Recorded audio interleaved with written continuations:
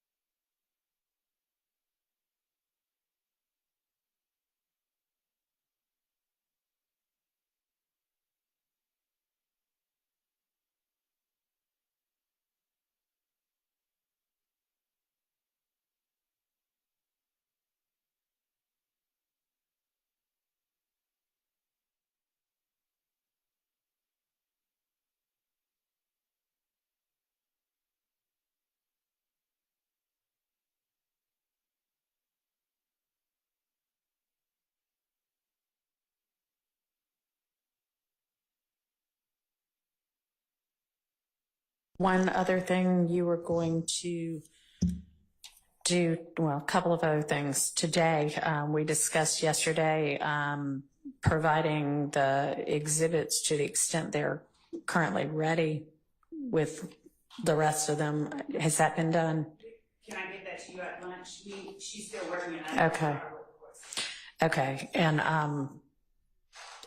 co-conspirator statements the same? Okay.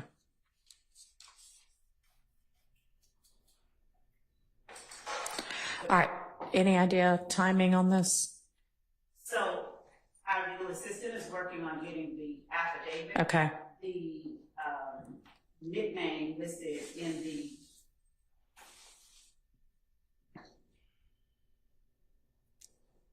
so the wiretap affidavit was served in discovery 2 on 8/22/2022. Yeah. So we're just I'm not looking for the wiretap affidavit. I'm looking for the affidavit to get Mr. Boyer's cell records.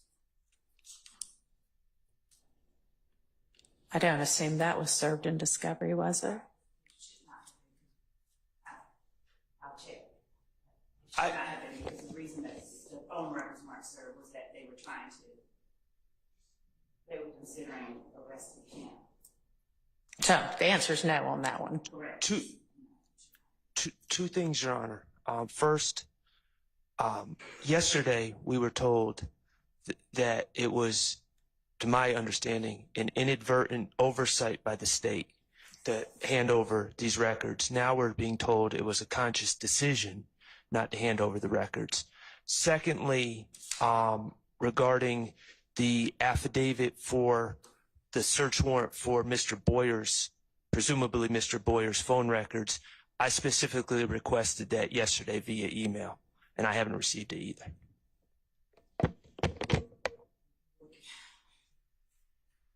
And I reached out to the investigator who got that last night. That person, I can provide information to the court and Mr. Sharp as to what is happening to the lady that on their end. Is there some reason that can't just be shared right here and now? They're trying to thwart a murder.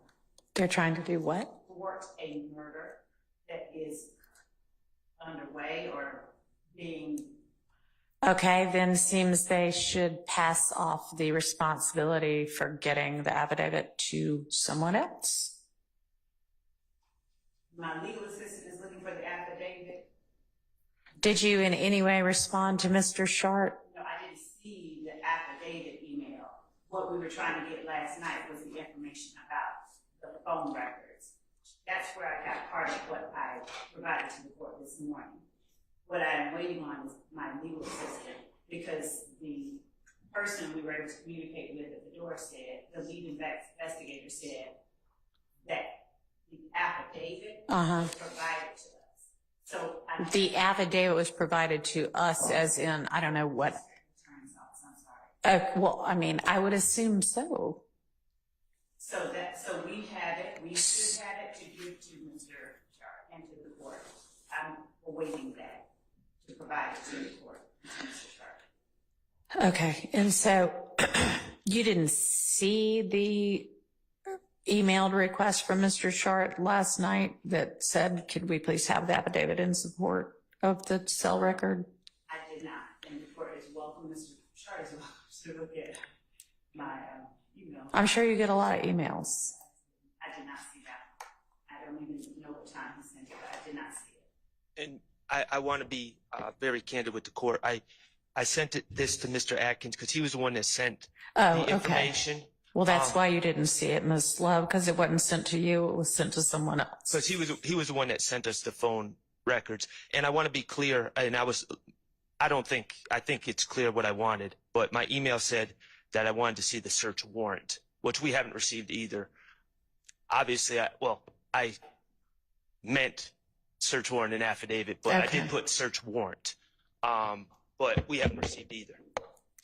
At what time did you send that? It was 1:53 p.m. so yesterday afternoon. Okay. Okay.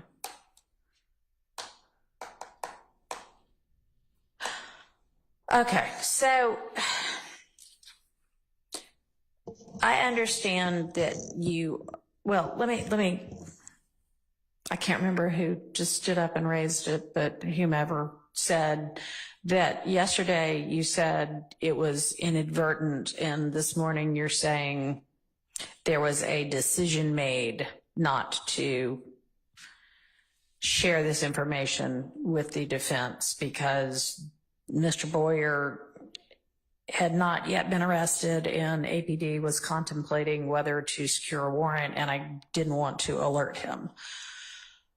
So which is it? Thank you. They are both. I asked the court yesterday to allow me time to speak with team members. Right.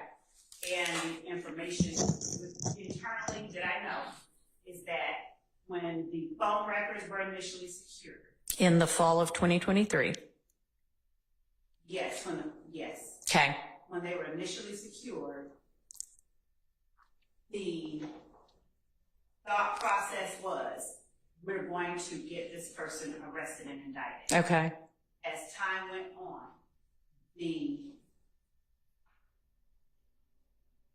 our team had the records, and as we advanced in trial, do you know when the decision, if there was one, was made, okay, we're not going to get a warrant for him after all? I don't think that decision was ever made, because talking with the lead investigator who got the records last night, there is still frustration because they get permission to get the warrant, and their efforts have not yet been responded to. So they're waiting. That person wants a warrant. So there's not, the decision to obtain the warrant has not been abandoned. The Okay. efforts to obtain it have not been abandoned, but we are at a place where it occurred to team members that, oh wait, we have this, we need to give this over. And it wasn't time progressed. It was in our possession. Mm-hmm. It occurred to team members. This is something we can't wait for a warrant or arrest on. All of that is true. And I would have to consult with our team to see when they asked that those records be plotted, because at that point, I know that would be something that, at least in our minds, we're thinking, we could use this, so I could get that date as well, the date that they were sent over to be plotted. But, Okay. Because, I mean, do you think that it's reasonable that at least by that point you should have shared that information with the defense? I think that when we're talking about realization and oversight, that at least at that point, if not sooner, at least at that point, that is when it was, oh shoot, I should have turned this over way earlier, at least by then. So initially there was this belief and understanding that there was this investigation that would lead to an imminent additional person charged. That has not occurred. And there was the realization that we have in our possession this data that we need to turn over. Are there any outstanding warrants for any other things for Mr. Boyer? Yes, I believe he has, not here, I believe he has, I think he is in jail for a murder, but I think he is in jail in another county, not here, but I think he's in jail. For like a pending murder? Not a pending murder. The murder has already happened, the murder that is he charged or is he just? Charged, I believe he's charged for a murder. Okay. I have no details about that murder. I have no details about that. Okay, but he is in custody somewhere in Georgia facing charges. Yes, the capital.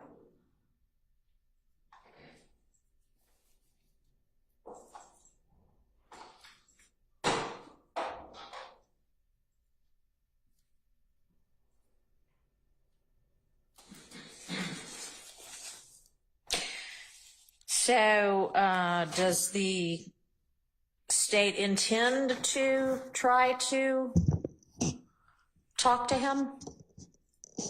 We were not going to talk to him. Okay. Does the state intend to use this plotted out, whatever y'all got about his cell phone location at different times? No, unless, so no, not in the position.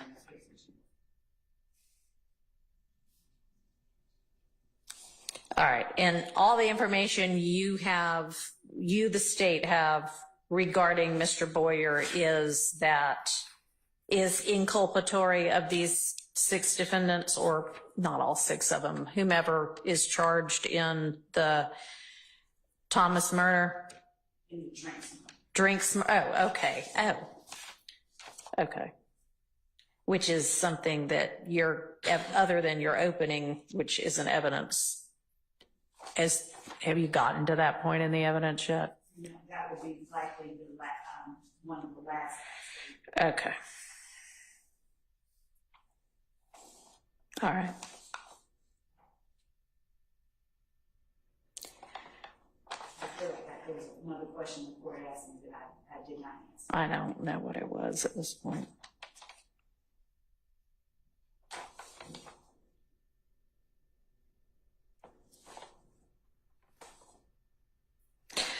All right, so I will, whenever it's forthcoming sometime today, get and share, if I assume Miss Love's going to share based on the request, the affidavit in support of and the search warrant, and with the defense and also with the court, right?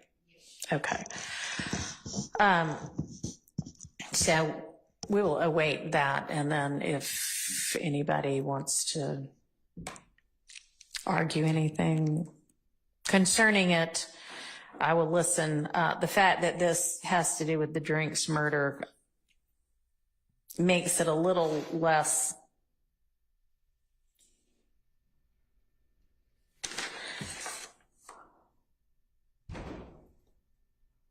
well, strike that.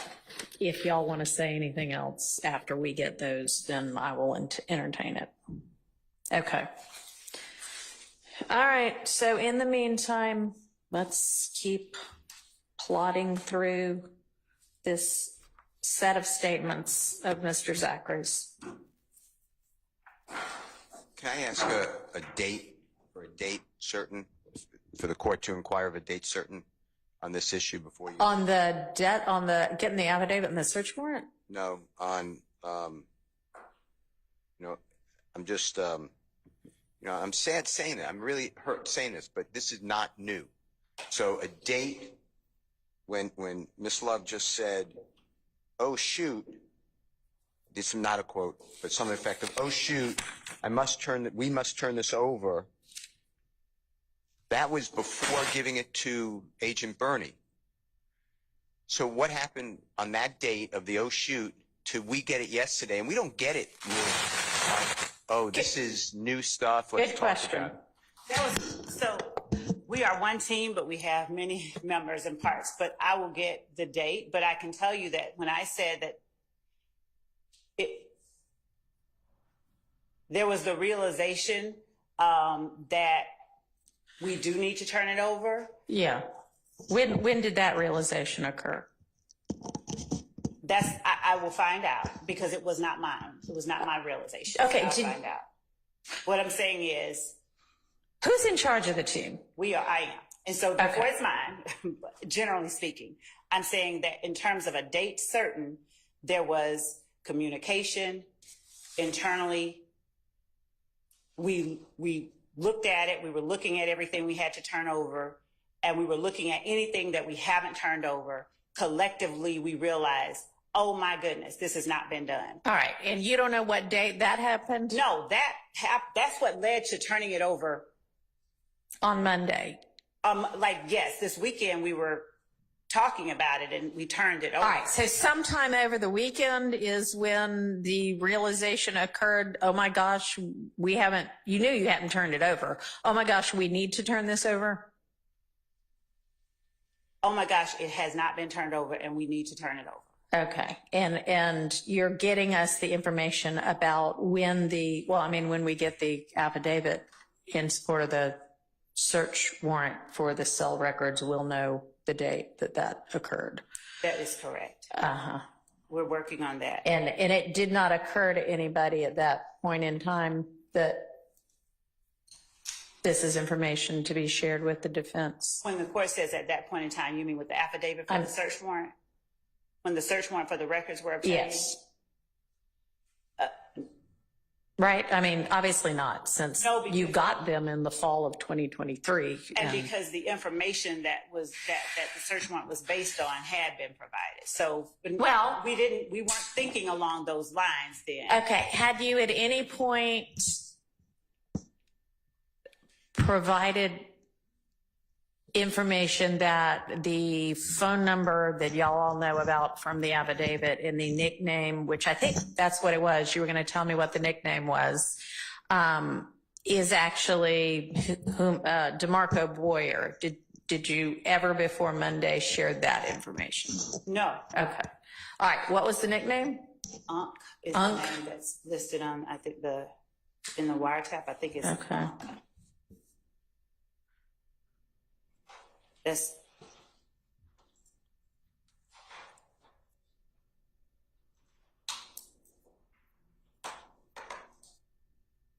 and I'm also seeing if there are any other nicknames associated with that number. There may be more than one. That's not uncommon. So I'm going to get all of them.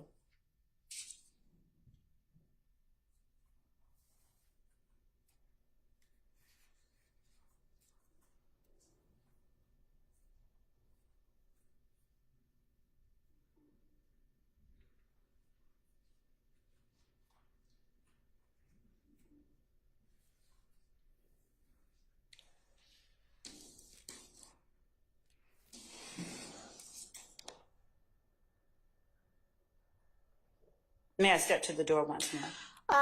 Yeah, and before you step to the door, is there at this stage, which is mid-trial, anything else, whether Brady or not, that you think might be relevant to either the state or the defense in trying this case that you, the state, know of that the defense still does not know of?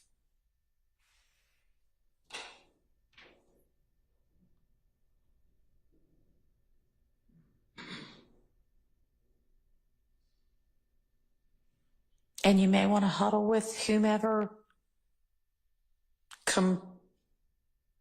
comprises your team, and y'all all put heads together and really, really, really think about that, and then get me an answer after lunch, okay? Yes. Can you do that? Okay. Yeah, we'll recess in place until you come back from whatever you're going to find out at the door now. Thank you.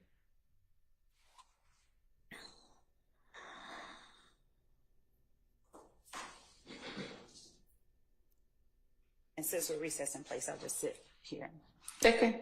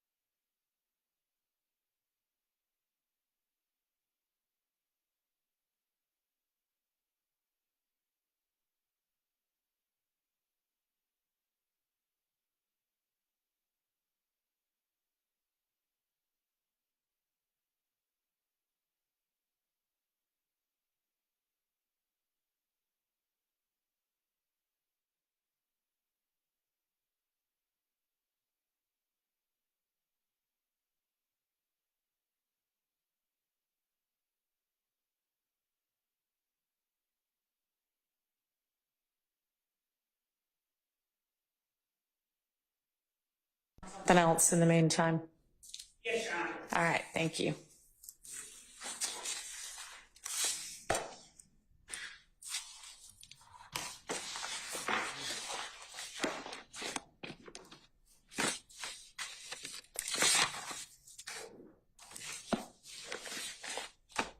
Your Honor, Yes, sir. can I just add one thing to the previous discussion? Sure. A lot of the state's theory is that Mr. Williams is in charge of a gang and the gang does crime on his behalf. He asks for it and they do it. We deny that. I heard the court say and I heard the prosecutor say that this is inculpatory, no exculpatory. Everything could be inculpatory or exculpatory. Okay. Can I just... Of course. I didn't say it's inculpatory. I don't know. Okay.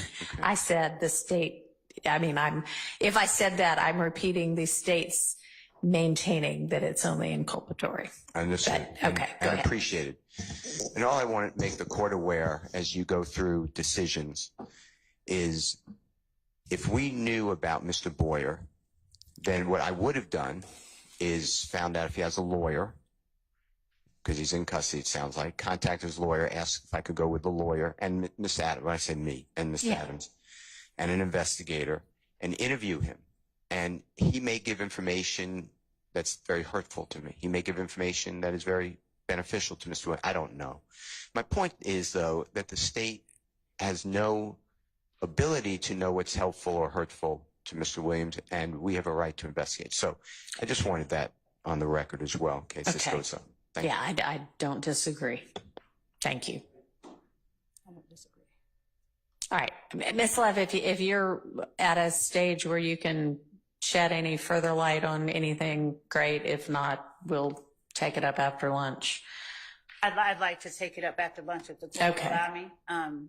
And I wanted to make clear I'm not refuting anything regarding the need to provide it to the defense and whether it's inculpatory or exculpatory.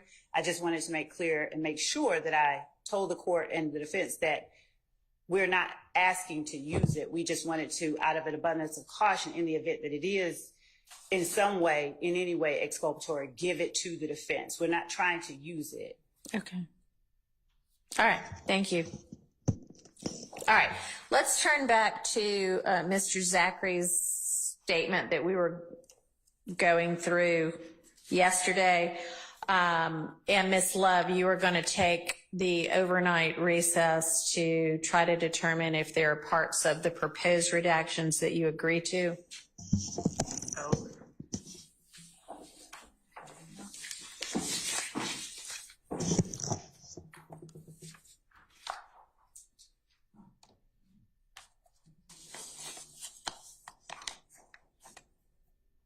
And Mr. Shard, I know that, I don't know if it was you or Mr. Atkins that shared the the 3 pages of the proposed redactions with regard to this interview that we're going through right now. And honestly, there's not a date on the binder that y'all gave me, so I don't know what date to reference. But you have proposed redactions for the other interview. Can you share those as well so I have something to go by? I will. I'll send them over right now. All right, thank you. And Your Honor, just for the record, number 38, which is the next one, according to my records, I'm withdrawing my request on that one. Okay, We don't need to. thank you. And what is the date of this interview? this one is April 27, 2017. April 27th, 2017. All right, No, thank April 13, you. 2017. 13th, 2017. All right, thank you. Okay.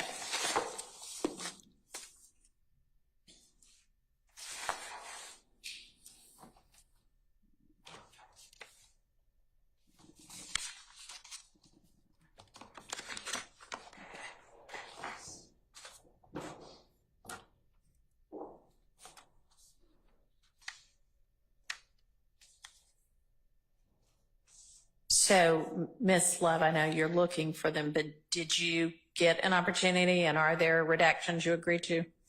There were not a lot. There was Okay. only one. But you're going to find whatever that was and let Right. us know. Right. Okay. And I marked them in the transcript. All right. That's why.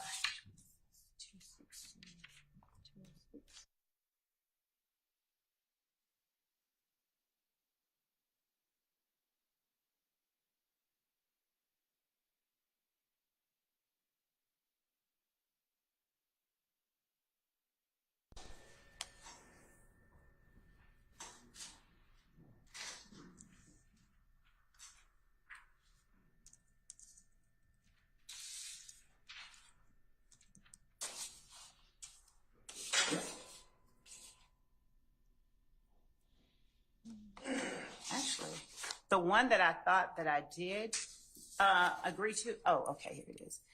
So number 76, again, the discussion about the injuries All right. of certain part of the body, and that would be page 259, line 20. Yeah. So you agree that that should be redacted? Yes. And that's the only one between 39 and 75 that you agree to? Yes, and the reason that that is the case, I'll just say that I went back and was listening to the context. So Yes. I did read Mr. Sharp's reasons for wanting to exclude it, but I wanted to just make sure that it wasn't necessary for a larger reason, and I'm prepared to express and explain why those are. All right. Well, then let's just get back to it. We're on number 39.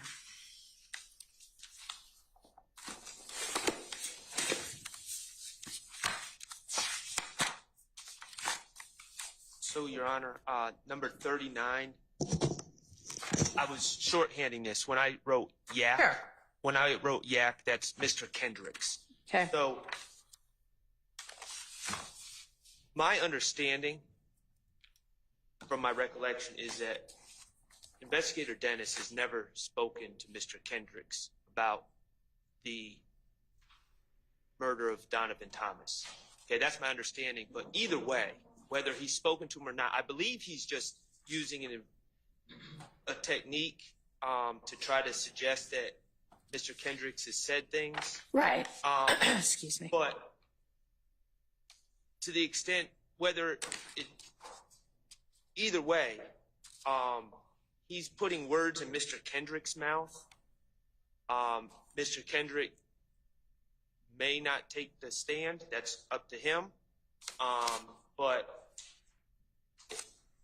I don't think it's appropriate for Investigator Dennis to state on a out-of-court statement for the jury to hear what Mr. Kendrick supposedly told him about the events of January 10th, 2000.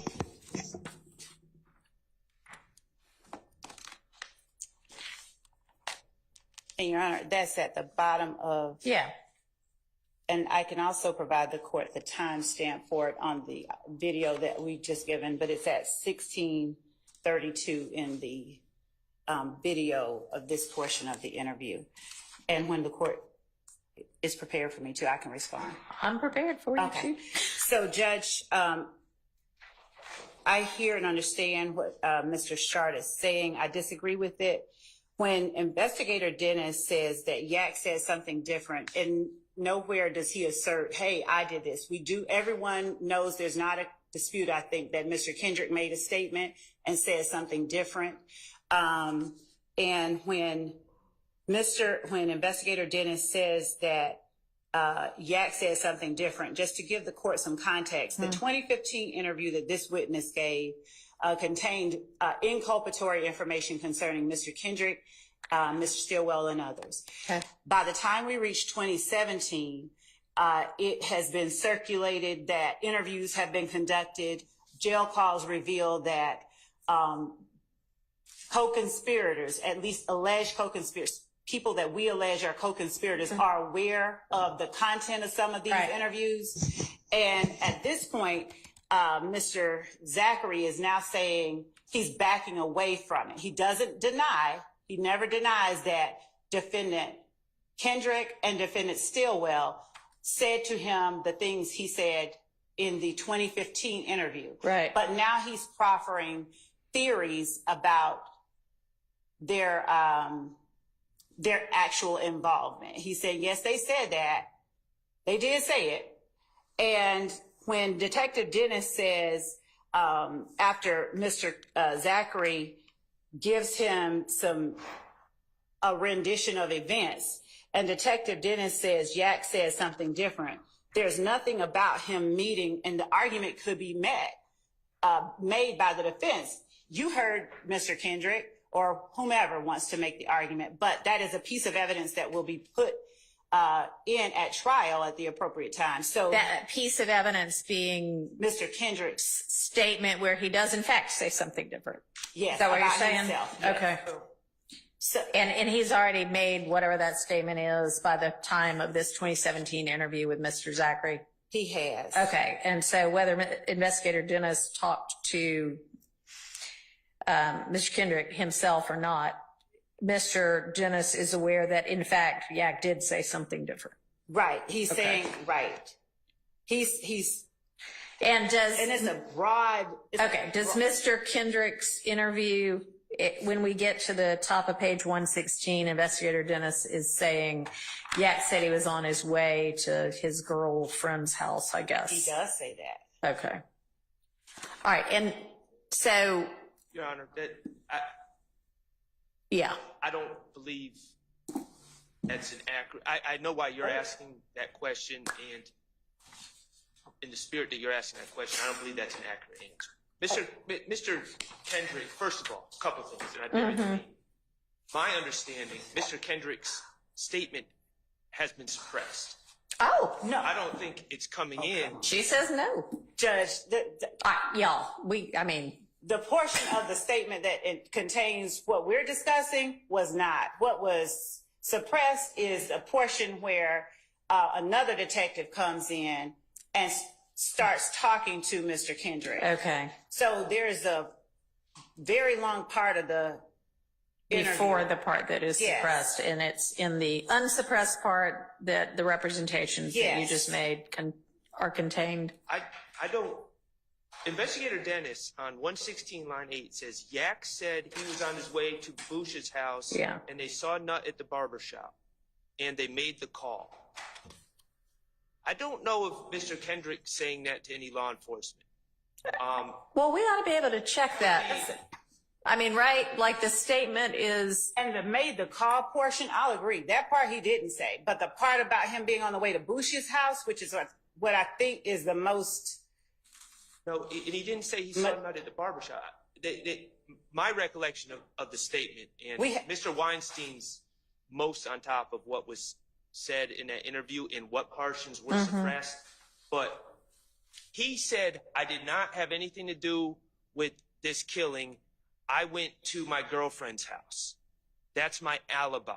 I don't know. So the state, yes, he said he was with Busha in a car with her going to her house. He never said seeing Nut at the barbershop and making a call. That was not stated. So that's a misrepresentation of Mr. Kendrick's statement, first of all. And secondly, I mean, it's just completely confusing to the jurors. okay. So, Your Honor, the state's response to that is when I stated there's information that Mr. Zachary and Detective Dennis exchanged before we reached the point where he says, that's not what Yak said. Yeah. And the reason that that is important is that there's a compound sort of statement at the top of 116, and Mr. Sharp is correct regarding Mr. Kendrick not saying we made the call, but the part where he says he was on his way to Bush's house. Right. That's not the part at issue. It's Right. and they saw Nut at the barbershop. Does Mr. Kendrick in his statement say anything about seeing Nut at the barbershop? My memory is that he doesn't say they saw Nut at the barbershop. Okay. My memory is that he doesn't say that they saw Nut at the barbershop. Okay. And But that That's- he was on his way to, so I'm not disputing that part. Okay, so then that part needs, I would think, to be redacted out because it is confusing. I have no problem with that. I just wanted the court to be aware of of the argument that we were making. Okay. So if the statement is going to be introduced as evidence, the reason that we were not conceding that part is that Detective Dennis's that part's fine. I understand everybody's arguments. So let's get to what we are redacting out. Yes, Your Honor. So page 116, line 9, and they saw nut at the barber shop. Frankly, why don't you just also skip line 10 and line 11? Okay. Okay. Okay. Does that satisfy your objection, Mr. Yes, Your Short? Honor. Okay. Yes, Your Honor.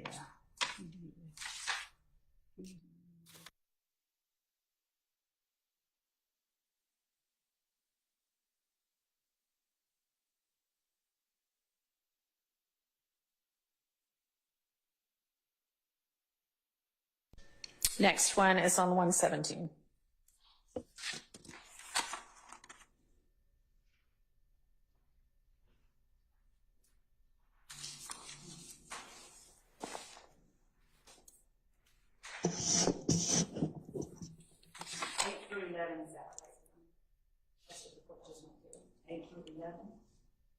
No, what I'm looking at is number 40, which is what, oh, yes, on the other one, no, 9, going back to number 39. The Yak said he was on the way to Busha House is fine. So the part that says, and they saw nut at the barber shop, that part of 9, and then all of 10 and 11. Okay.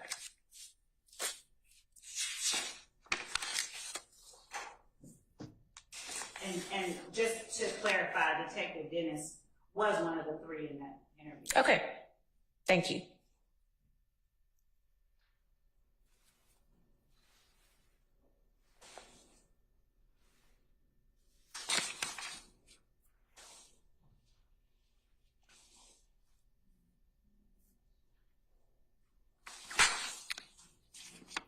All right, as to the next one, Mr. Short, your objection is to the investigator's statement, right? Or also the answer?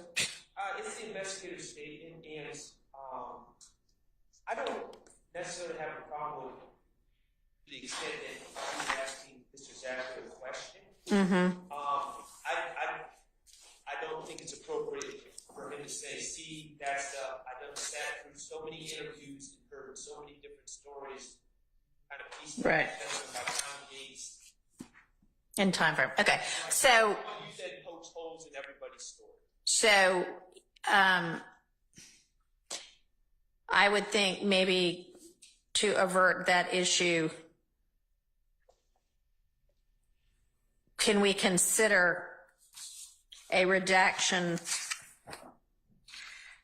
from 117 lines 23 through 25,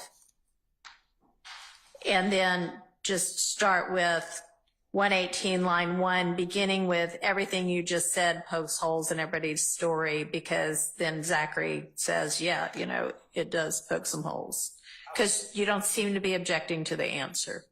I would suggest starting on 118 line 2. Okay, that's fine.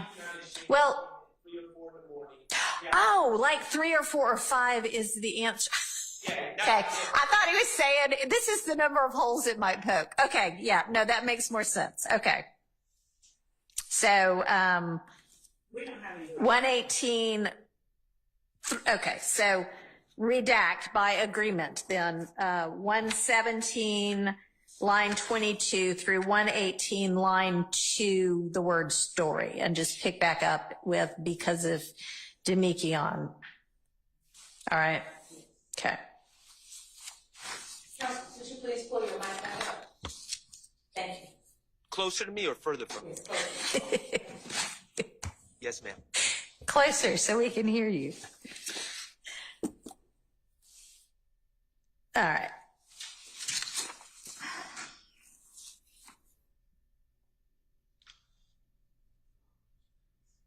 Are we on 118?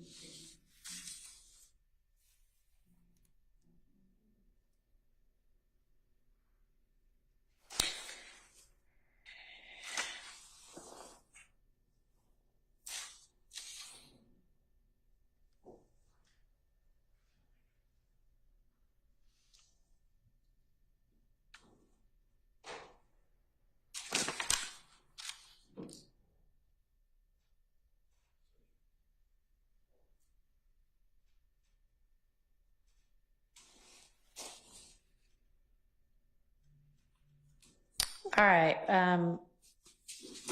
Why do you?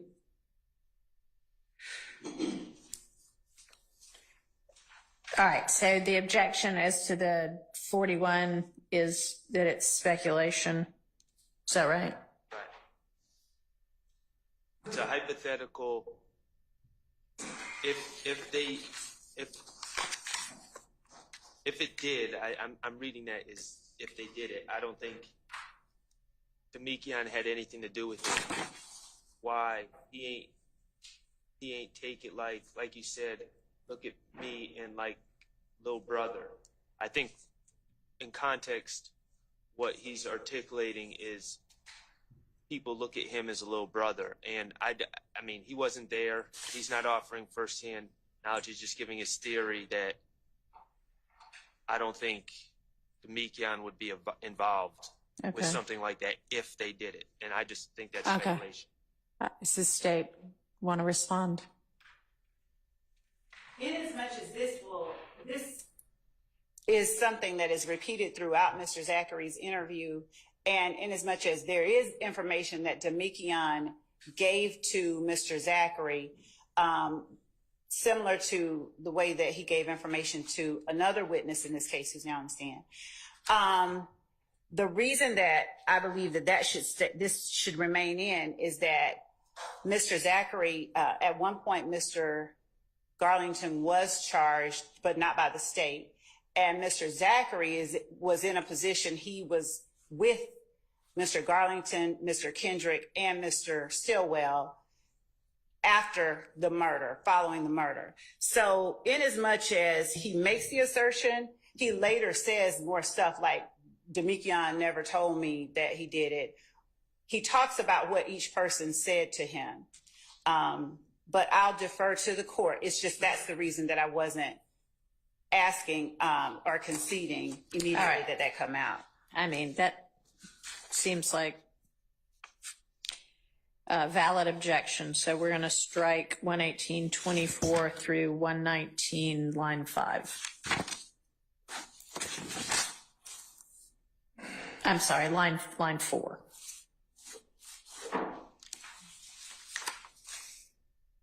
This one. Yeah, share it.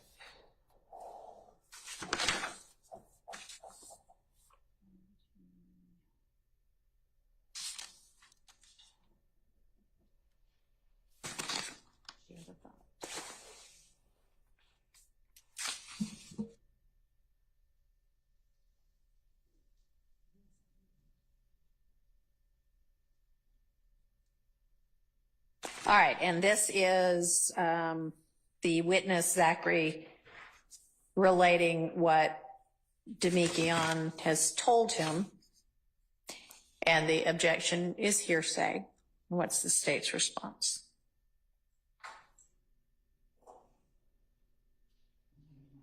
Oh, okay, I'm 121.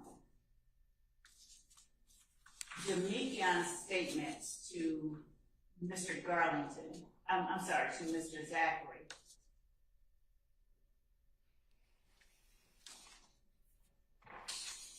Much like the statements that Mr. Garlington made to Mr. Copeland, are statements of a co-conspirator. Later in the interview, Mr. Zachary expressly says, essentially, it was a matter of keeping us all in the loop. The information that was exchanged. At one point, he's asked, why are you all talking for 30 minutes at the condo after the murder if nobody knows anything about it? And if not to that specific question, later on, Mr. Zachary says something to the effect of, we're just trying to keep each other in the loop so that we all know what's going on. In other words, from the way that I would argue it, Nut just got killed. Stuff, you know, we have to keep ourselves.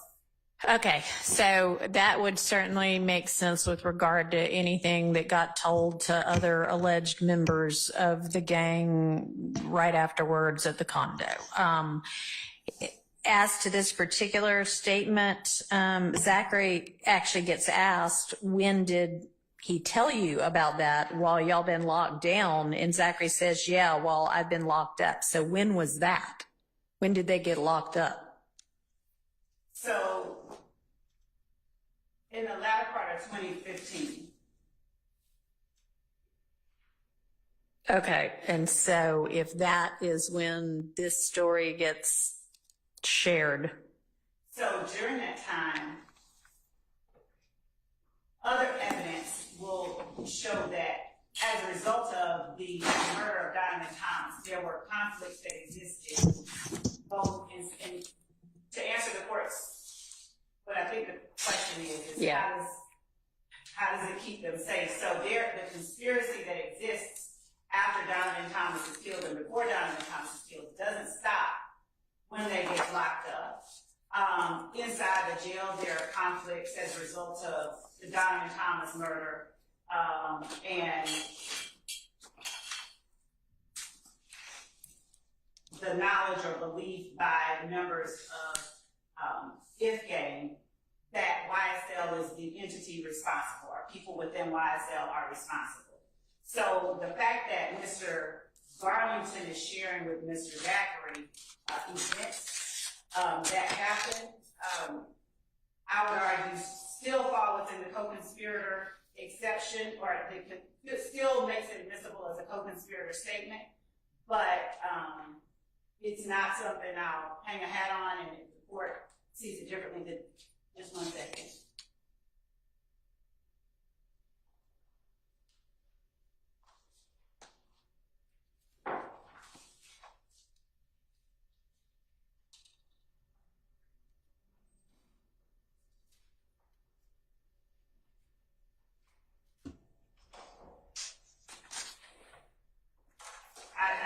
It's not one that I'm going to strongly object to.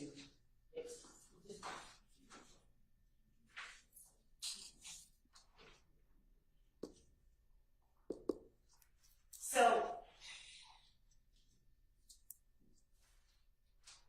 it is a co-conspirator statement. These statements within the rest of the interview that are very similar to this are all co-conspirator statements. And for that reason, we object to the co-conspirator statements coming out. I'll just leave it at that. And of course, it's not one that I'm going to, I'll defer to the court's decision, whatever it is. But I'd argue that it is a co-conspirator statement, but there are more statements similar to this made by Mr. Garlington to Mr. Zachary that he alludes to. So I'm going to be making a similar argument about other statements like this. And for that reason, I'm not going to object strenuously to this particular one coming out.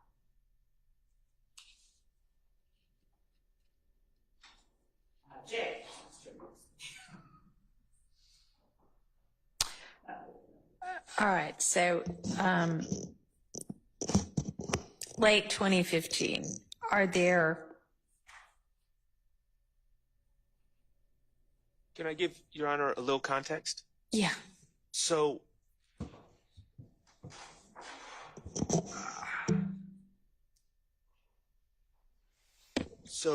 Mr. Garlington and 3 other individuals, I believe it was 3 other individuals, including my client, Mr. Stillwell, warrants were taken out for them in around October of 2015. Based on the testimony or the word of a gentleman named Nicholas Robinson, or Spencer Wright, depending on when you ask him. But he gave these statements to police. They went and, Investigator Thorpe went and got warrants for these gentlemen. on subsequent review of the footage from the scene, Nicholas Robinson was not present where he claimed to be on the scene. So at the time of giving these statements, Mr. Garlington, and there's jail calls that I believe reflect this, Mr. Garlington is in extreme prove my innocence, shift blame mode. He's not in any sort of co-conspirator, we're in this together mode. And he is asserting to anyone and everyone that will listen is, I didn't have anything to do with this. I'm wrongfully arrested. He's asking people to get video from the McDonald's on Cleveland Avenue, video that we still don't have, that will show he's innocent. Right. And so these conversations that Quindarius Zachary is saying Mr. Garlington had with him are, from my perspective, for the purpose of asserting his innocence and shifting blame to others. So that would not fall under 801 D2E. All right, and that's sort of what I'm trying to sort out is this a time that is, when this is shared in furtherance of the conspiracy, or is it not? And if there are, in fact, still beefs going on inside of the jail or outside, I mean, do they get released after late 2015? No, it dies down a lot. No, sorry. I just asked a compound question. So I am wondering about what is the state of the beef back and forth. And then I'm also wondering, do Zachary and Garlington get released after they're locked up in late 2015? No. So Okay. they get released at some point later, much later. For instance, Zachary gets prison time, Garlington also. Right. Okay. But not at a point in time when, like, they might be out in a week and so they need to know what's going on the street. So they all need to. Well, not on the streets.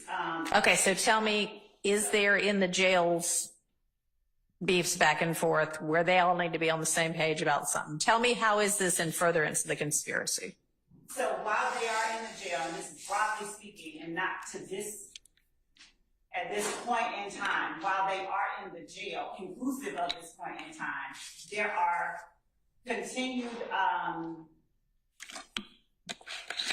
there are statements made and conversations that are had about different YSL members getting beaten up by IF gang members. So there is evidence that we have to show of a continuing conflict within the jail and within.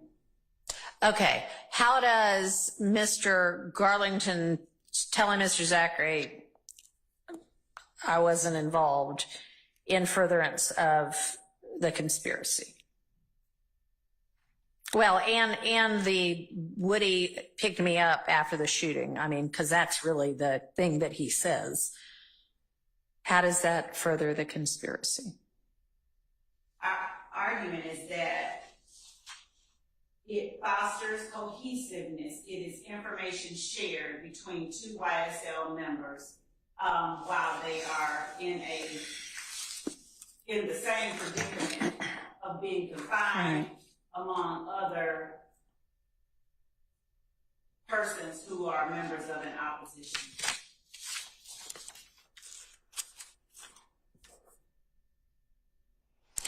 All right. So, I mean, I think the fact that at 122, page 122, lines 1 through 3, the answer being that Garlington said, no, he does not.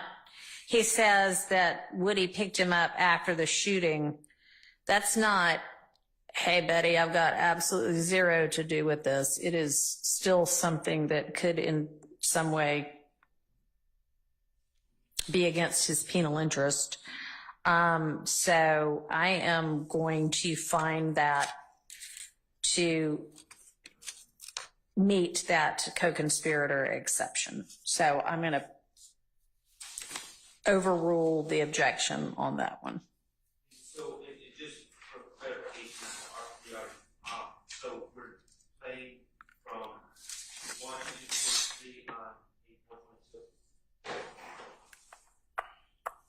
Yes. Okay.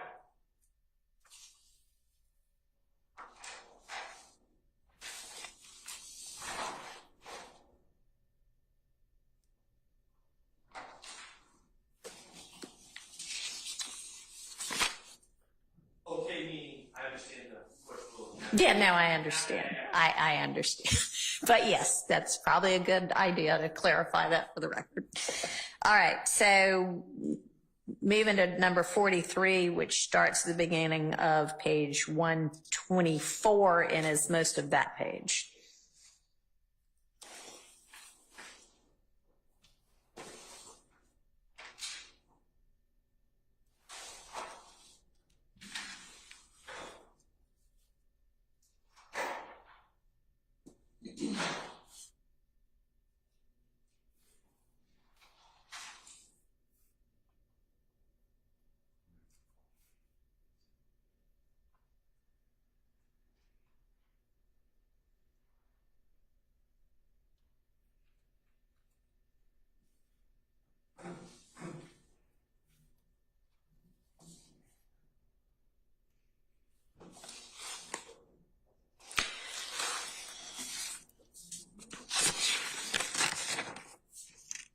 All right, what does the state say about this one? So, Your Honor, in order for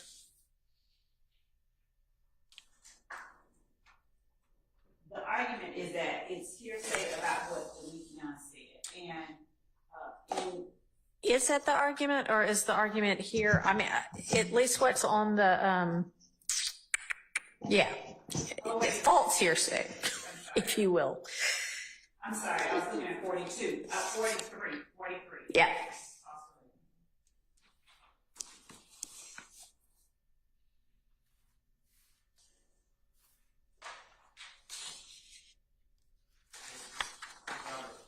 Yeah. Was my impression, and really for my notes, the fact that whether it was truly what Demekion said or not truly what Demekion said, the falsity is irrelevant. I take exception to Investigator Dennis relaying in a statement that would be heard by the jury what Demekion Garlington supposedly said to him. Demekion Garlington is not going to take the stand, to my understanding, in this case. All right.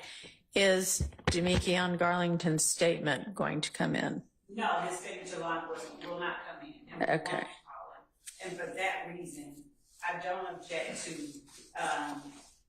1 through 4 on page 24, but when we get into, again, Zachary talking about what was shared to him by Mr. Garlington, we would object to that portion, but I don't have an objection to 1 through 4. The numbers 1 through 4, but the objection, the redaction requested is 1 through 22, so I'm prepared to argue the rest of it. So, in as much as the argument made just now by Mr. Shard is his objection is to Detective Dennis relaying what Garlington said, there's no objection to that portion. Okay. Okay, so you're saying 5 through 22 is essentially just questioning. It's not any true or false assertion of what Garlington said. It's just him asking questions and Zachary answering them, right? So it is sort of, it's him. So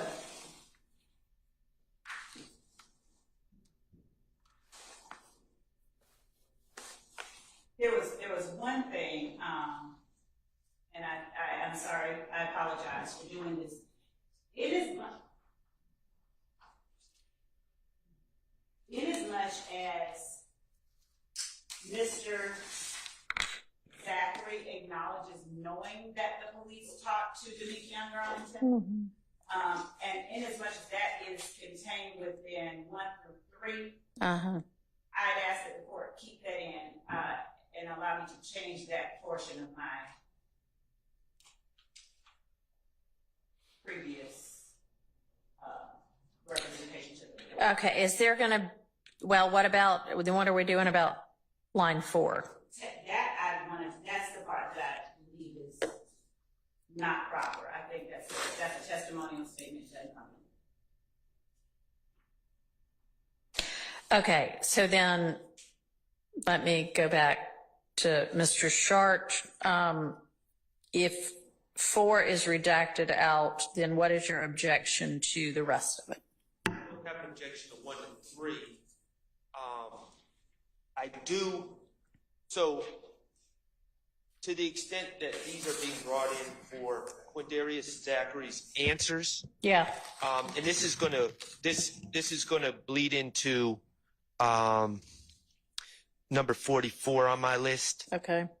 It goes into, my understanding is this information Quindarius Zachary is giving Investigator Dennis is based on things Demekion Garlington, it's being asserted that Demekion Garlington told Zachary in the jail when Garlington was trying to proclaim his innocence. Okay. So that is, I don't feel that these answers fall under the 801 D2E because, again, I don't feel that they're in furtherance of a conspiracy. The statements made in the jail.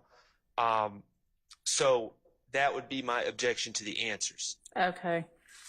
And those are interspersed in what I objected to in number 43 and then specifically in 44 as well.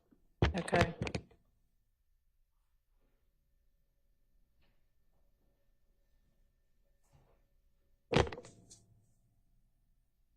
And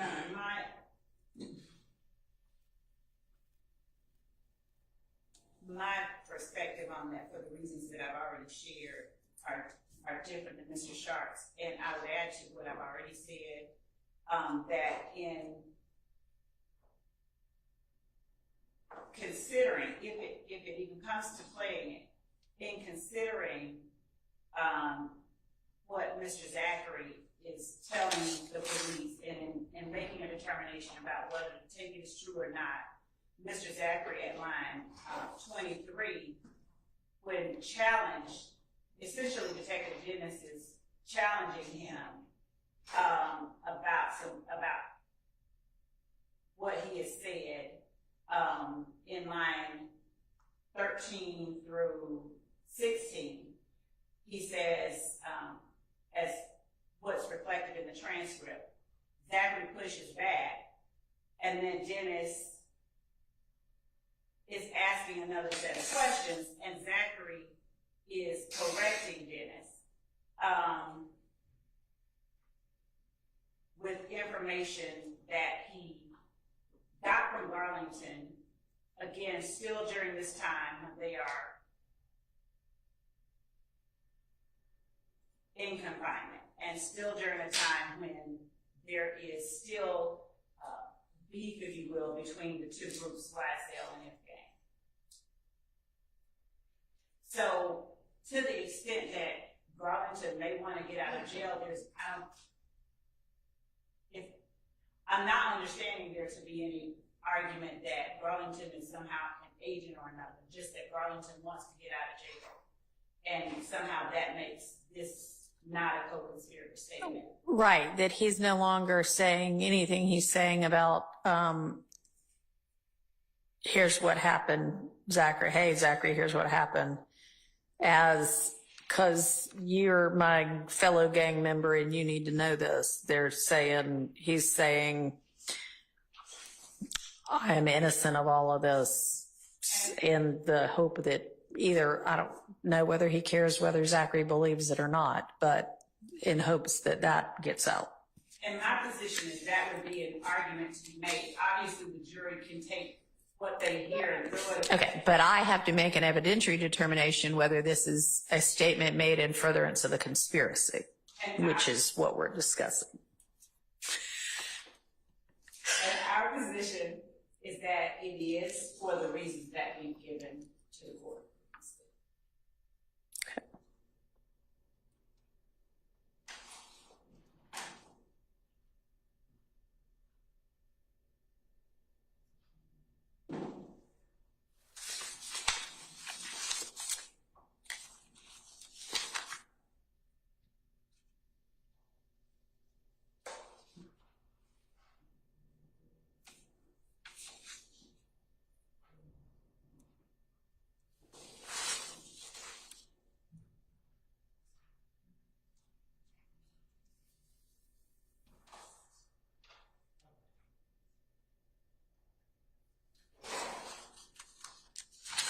All right, I'm going to allow it.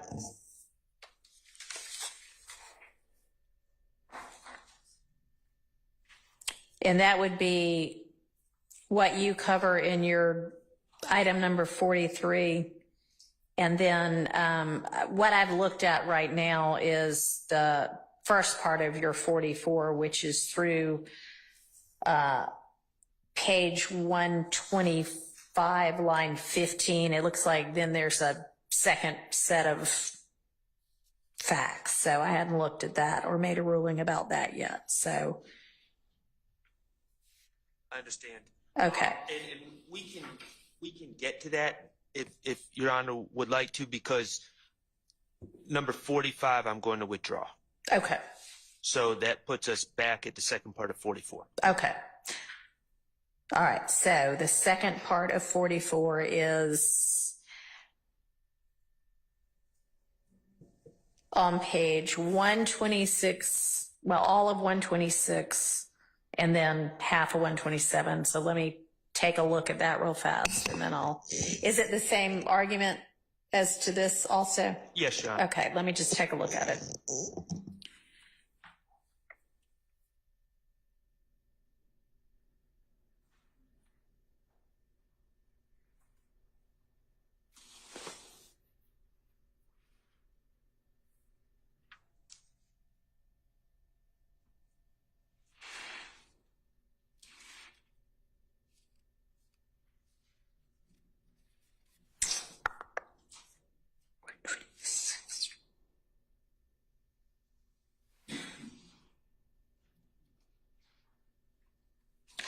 All right, let me ask you, on page 126, lines 15 through 18,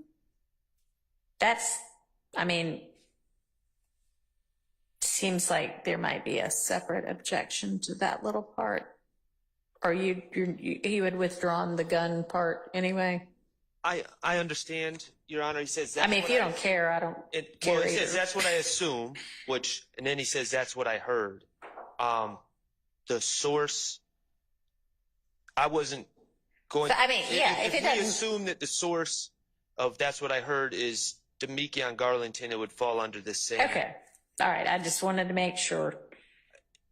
I'll just point out at the bottom of 126, I think Investigator Dennis agrees with my view on these statements. That it's people putting their own version of their defense to try to say that they weren't involved. And that's the point I guess I'm trying to make.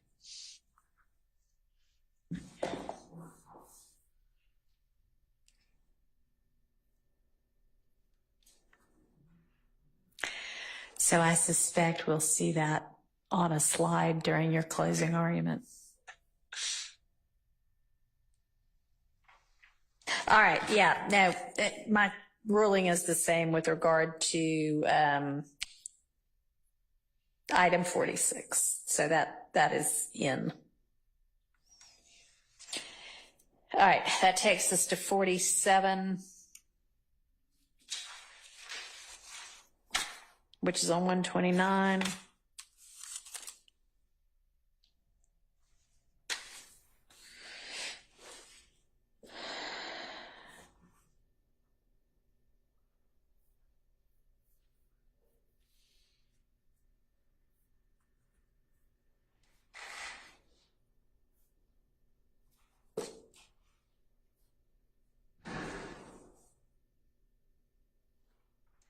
I'm not sure I follow your objection. To 140, to your item number. Oh, wait a minute. Yeah, I'm sorry. 47. Your item number 47, 129, 1 through 14. 46 I thought we were on. But I will withdraw 46. Okay.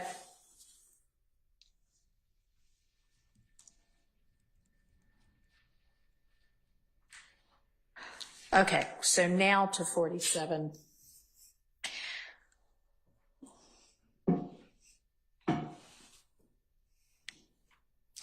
It says speculation about getting rid of guns, but the speculation about getting rid of guns seems to occur sort of after line 14. And your objection was to lines 1 through 14. I agree, Your Honor, and I'm going to withdraw number 47 All right. as well.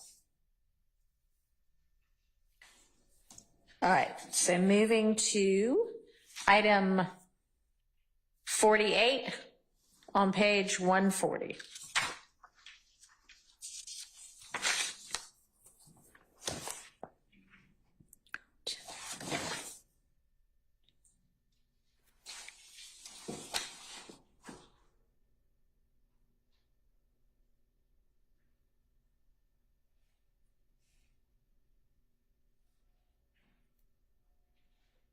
I'll withdraw that one. All right, seems to help you.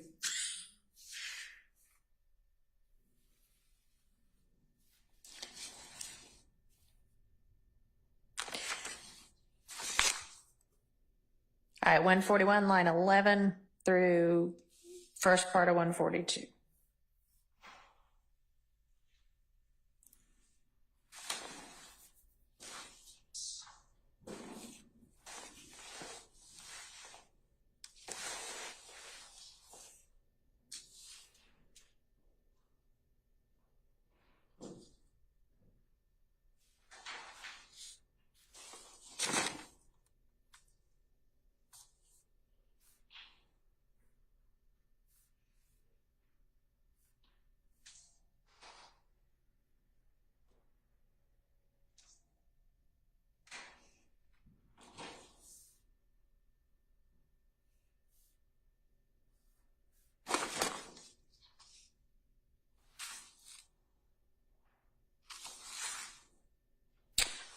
And is there your objection that the questions by the investigator are based on hearsay? The questions are based on hearsay. You know, he's declaring, Investigator Dennis, they're inviting responses, I guess, but they're kind of more statements. He's saying that basically my client is involved in a list of shootings, and then he eventually lists them. One of them, I think we already discussed, Lucci's Mama House is the words he uses. We already discussed that I believe we already discussed that was based on what Mr. Zachary told him, which was based on hearsay. He wasn't there, so it's just based on rumors. He's just recapping what Zachary said, and what Zachary said has already been ruled coming out, is my recollection. So Lucci's Mama House, he said he did the bus. We've already established that Mr. Zachary wasn't present at the shooting of the bus, so Mr. Zachary wasn't allowed to talk about, or we're not going to play what Mr. Zachary said regarding who did the shooting. But so I don't know why we would allow Investigator Dennis to repeat it. And then the murder, I mean, that's a question for the jury here.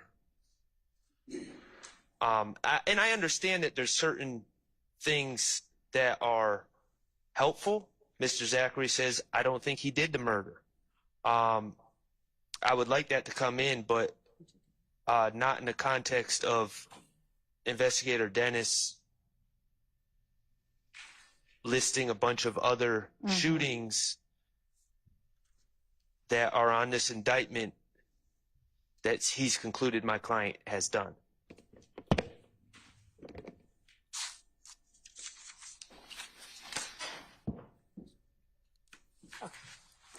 So, Judge, the first thing is, it wasn't established that Mr. Zachary wasn't, it was established that he wasn't a part of the physical shooting, but it was also established that he was with other members of YSL at the compound and had knowledge of who pulled out, well, arguably had knowledge of who pulled out with whom. Right. So if we're talking about page 141, starting at line 11,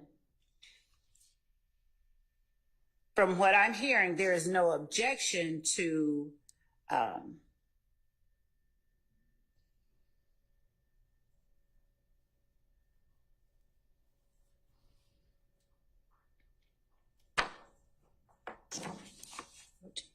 no, he does object to it. Okay, I see what he said.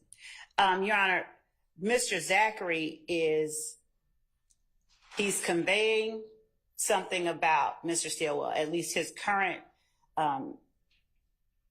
iteration of events about Mr. Stillwell. He's saying he wasn't in a lot of shootings and stuff. Right. Dennis is saying essentially, what, really? And Zachary is reiterating the point. And then Dennis is asking for clarification.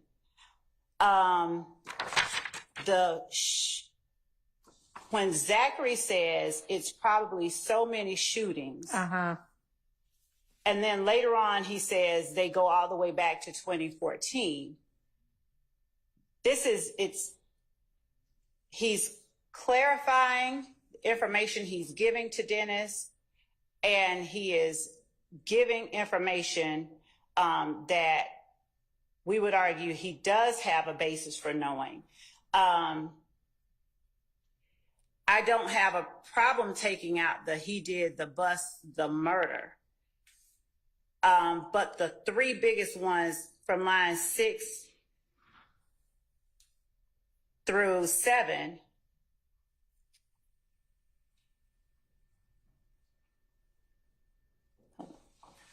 we would argue that those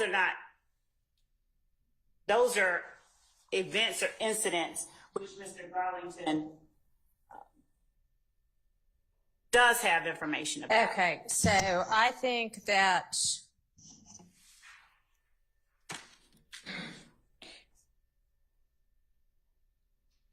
(141) lines 11 through 25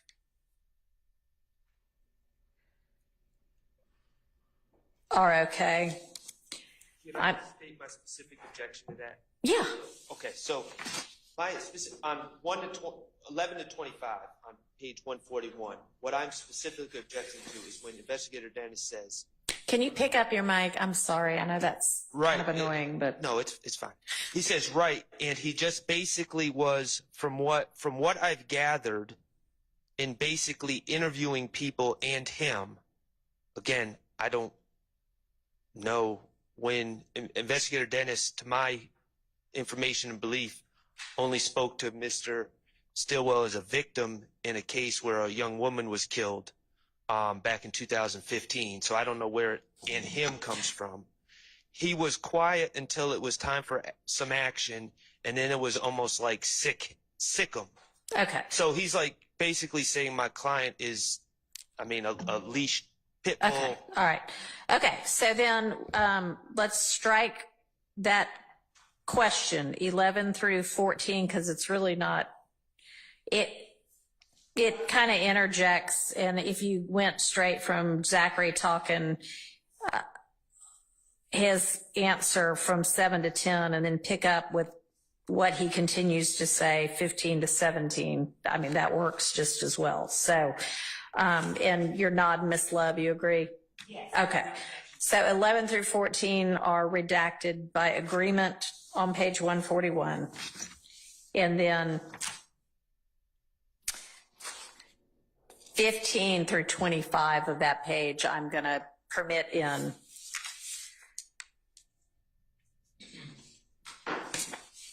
And then, So yeah.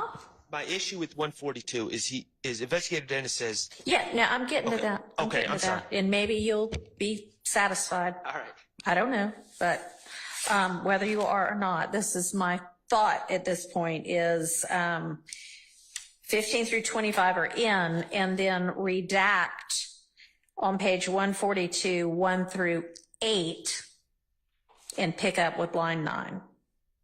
And that avoids all of the Dennis saying something about a shooting that okay, does that work for you, Ms. Love? Yeah. So Ms. Love agrees to that. So Mr. Shart, I That want to works. make sure that, so that, do you have any further commentary with regard after that ruling? No, Your Honor. Okay.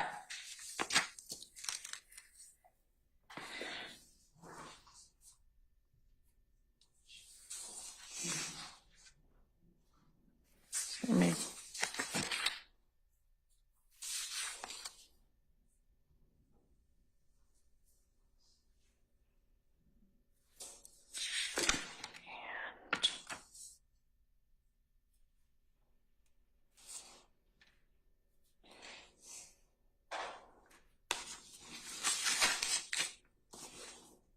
All right, moving us to page 146.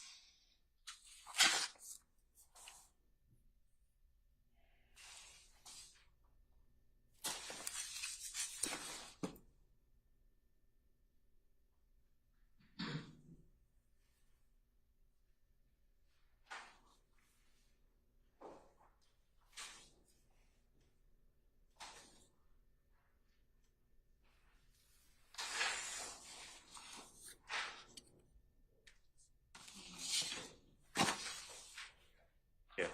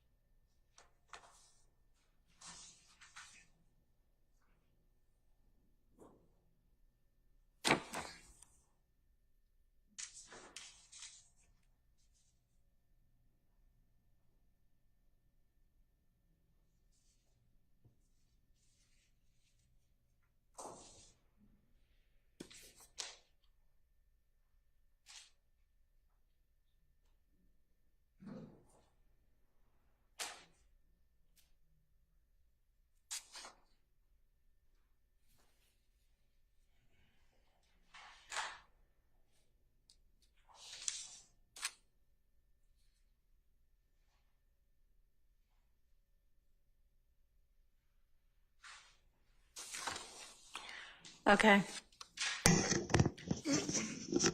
Judge, good morning. Keith Adams on Good behalf morning. of Mr. Williams. So this is number 50 on Mr. Shard's checklist.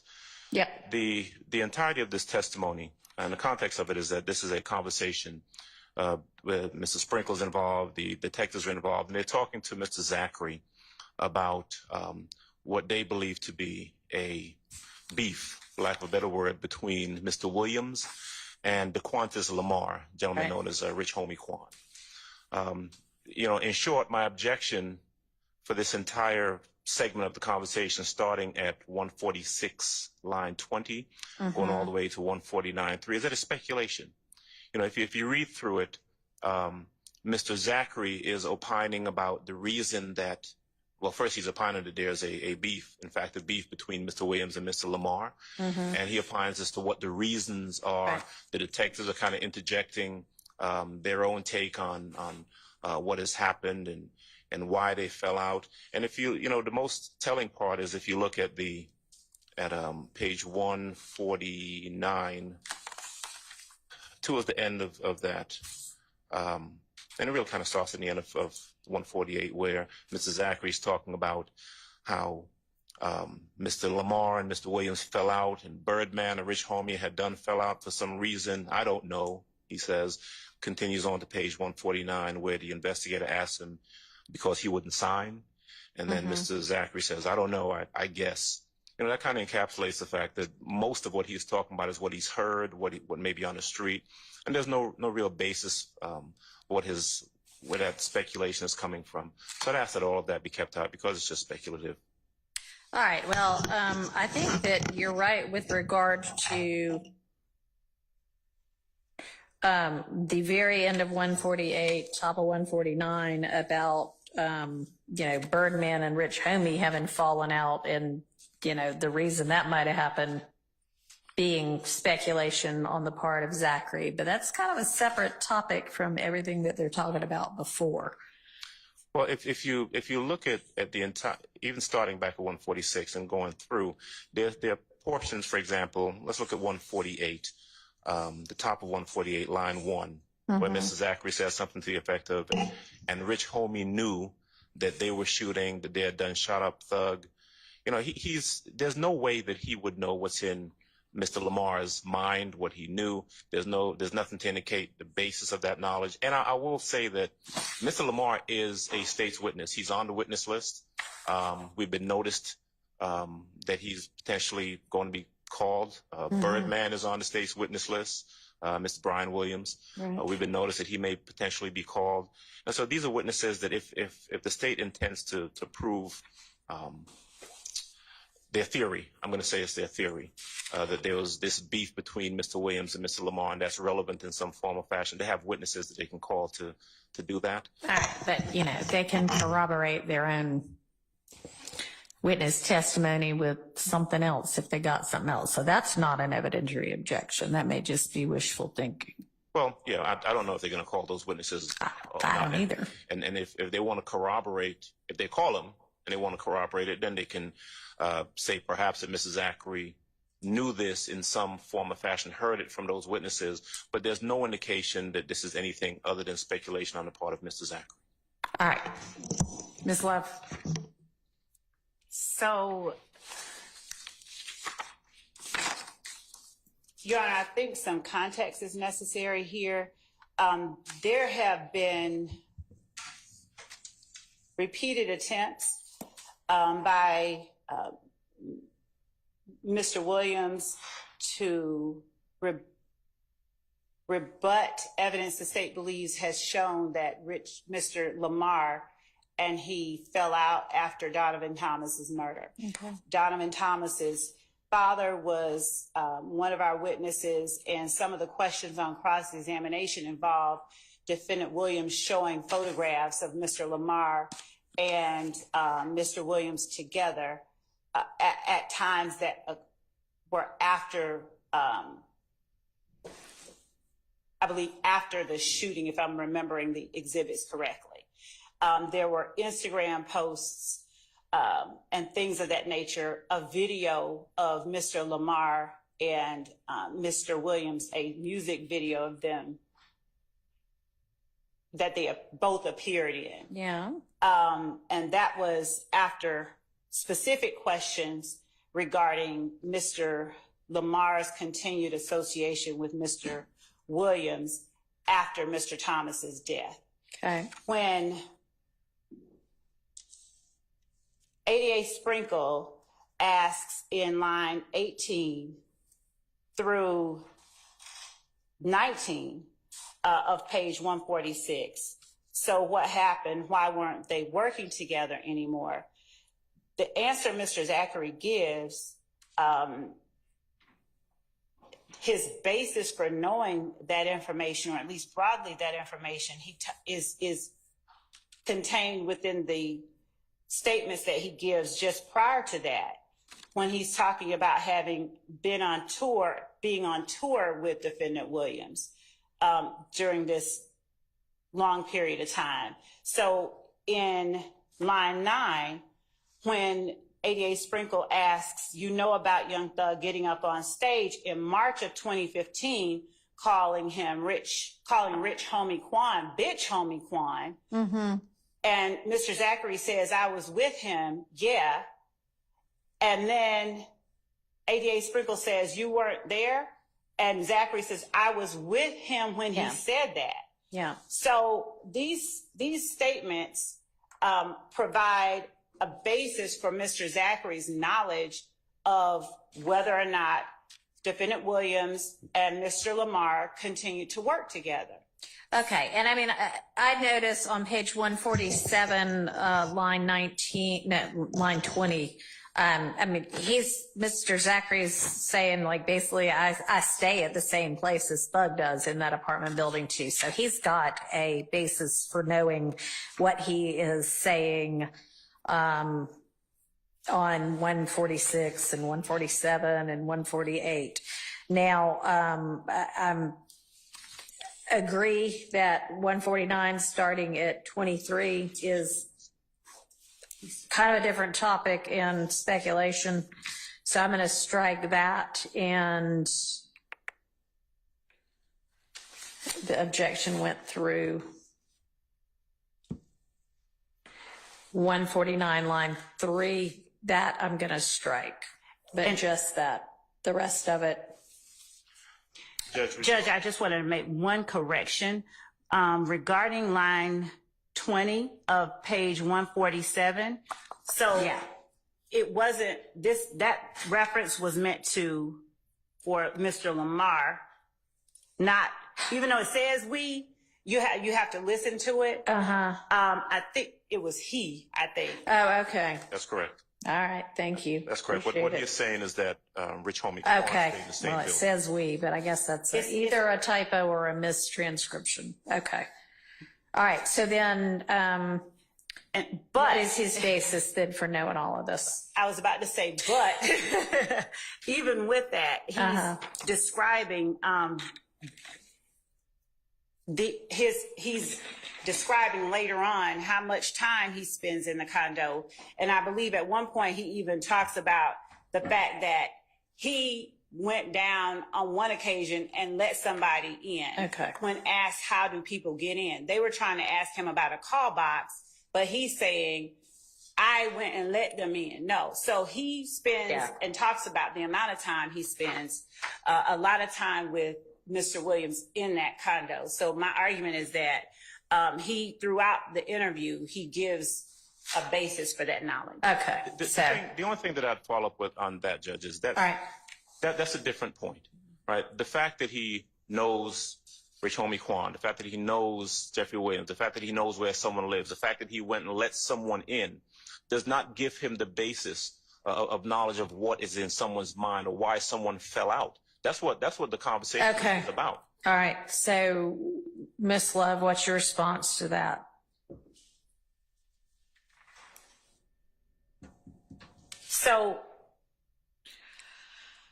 I would argue that his proximity with Mr. Williams and his association and relationship with Mr. Williams, as reflected in the fact that he's always at the condo, even on occasions when Mr. Williams is not there, is the basis for a knowledge of why they don't work together, and a basis for his knowledge of what happened. Okay. And you have evidence that establishes their close relationship at this period in time. Yes, his words, Mr. Zachary's words throughout the interview, All right. are reflective of them. Okay. Then I will stand on my prior ruling. So just to be clear, Judge, what is the court saying will be kept out? 148 line 23 through 149 line 3.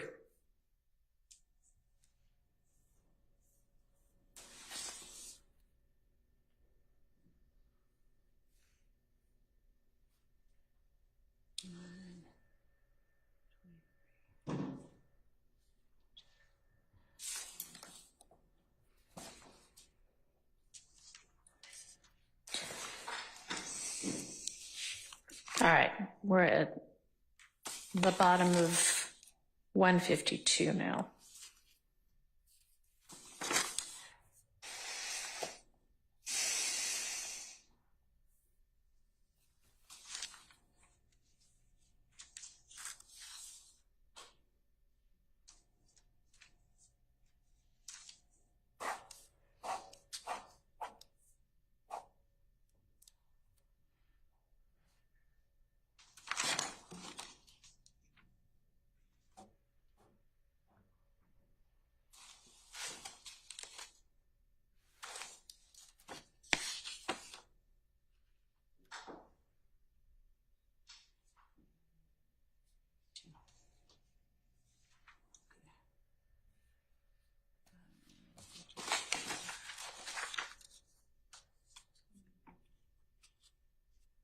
All right, Miss Love, why would this be in?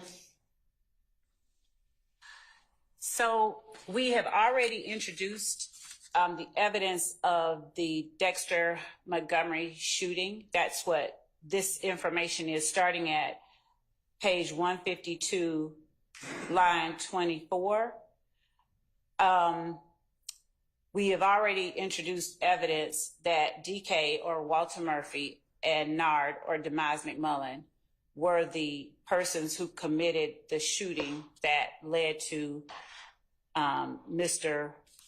to the victim's head being blown off, half of it. Mr. Zachary's assertions about who did that, I would argue, come from his relationship with members of YSL, with Walter Murphy and Demise McMullen, or other members of YSL.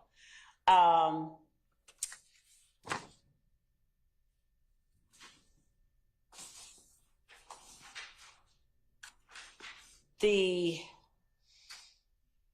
portions where there is commentary by Detective Dennis, for instance, the part about page 153, lines 14 through 19, I don't have an objection to. Right.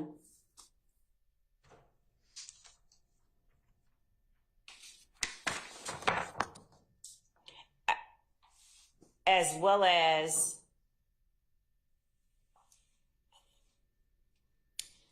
lines 20 through 25, I don't have an objection to, because those are not things that Quindary Zachary is telling Detective Dennis. That's Dennis. Well, then how about 154, 1 through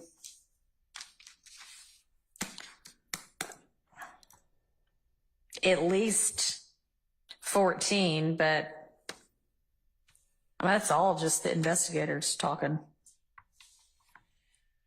At least 14. about basically their own investigation. I don't have any. Frank? Yeah. So there's a portion where Mr. Zachary is, you see it on the video, he's looking at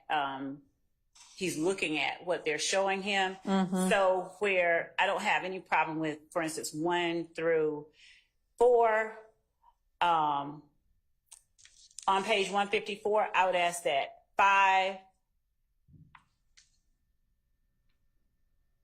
through 17 be kept in, because that's the portion where he's looking at pictures. Right, either has just looked at pictures, and Dennis is now saying that right there is DK walking with an assault rifle. All right. So that's 5 through 8. It is. Yes, 5 through 8. Okay.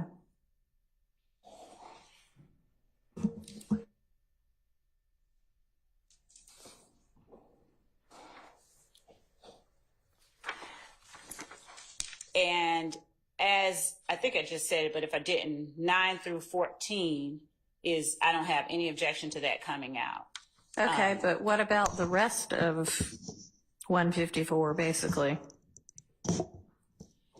That's the investigators counting bodies, and all Zachary says is basically like, who are you talking about? So I don't have any problem. I don't have any objection, rather, I'm sorry, to that coming out. And so that's from basically 153 line 14 through 154 line 4, and then 154 line 9 through 24.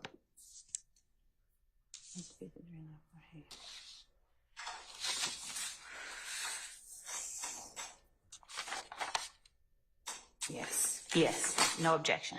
All right, so let's circle back to 152 line 20.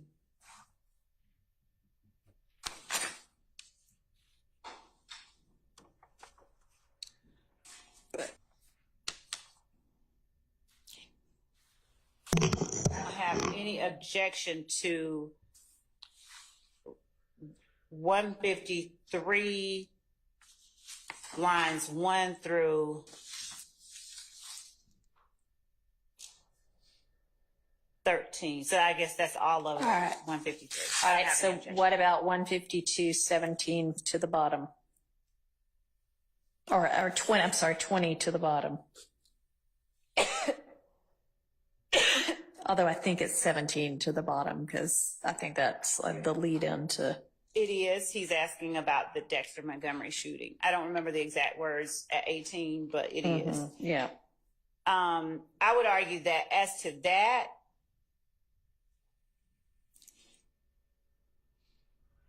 I mean, I don't know. It may be significant to your case that he's even heard about it. So I don't know. You tell me. well, that's the point that I was making earlier, was that it was his proximity and relationship with the other members of YSL that afford him the knowledge about Nard and DK doing it. And we have shown evidence that Nard and DK did it. So we would object to that part coming. All right. So 20 through 22, essentially then, or 17 through 22, you're saying that shows, although it doesn't show the basis, who he heard it from, but. It doesn't, but if us with the all coupled together would show he heard it from. other members of Okay. YSL. So, I mean, I think that then, could be relevant to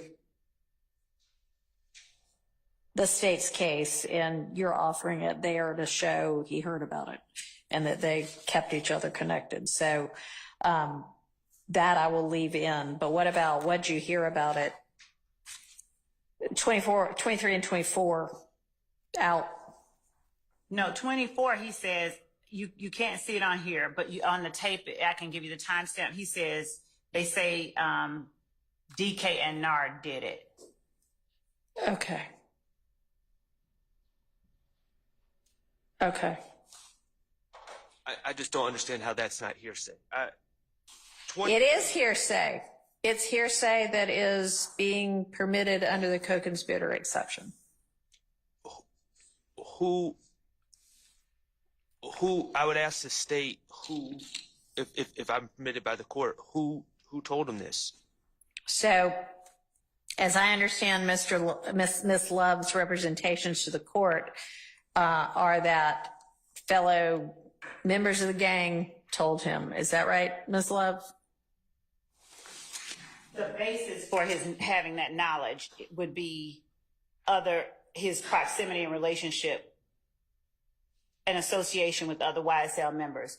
What I said when I first spoke on this is we would not ask for rank hearsay. We would establish a foundation, and if we don't establish a foundation, if we don't establish that it was a member of YSL, like if he's just like the streets talk, then we would not ask who did it or do you hear who did it, and then try to impeach him with what he said. Okay, so essentially, as long as she lays that foundation, that's the basis of the witness's knowledge. And just moving forward, and because I don't know the answer to this question, but I do know that Mr. DK is Mr. Murphy, Nard is Mr. McMullen.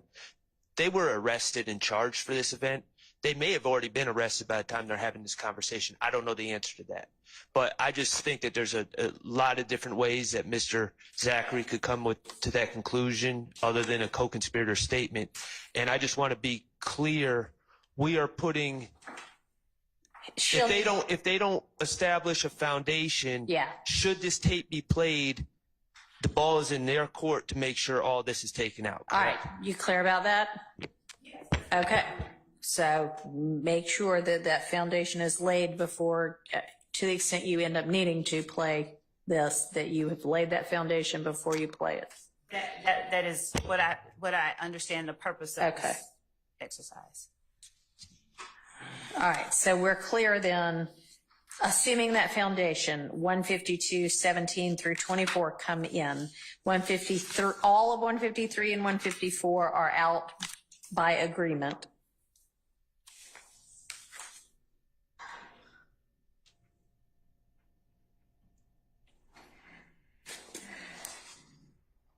And we hadn't kind of picked apart 155 and the top of 156 yet.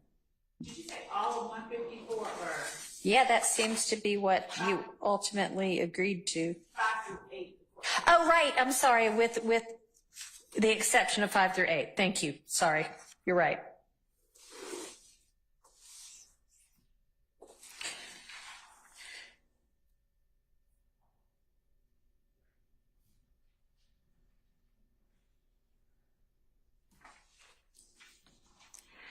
All right, so how about 155?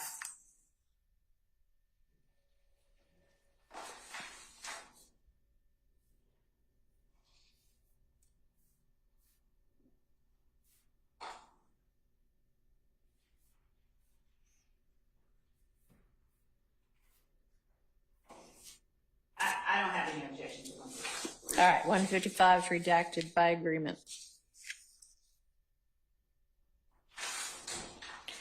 And then the top of 156, 1 through 6.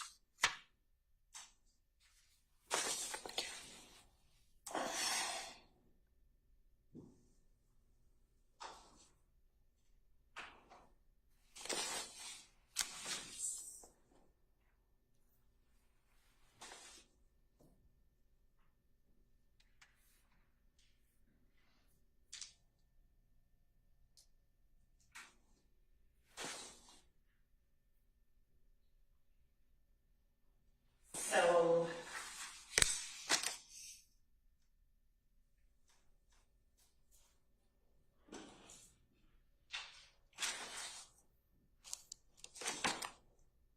I don't have an objection to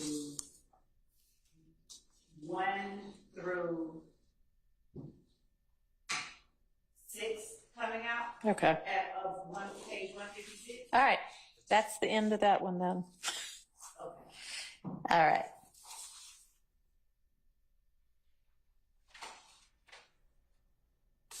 All right, so our next item is 157, 1 through 22.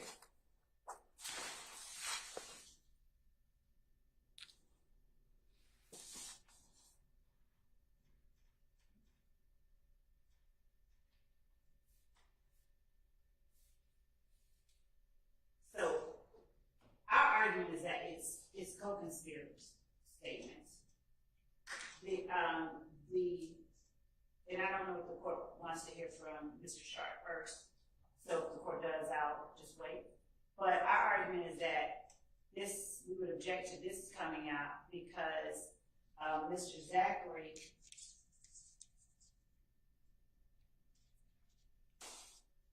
is asked on the previous page 156 at line 7, about his prior statement. Right. And as I said earlier, what he's doing within this statement is he's acknowledging that he said it. He's maintaining what he told them in the 2015 interview regarding what 2 of the defendants on trial now said to him. But he is qualifying it and asserting, maybe they did. Acknowledging they said that they did, but offering as well his opinion. I don't believe they really did it though. And so when Mr. Bailey at line 7 on page 156, what he's asking him that is listed on the transcript as indiscernible is the first time that you talked to Dennis and Gaither, what did you tell them about Shin?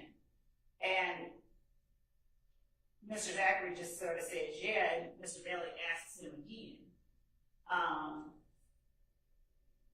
I think a couple of times. Mm-hmm. And then at line 17 on page 156, he's talking about that he says, in line 15 and 16, Mr. Bailey says, what did you say they told you? And in response, it's listed as indiscernible, but that's what he's asking. What did you tell investigators that they told you? And in 17 and 18, Mr. Zachary is saying that they shot at Nutt, but later on, he told me he didn't do it though. So we'd argue that one, there's a reason we would want to play that part and into page 157, because now everybody sort of knows that there's a statement and people are talking, people are telling on members of YSL. There is communication in jail calls and in other places reflecting members of YSL's sort of incredulity. They're, like, dismayed at the fact that various people are telling. Mm-hmm. I think at some point there's a definite call that Lil D, and that's when Quindarius Zachary is called Lil D.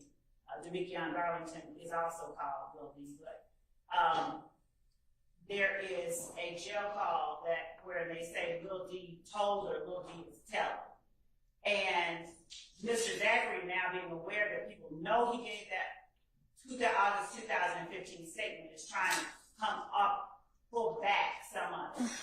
So we want to play it to show evidence of the enterprise itself, how it operates, what happens when people tell, and how people react. Okay. All of that, we argue that it's relevant evidence and not just hearsay. Okay. Well, that is a way to bootstrap hearsay, to say we want to play the hearsay to show the way people react to someone saying the hearsay. But my objection is 157 line 1 to 22. And I'll just say, Ms. Love just keeps saying, Quindarius Zachary is saying what they say, or they said. On 157 line 7, in my notes, Quindarius Zachary says no, and in indiscernible, what indiscernible is Demekion says. Demekion says that they were all in the car. They were all in the car. In what car? In they rental car is what it says on the tape. So he's repeating what Demekion Garlington told him in the jail while he's trying to assert his innocence.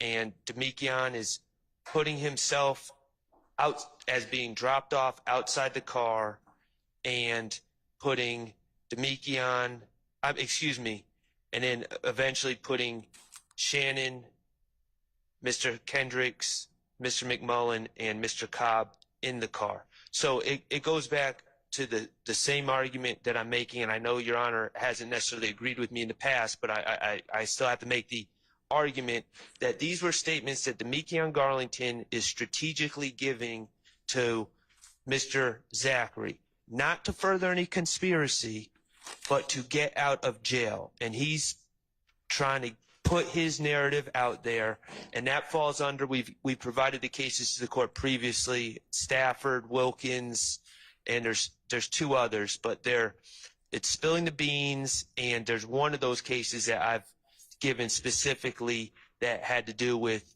shifting blame. And he's shifting blame, and that's just does not fall, and my argument is that does not fall under 801D to E. Your Honor, my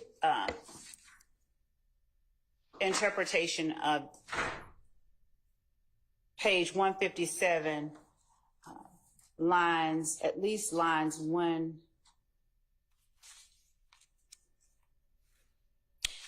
My interpretation of it is that they are talking about up to a point at the very least, something that Shannon said.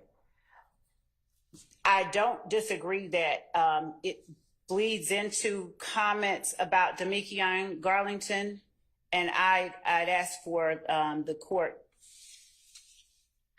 with respect to the finer points, to give me 1 second.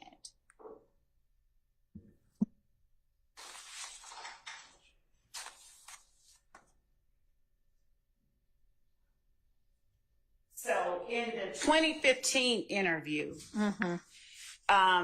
Mr. Zachary tells police, and we'll get to that when we address those redactions. He tells the police that he doesn't know what in the world made them do that. And he was asked by Detective Gaither, made what do that? And Mr. Zachary says, people who killed him, Shannon, Yak, Nard. And then Detective Gaither says, Nard in jail for kidnapping? Mr. Zachary says, yeah, and doo-wop. He's then asked what doo-wop looks like. Then Detective Gaither says, how do you know this? Mr. Zachary says, because they told me. Detective Gaither says, who told you? In August 2015, Quindarius Zachary says, Shannon and Yak told me. Detective Gaither says, why did they tell you that? Mr. Zachary says, we were at the house talking about it. Detective Gaither says, which house? Mr. Zachary says, Thug's house. Question, new or old? Mr. Zachary says, the old one, his condo down there. Detective Gaither says, exactly what did they say? And then from there, Mr. Zachary goes into a recitation of events that he says he got from Shannon and Yak. So the argument that this information came from Demekion Garlington, who was just trying to clear his own name, is belied, I think, by the information that the court will hear Mr. Zachary give in 2015. Okay. In your honor, I don't dispute that Mr. Zachary has said that Mr. Stillwell, that he's claimed that Mr. Stillwell and Mr. Kendricks made statements to him. That's not the point. And when we deal with those statements, we can address, we'll address those statements in the arguments. But in this particular statement, and we can listen to the tape, my notes say on line 7, Demekion says that they were all in the car. They were all in the car. This information that we're dealing with right now, the source out of Mr. Zachary's own mouth, is the source is Demekion. And that's what's on the table before us right now. All right, so if we go back to 156 line 7, which is where this objection, I think, begins. No, it doesn't. But no, it doesn't. But if we go back there, at that point, they're talking about what Zachary told them way back in 2015, the source of which was the conversations amongst people at Mr. Williams' old Midtown condo. So close in time to the murder.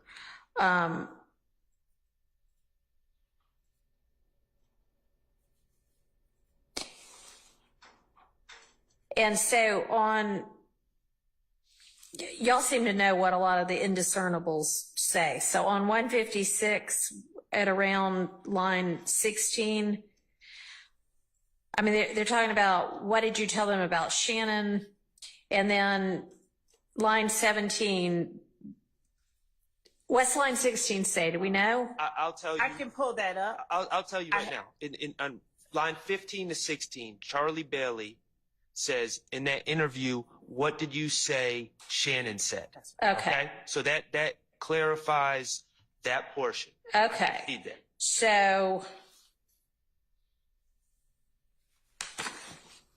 And Your Honor, it's only 1 minute from line 13 on page 1, or line 14 on page 156 to line 8 on page 157. So there are short intervals between them if there is a point at which we can play anything that helps clarify things. And I understand that, but in that short interval, he switches to say Demekion says that they was all in the car. So, I mean, he switches the declarant, and that doesn't take much time to do, and that's what he did in this conversation. Because I don't. So I don't know who is, I see that it says Demekion told Shannon, but then it says Shannon didn't do it. He's saying they was in the car though. That he could be, who knows? That could be either of them. I can't speak to that. He said they was in the car when it happened, but they didn't see nothing. So I don't know what the basis for that. Well, and that's Investigator Underwood talking at that point. So I don't know Investigator Underwood's statement doesn't make a lot of sense in that context to me now, but I believe that the transcript is accurate. So in 2015, during this first statement, does Zachary say that Shannon Stillwell maintained that he was in the car?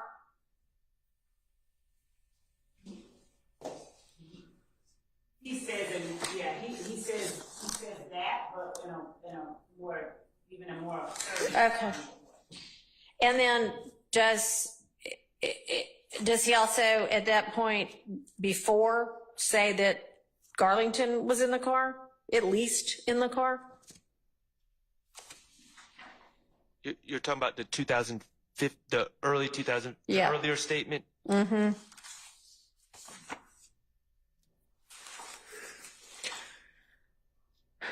He says, go ahead. I'm sorry. Not in the car that. In either of the two cars. So in a car, but not the car that is doing the Right. shooting. Okay. But this, whether it was Garlington or Shannon saying that they were in the car, but not that car. In 2015, when Zachary talked to law enforcement, did he at that point as well say that both Shannon and Garlington were in the car, a car, one of the two cars? Yes. Okay. So then I don't think it really matters who the he is there, because he's already said that. So that can't be based only on now Garlington saying some other story to get out of it. So I think 156 lines, well, y'all don't have an issue with that, but 157, 1 through 3 seems fine because he has a basis for knowing that is from before.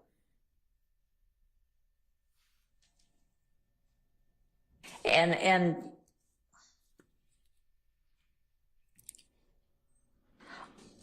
when we get down to 7, are you saying that now that answer that Demekion, I think Demekion said that they was all in the car? Correct. He said, no, the quote that I have in my notes from this statement is, no, Demekion says that they was all in the car.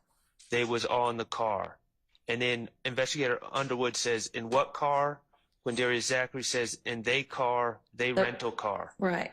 And then Underwood says, when it happened, well, then the rest is as described in the transcript. Okay.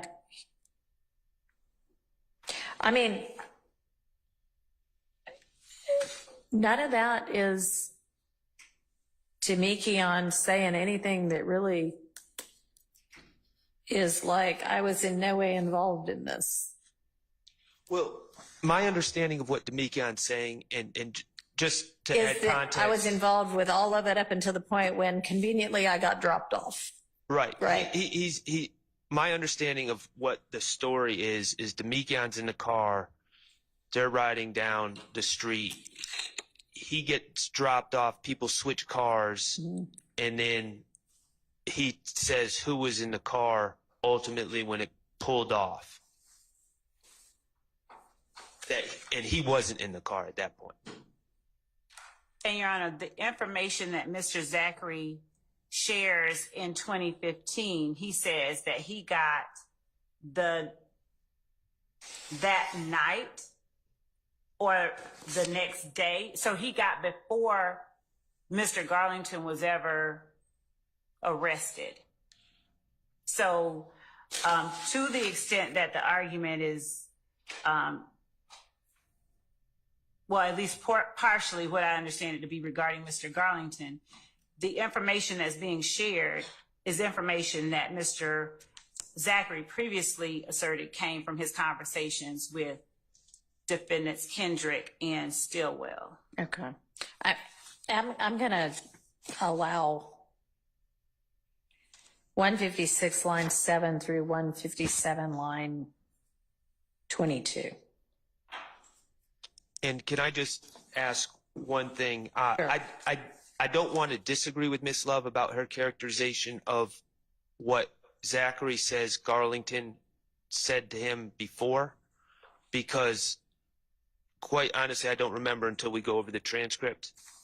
But if in fact that transcript from 2015, earlier 2015, does not reveal that Garlington gave him information at that time, could we revisit? Sure. And I was saying, and if I said I said Kendrick and Stillwell. Yeah. Well, right, we know, but Kendrick and Stillwell, we know that, but it seems to me that Miss Love is asserting that in 2015, Zachary is claiming that Garlington had already given him information prior to Garlington being arrested. And I don't know that to be true. I don't know that that's what she was saying. Because what I had asked her was did he already have a basis for knowing all of that back? He didn't. Mr. Stillwell and Mr. Kendricks allegedly gave Mr. Zachary information. Mm-hmm. I'm not going to agree that all of this information is included in that information. My stance, my belief is that this is information that was given by Mr. Garlington while he was incarcerated, which affects the analysis of the co-conspirator statement. And I don't believe it. And I understood the state's, and if that's not the state's argument, I understood the state's argument as, well, Zachary in his earlier statement had said that Garlington had already given him the information. And I don't know that to be true. I don't think that's what she said, actually. But what I'm saying is, Mr. Garlington may think that if he puts a story out there that he was with all of the people alleged to have committed this crime as parties to a crime up until, 2 minutes beforehand, hops out and then gets picked up 2 minutes later, that gets him off the hook. That's wishful thinking, although apparently, I don't know. Anyway, I think he is still inculpating himself to me. So I guess I'm saying I understand, but reject your argument that this is, even if said during the jail stage, is at a point where it is no longer in furtherance of the conspiracy. I'm also saying it appears that Zachary had all of this information the first time around also. Okay, that's the part I'm not necessarily. And that may not be true, but if that changes, you can let me know. But my other ruling still is, adverse to your position. Understood. All right. But legitimately, we need to get it cleared up. So, all right. So 158 lines 12 through 21. Actually, lunch is here. So why don't we break for lunch until, let's say 1:20.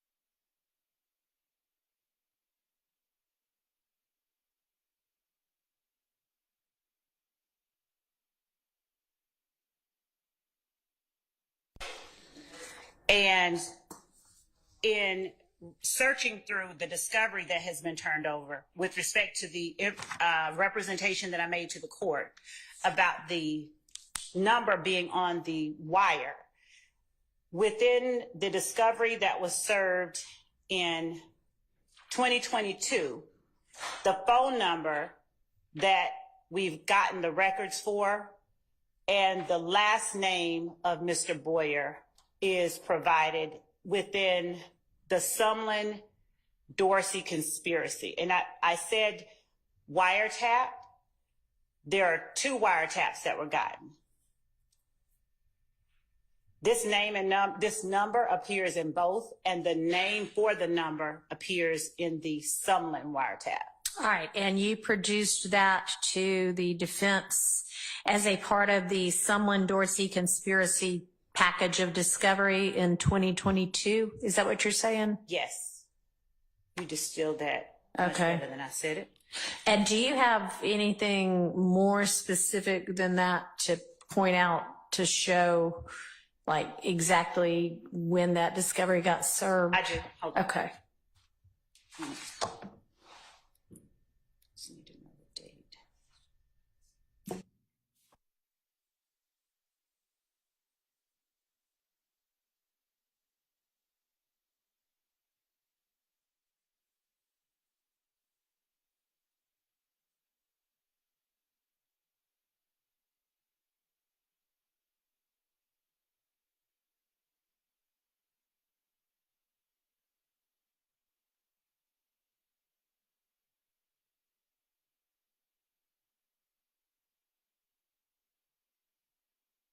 August 2nd, 2022. All right. And the folder specifically that the number and the name appear in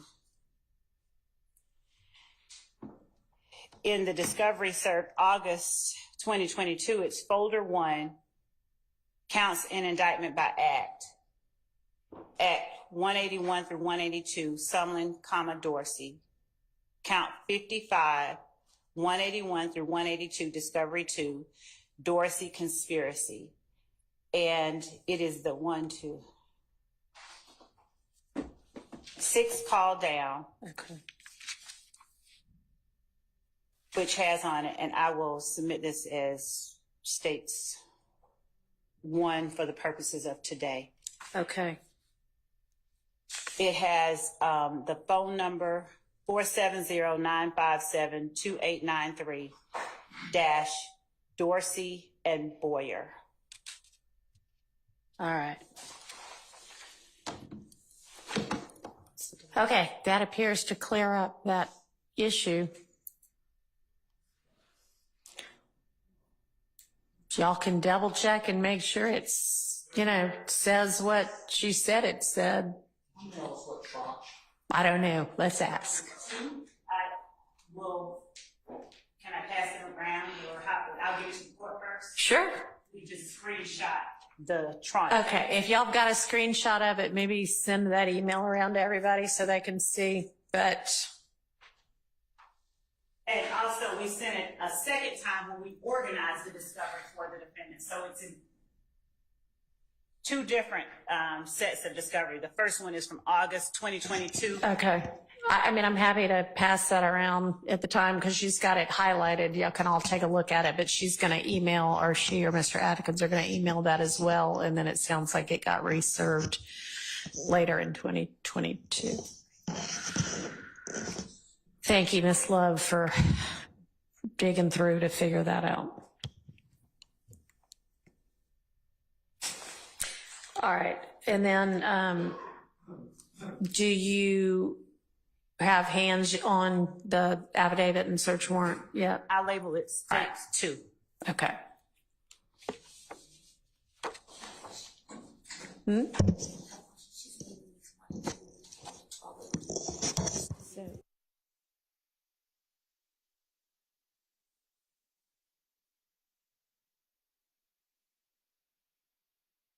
I guess the court reporter is asking about the labeling. So yesterday we had a states 1 and 2, and we sort of had a motion, I guess, with regard to, I guess that was, We labeled it differently. We labeled it States 1 Melnick proffer.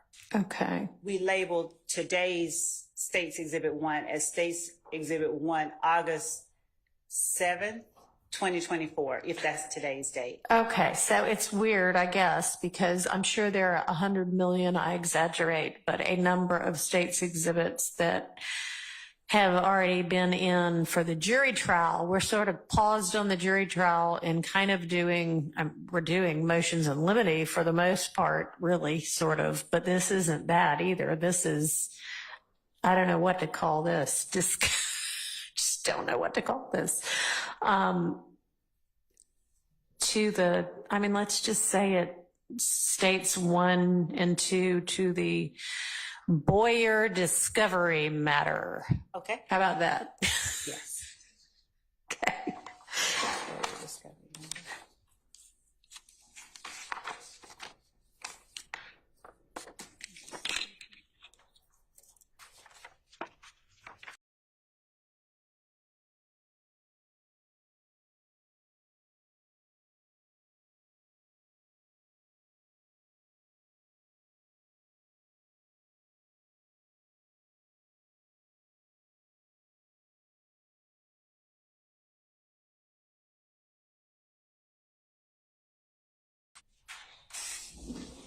And if not, just switch it.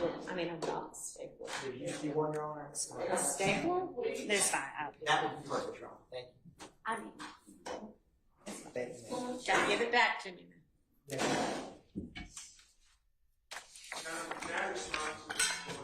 Yeah, come on up to the, I'm not sure if anything's being cured or. well, I don't know. So let me first start off by saying that the discovery in this case, including, I call them dumps, whatever okay, 1 and 2 came together.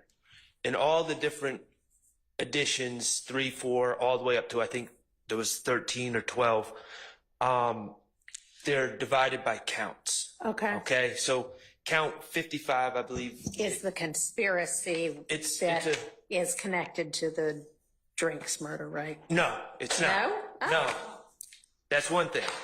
It's a conspiracy.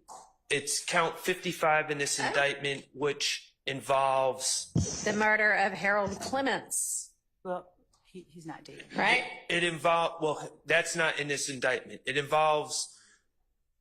What is in this I'm sorry. indictment? It's not a The count overact. against anybody. The count 55 is not a count against any of the.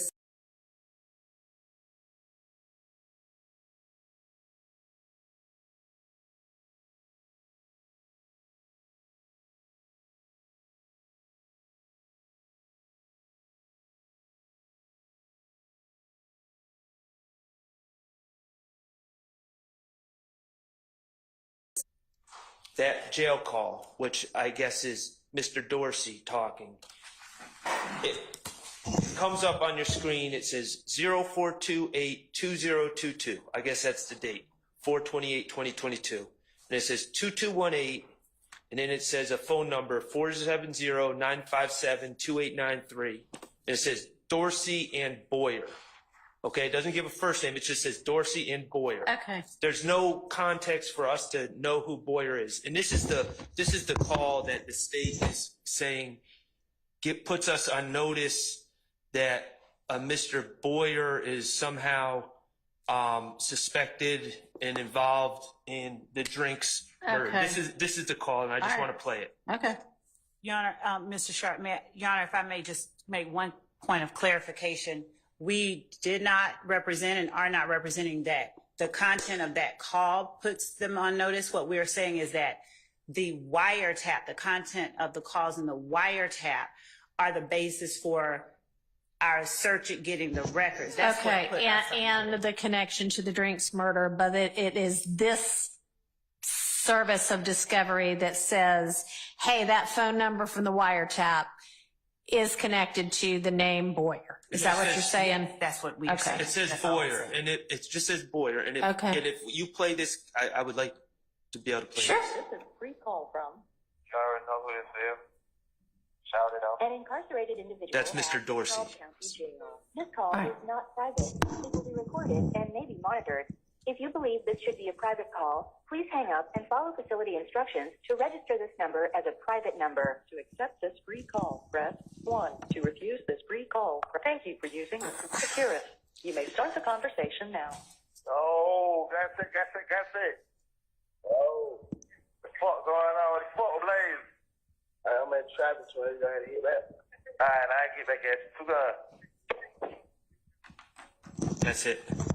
All right. So someone says, I'm in traffic, I'll hit you back. All right. And Okay, no, and Ms. Love's clarification is it's not that call that gives you all that notification. It's the wiretap that gives you the notification because the wiretap has all these communications back and forth between this phone number, 404-957-2893, and Mr. Garlington's phone number. And then it's this bit of discovery that Ms. Love just told us about that says, and that phone number belongs to somebody last name Boyer. Okay, but they say they're not using it in the drinks murder evidence anyway. So that actually, I think, takes care of Mr. Williams' motion in limine filed very recently within the last hour or so, I think, saying keep that out. Is that right? And I have to confess, I have not asked you that particular motion, looked at it myself yet. I'm just basing it on Ms. Pursfield's review of it. Is y'all are saying we want that kept out, and the state's already maintaining they will not introduce it. And so, Yes. granted, but also unnecessarily so. Thank you. Well, I added not only case in chief, but in rebuttal for that, Mr. Boyer. And then there's a second part to it. We received on Monday, for the first time, Agent Bernie's expert report as to a April 26, 2015 shooting of Mr. Carter's tour bus. Okay. It's been referred before this honorable court as the Lil Wayne bus shooting. Okay. And the state has already put up, they said they didn't need to qualify Agent Racy. He's with ATF now. He's former detective in Cobb County. Racy, which is, I'm going to tell you, R-A-C-C-I, but I may have misspelled that. They've already put up painfully. It took days tracking phones. They have 3 to 4 different exhibits to your honorable court's right of your bench. They're against the wall, or they should be. I believe that's what they are. Anyway, the point I'm trying to make is now, for the first time, we're getting another expert. Okay. Never gave us this information before. And yes, I've had the records. I'm not complaining about that. But, you know, we look at everything and we test everything with our own Right. independent experts. So Okay. I want that excluded too. That was in the motion as well. All right. So with regard to, that's two entirely separate, the issue I realize is way late discovery is what is being alleged. But we're talking about two different sort of pieces of evidence. So with regard to this Boyer plotting of the wherever the cell phone location is, the state has represented that they do not intend to use this. I'm granting the motion limine with regard to particularly is at least this case in chief. But with regard to if it potentially needs to be used in rebuttal, at this point, y'all are on notice. Yes, it should have been produced before now, but we're also, I would say, pretty far away from hearing any evidence about the Drinks murder anyway. I am not going to make a blanket ruling at this point that it can't come in rebuttal either, because y'all got time. I don't know if it might need to be used or not. I don't know, but I'm going to leave that for another day if and when it does come up.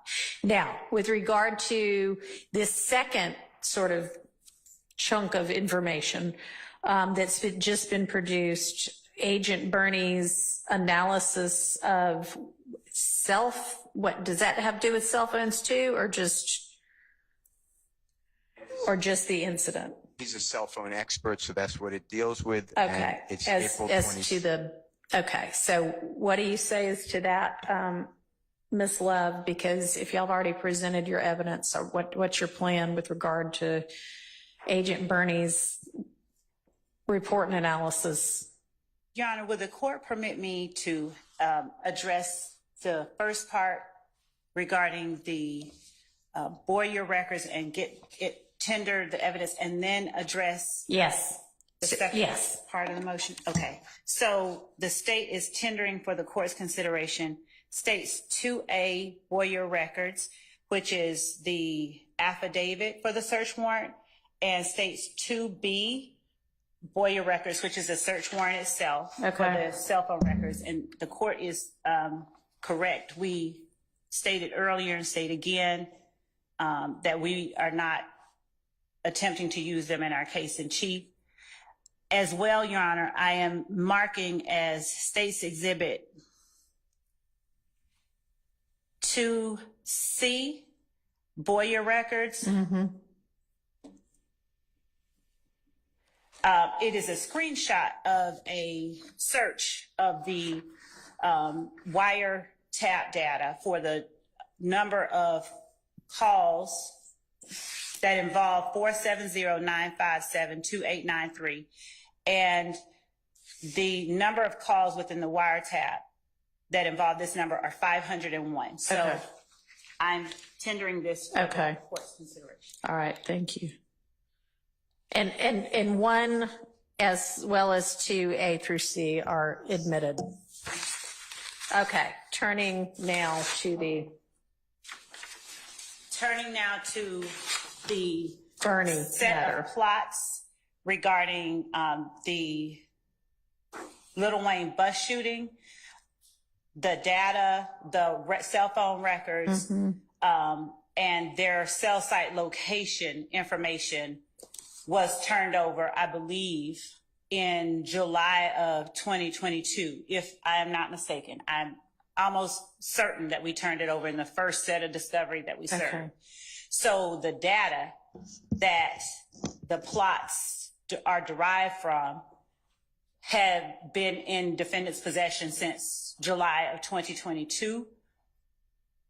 The plots that are that were made at the request of our office were requested after testimony and cross-examination, testimony elicited from through direct and cross-examination of our witnesses in the Little Wayne bus shooting. Okay.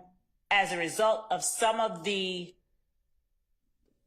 questions and answers and the direction that we saw that questioning going, we asked for the plotting Okay. of the. And when did you ask for that? I'll get an exact date. Give me a ballpark.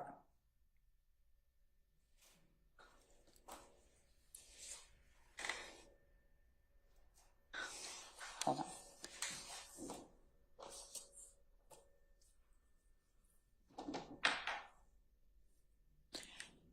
Give me a ballpark.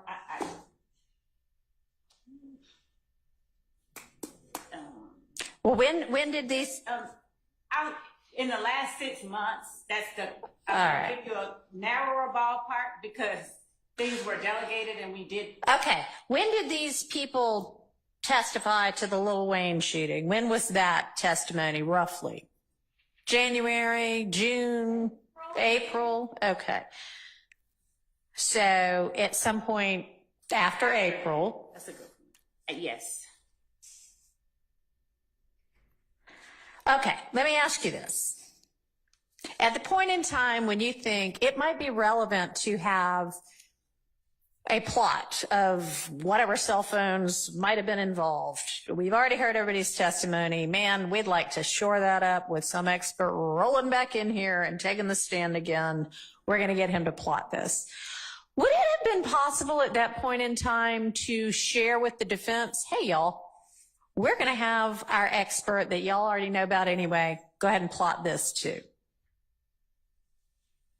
Yes, that would be. Yes. Okay. Why was that not done?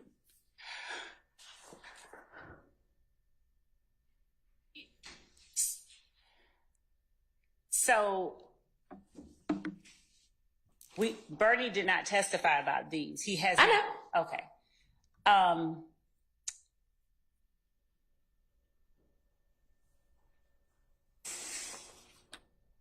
Your Honor, if I may, I'd like to give the court first the more precise time that we got those records. Not when you asked for them, not when you got them, when you asked for them. Yes. Before I go to that second question with the court's permission. Okay. Go ahead. How long is it going to take to get that information? Can Mr. Christian work on getting that information? It's already being worked on. Okay.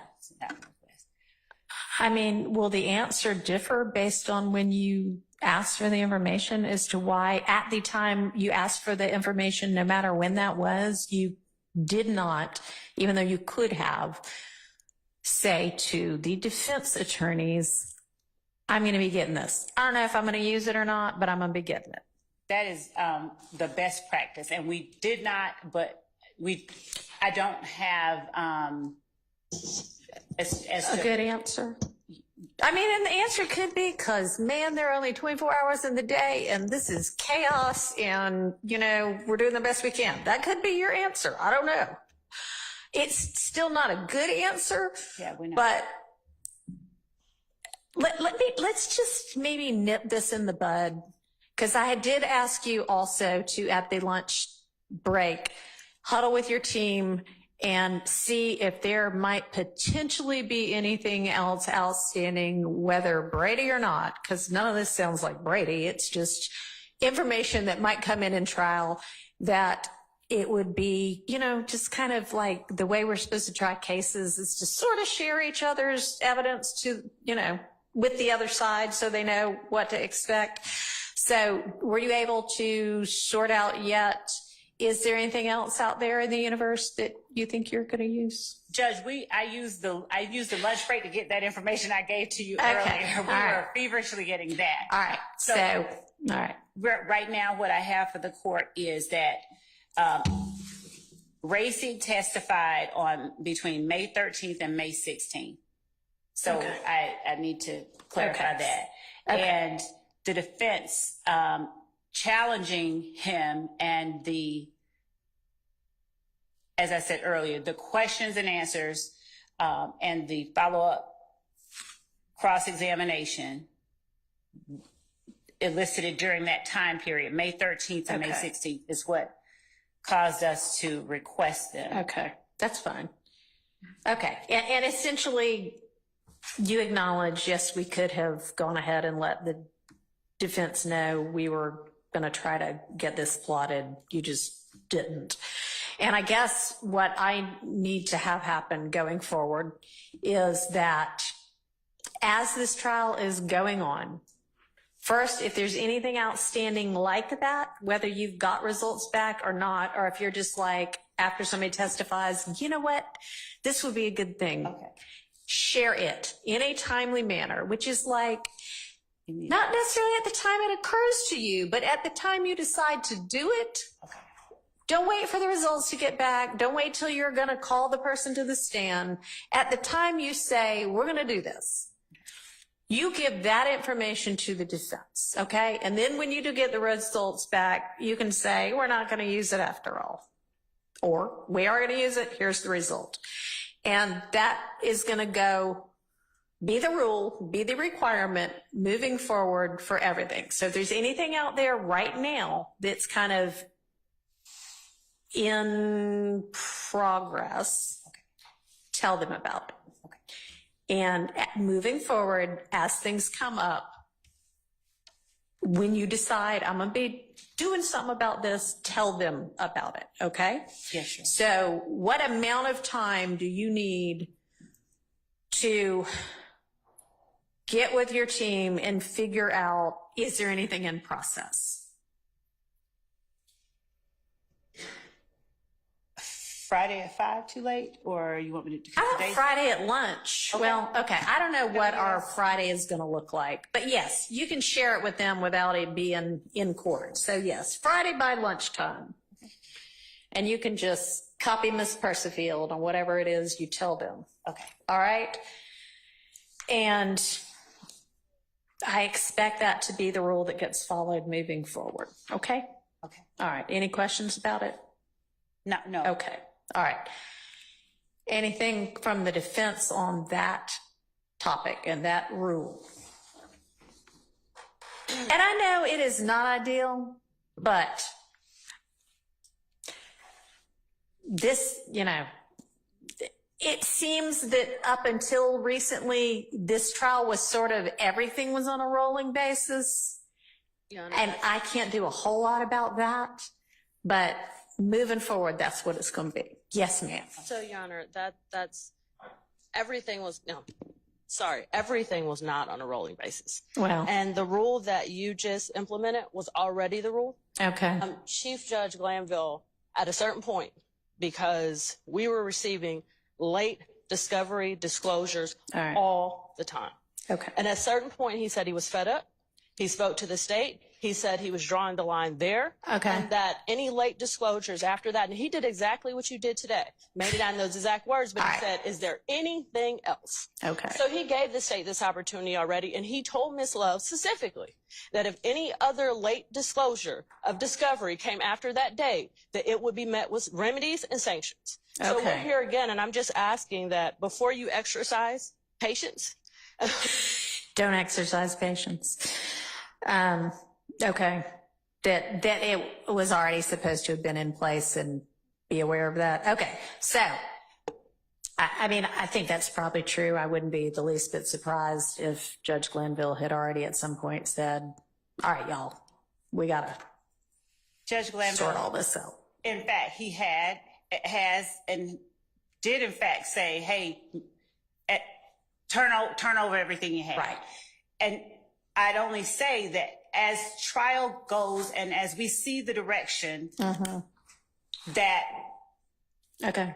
I mean, I manifests understand. itself. Yeah. I mean, trials are kind of living things. I get that. But if even if it took you 2 weeks to decide, so like by, Memorial Day weekend on May, whatever it was at the end of May, you were like, yeah, let's get this. Right. It's now August. So you had all of June and all of July. Yes. So, I mean, the motion on the floor is to request that the plot by Bernie be excluded from this trial. Your Honor, we would ask that the court, since that is the motion on the floor, deny the motion because the data that has been plotted has been in the possession of everyone. That's including cell site location data since July of 2022. Counsel for the defendant is correct that Judge Glanville said turn over everything that you have. And you have a continuing discovery obligation. Right. So moving to exclude a summary of what has already been given, we would argue is an extreme remedy given that the information that is contained in that plot that was given to them has been in their possession since July of 2022. And this is something that we requested. I haven't yet even told, I don't yet even have the exact date that we received it back, but we did request it around May 23rd or shortly after that. All right. And the plotting that Mr. Burney did, is that with regard in the report that's come back? Is that in regard to the Donovan Thomas murder? No, the plotting that they're referring to has to do with the Little Wayne bus shooting. Oh, right. Y'all told me that. I'm sorry. That we put up the evidence of. All right. So have you had Burney testify yet? No. So when I see on your witness list that you've most recently provided to everybody, that Burney is listed as your expert or not. I don't know if he's expert with an expert report and phone records for count 2, which in is the next 30. the dominant.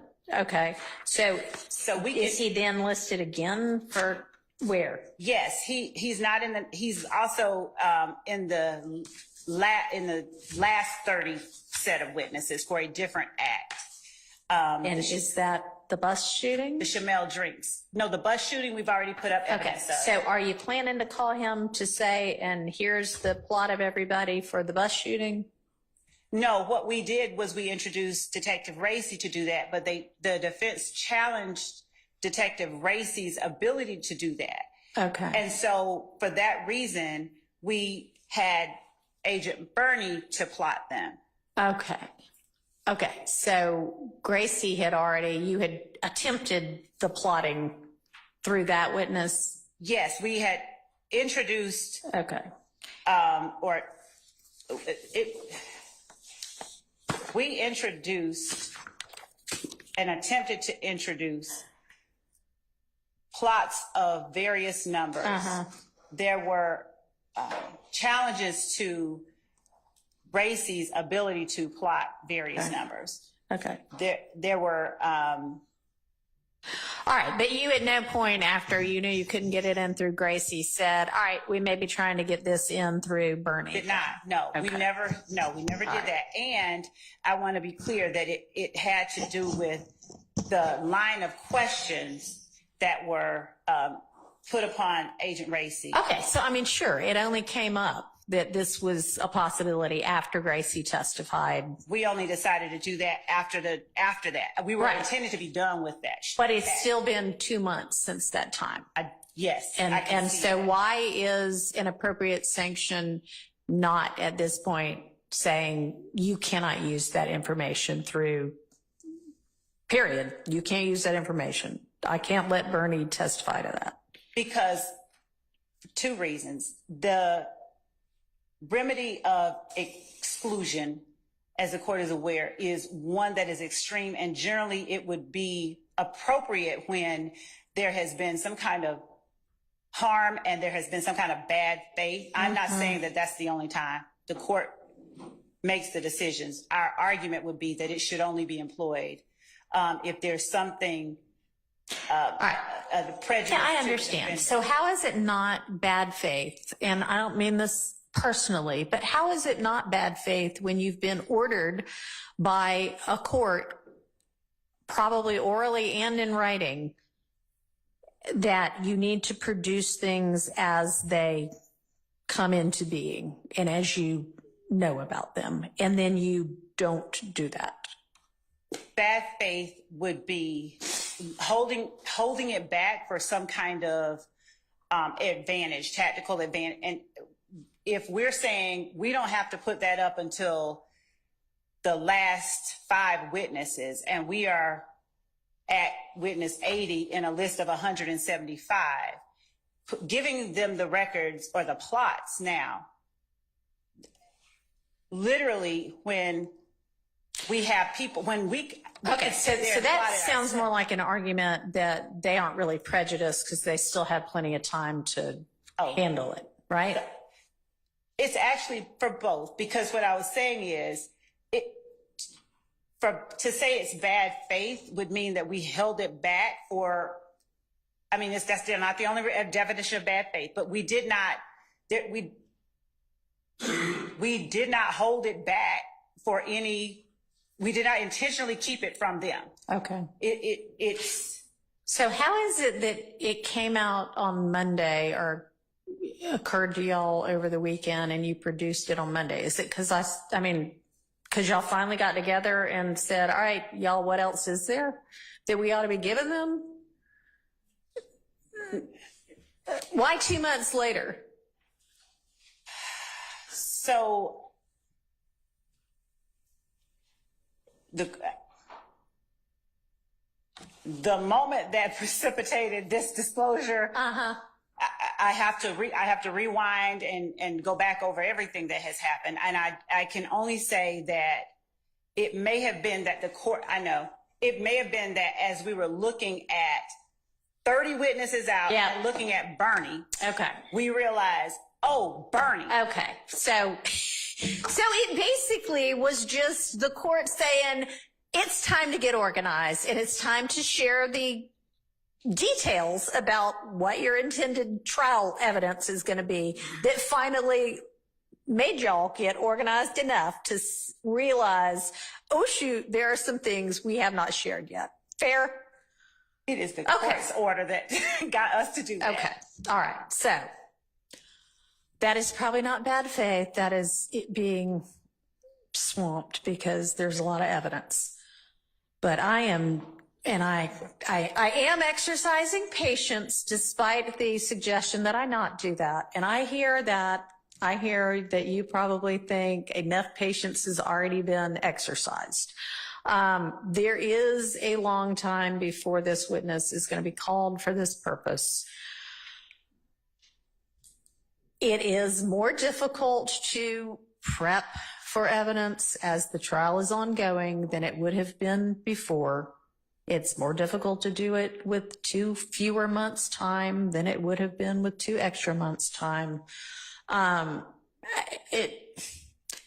This needs to be the last of it. I mean, it's sort of like when somebody comes before me on a probation violation and it's the first time I'm seeing them.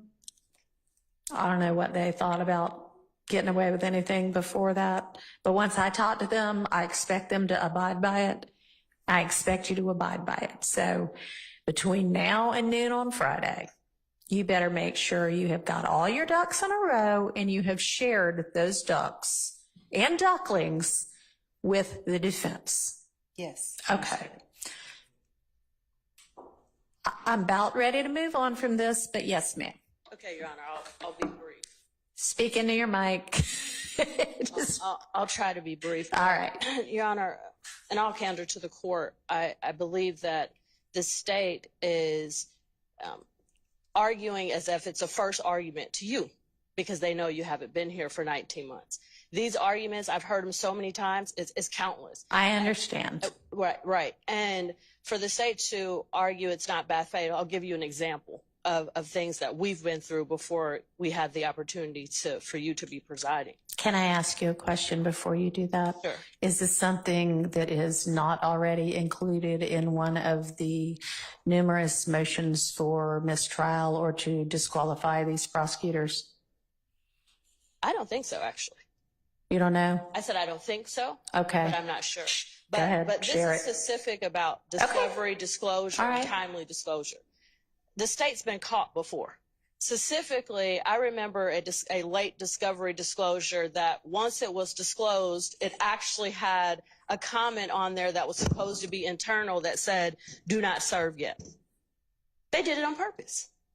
And how many times can you say, oops? How many times can you repeatedly, systematically make the same mistake as an experienced litigator and say, it's not bad faith? Okay. Your Honor, I'm just asking that the rules be enforced. Because if they're not really rules. They're just aspirational. All right, I understand. And we are instructed ad nauseum by our appellate courts. They probably won't like my use of that term. That exclusion of evidence is an extreme sanction, and that prior to a trial court instituting that as a sanction, the solutions that need to be thought about include a continuance, which is not going to happen here because we've been on a continuance for a while here anyway. A continuance here, it's, no, they cannot bring it up next week. It needs to be way far down the road, which they are representing that it's going to be anyway. So it'll give y'all time to look into whatever it is. And I understand what you're saying, and I hear you. And the answer to how many times can it happen? Maybe 0 more times. Okay.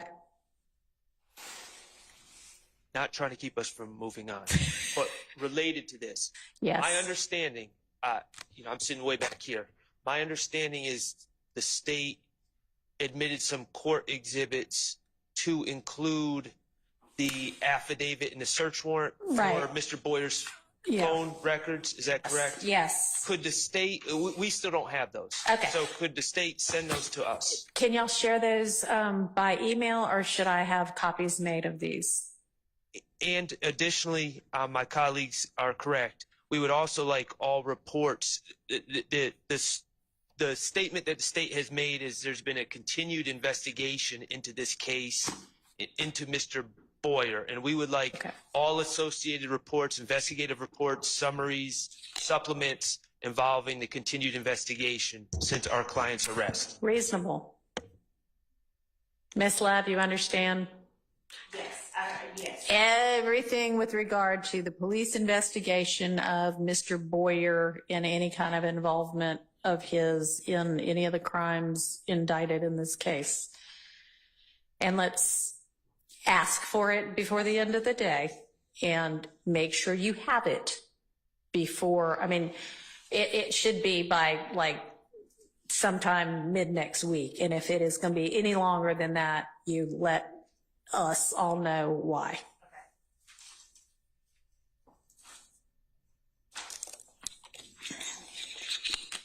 Okay, and so sharing the affidavit and search warrant and whatever else it was, is that something y'all can do electronically, or do I need to get copies made?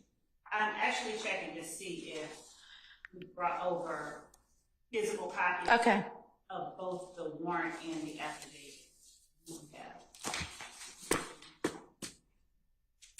All right, let Mr. Adkins look for that, okay? Huh? Yes, it is. We can provide physical copies of Perfect. the affidavit. We do not have a copy of the screenshot of the number of times the number shows up in the. Okay. All right, but you put that on the record, and y'all, 2C, and y'all are welcome to walk up at the next break and look at it, but it essentially is just this one line that shows however many 500 and something times, okay? And she's going to share hard copies of 2A and B. Okay. Yes. During the trial, you're going to be met by Mr. Williams with an objection to Agent Bernie's. I'm sorry, say that again. I'm going to raise an objection to Agent Bernie Okay. about the going backwards, what's testified to, and I heard Okay. what the prosecutor said about, this came up because of cross-examination. My memory is strong. My memory is that all of our objections to Agent Hearsay testifying about cell site location data was overruled. The state put in all this evidence for a long time about where every phone was. So you'll be getting a cumulative. Okay. If that is in fact the case, yes, please point me to where that is. And if it all came through Agent Hearsay anyway, then I may revisit my ruling. But let's not take that up now. Y'all can file something and point to that part of the testimony. Okay. All right. All right, so back to the plotting detail that we are engaged in with regard to Mr. Zachary's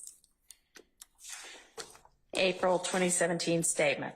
And let me, before we get back down into that, I was going to go back and listen to a portion of the video that had to do with item number 13.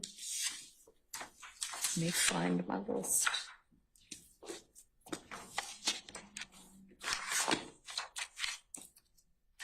Gotta find my list.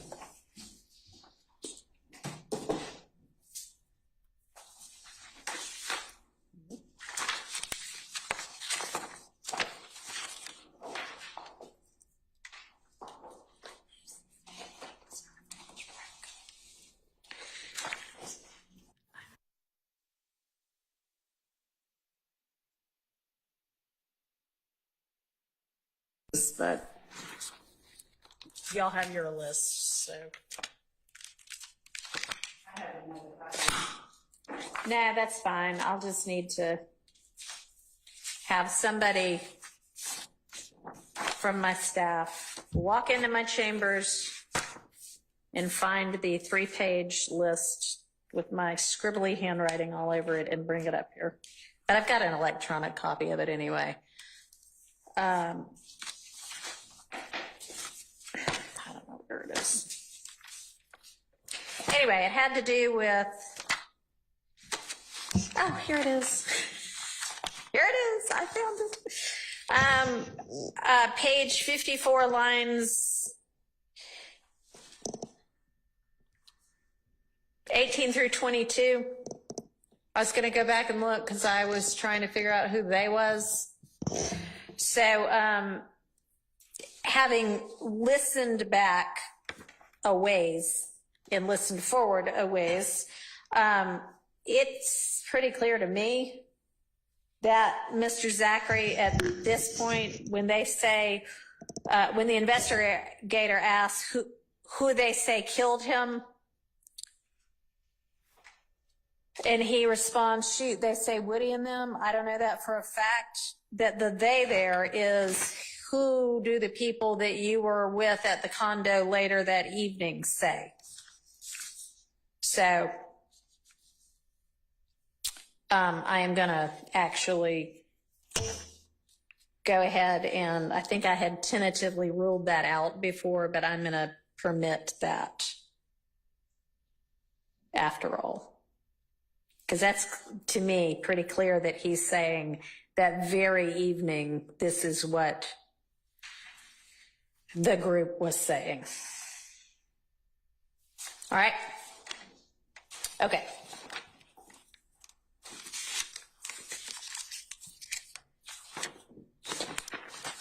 All right, so I think we are were we on item number 53 at this point?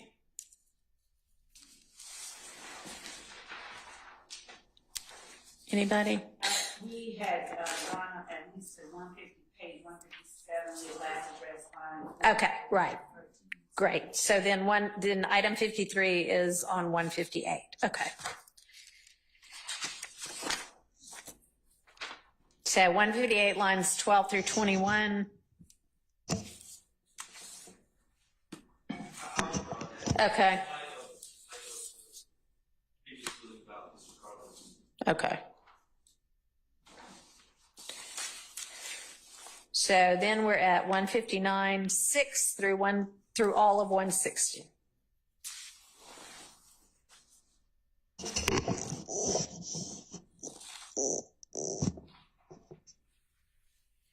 And I guess the objection is this is incidents entirely unrelated to anything that is a part of this indictment and that it's hearsay? Okay. And what's the state's response?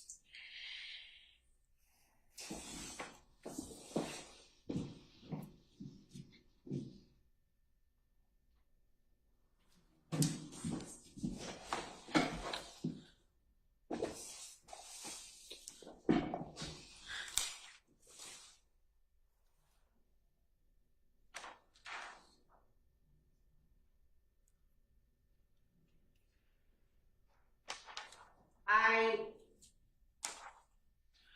changed my prior representation. I don't have an objection to that. Okay.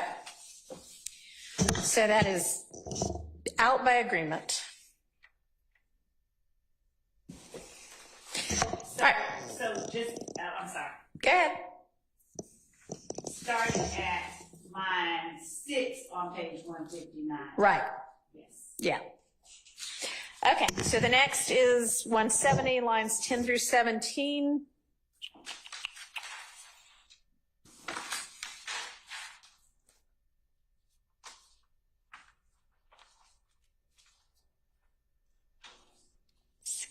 Oh, one.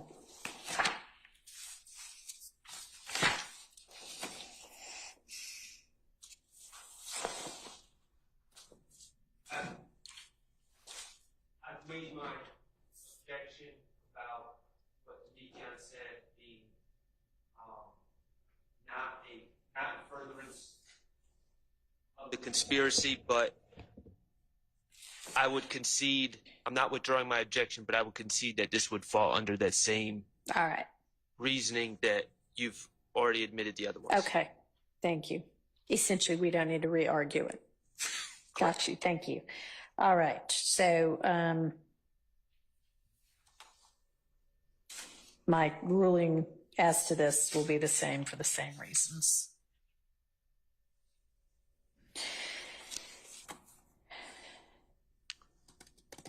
And are the items listed in 56 essentially the same again? Same I argument? believe so. I'm just reviewing it to make Okay. sure there's nothing All additional. right.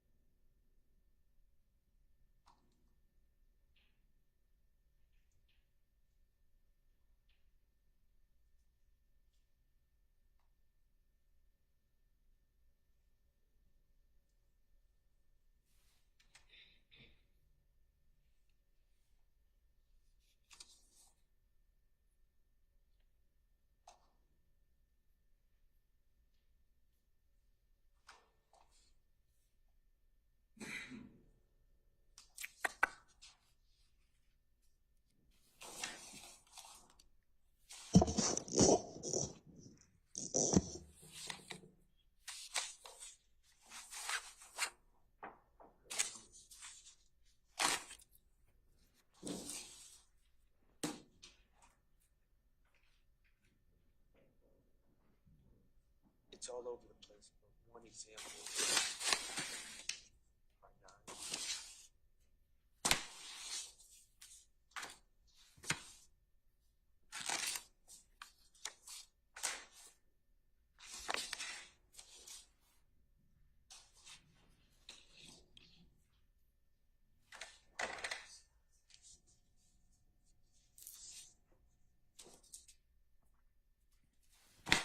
All right, looks like the first chunk, 174 through 177, is all this kind of same thing we've considered argument about.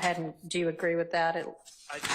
All I right, also agree that the second chunk okay, as well. all right, I'm looking at the third right now. all right.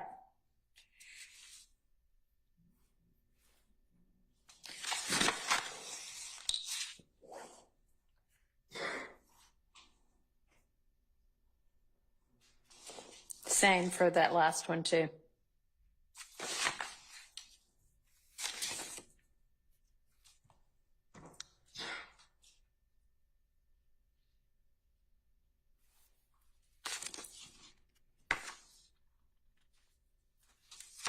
Do you agree that the last one's the same as well? I'm almost done, Your Honor. Okay. I'm sorry, I don't mean to be rushing you. I just don't want to be thinking that you're done and you're waiting on me or anything.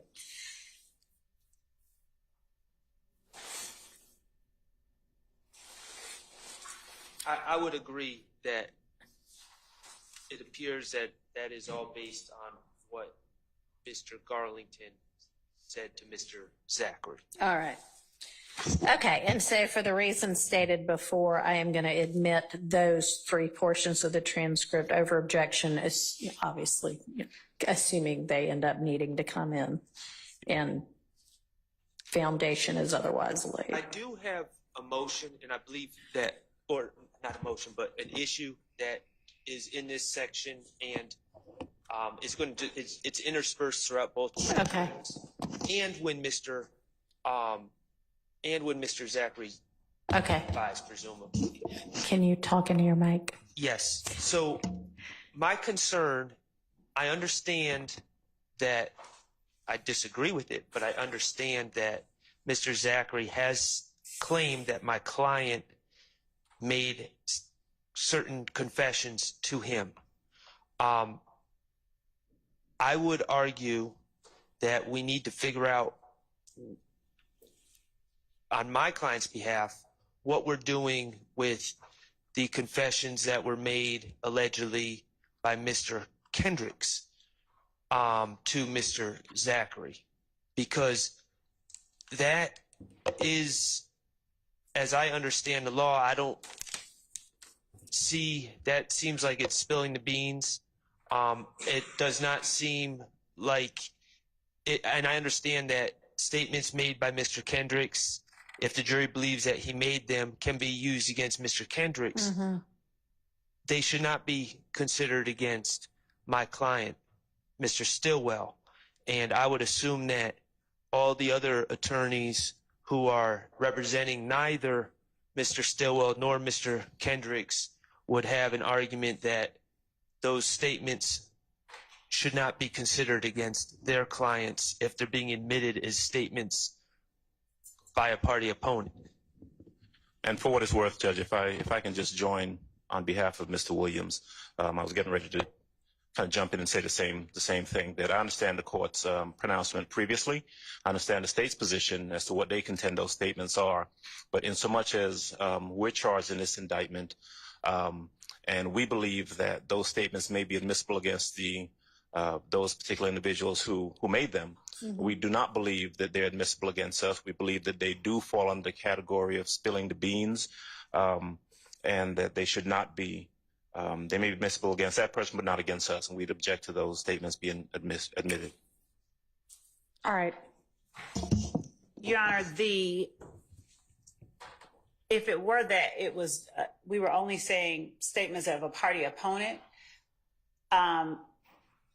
in that world, I would have one argument. In this case, we have that they are co-conspirator statements, and all of the defendants currently on trial and the people who are making the statements are, and the persons to whom they are making the statements are alleged co-conspirators, Right. which makes them admissible for each of the defendants. It makes them admissible as long as it is still a statement made in furtherance of the conspiracy. Right. And so y'all are going to need to talk detail to me about when in time and to whom and under what circumstances co-conspirator statements were made, because I can't make a blanket ruling that everybody on trial or everybody indicted, everything they ever said to each other falls under that exception. So let's maybe sit that to the side, but come back to it to the extent I haven't already made a ruling, because it just is going to depend. Okay. So, I mean, I don't know, let's just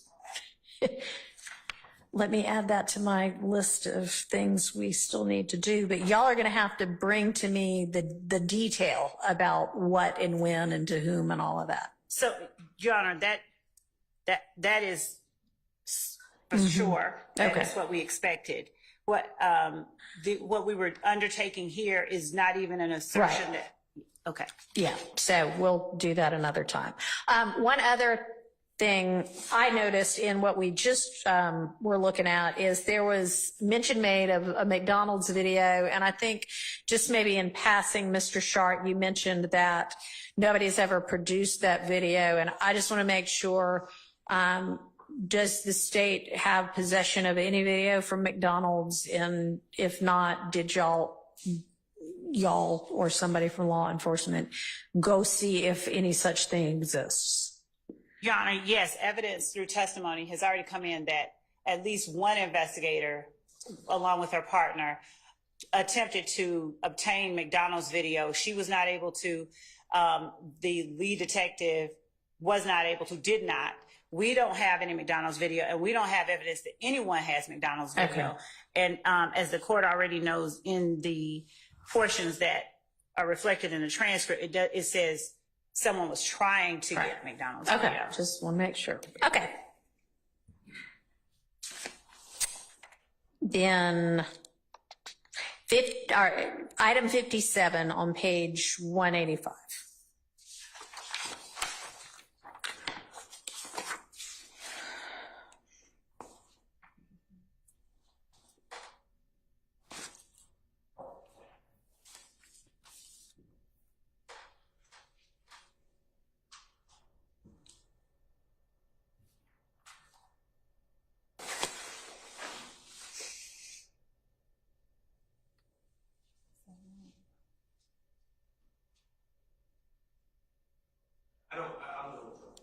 You're going to withdraw it? Okay.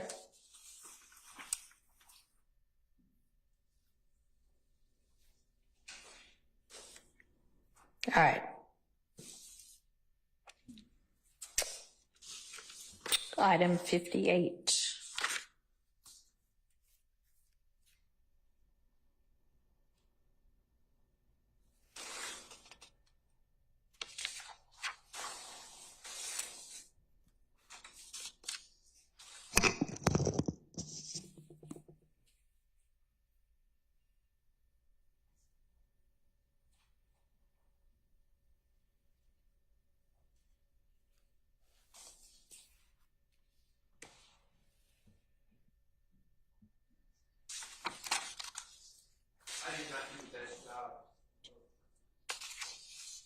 Well, I'm sure it started out as kind of notes to yourself. Yeah, yes, So I don't did worry not about do it, the but- best job of laying out exactly what my objection is, but it starts out with speculation, it seems to me, about on behalf of Mr. Zachary about why people are not hanging out with Woody, who's Mr. Copeland, anymore. And then they get into a discussion about a word that I don't even use, quote unquote, snitching.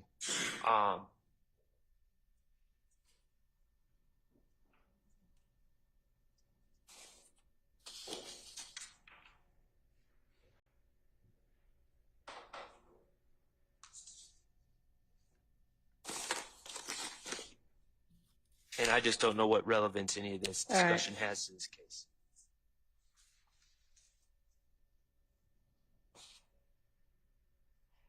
So, to respond to Mr. Sharp's relevance objection, what the court has, just to give some background, in 186, on page 186, starting at line 1, Dennis flat out asks, after Woody came down here and talked to the police, it was almost like everybody was distant from him. And Mr. Zachary says, yeah, we have, and I anticipate we will here, we'll see through Mr. Copeland. But there are multiple statements that Mr. Copeland gives regarding his distancing from other members of YSL after he went down and talked to the police. That's one thing. Later on, as in line 8, so in line 6, Detective Dennis says that, did they distance himself from them because they thought he was snitching? Mm-hmm. And Mr. Zachary clarifies, it's not about that, but he snitched on the person who shot at him. I mean, it essentially ends up being a conversation like, no, it's that he got the police involved at all. These kind of things ought to be handled amongst the people that have issues with each other. Yes, and so for two reasons, it sort of tells how they operate, and also to the extent if Mr. Copeland says, no, I didn't say that. Yeah. It would serve to impeach that and to further show that this is how we operate. Okay.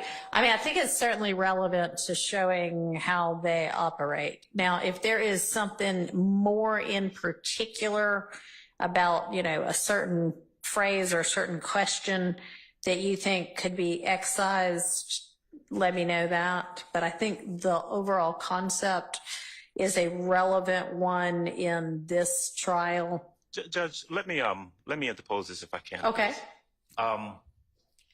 I hear what the court's saying. I hear what prosecutor's saying as well. But for it to be a relevant issue in this trial, it's got to be relevant to, for example, someone's testimony. And the discourse that we're looking at here isn't them saying that, for example, Mr. Copeland isn't saying something or is saying something, or people are getting upset at him for snitching. They're having this and I'm going to use Mr. Shaw's word, kind of this philosophical discussion about, whether people should be talking to the police or not. Right. And you can have that discussion. They can have that discussion without it and have that opinion, because quite frankly, the detectives are also interjecting their thoughts on why people do what they do. That doesn't make it relevant. They're having this discussion about whether it's appropriate to talk to the police or not. But there's nothing about that discussion in and of itself that really tells us anything germane about the facts of this case.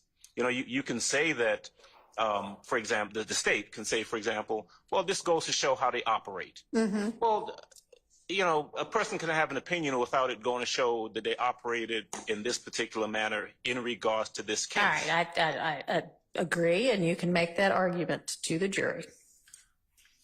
Thank you. I think it also goes to, it borders on propensity as well. To say that someone has a propensity to act in a certain way that might be consistent with whatever their theory is for this case.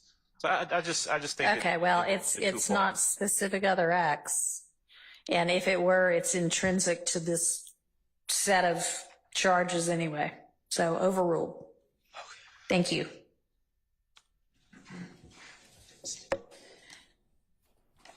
All right, moving to 191, item number 59.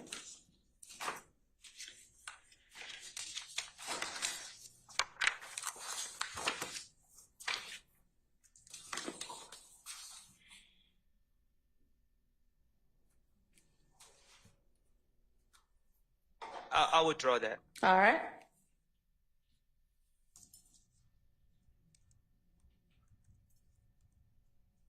Then 192 is our next one.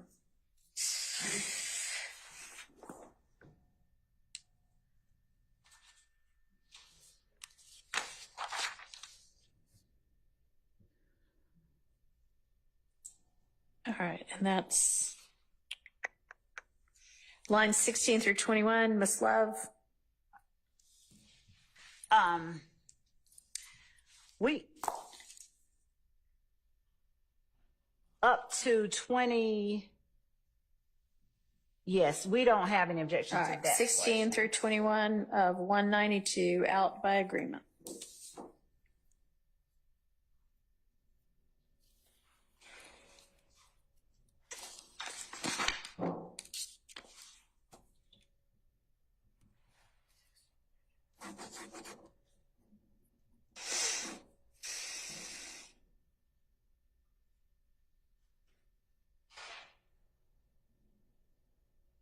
I withdraw 193. Okay.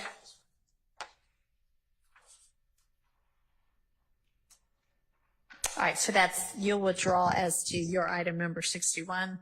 Yes. Okay.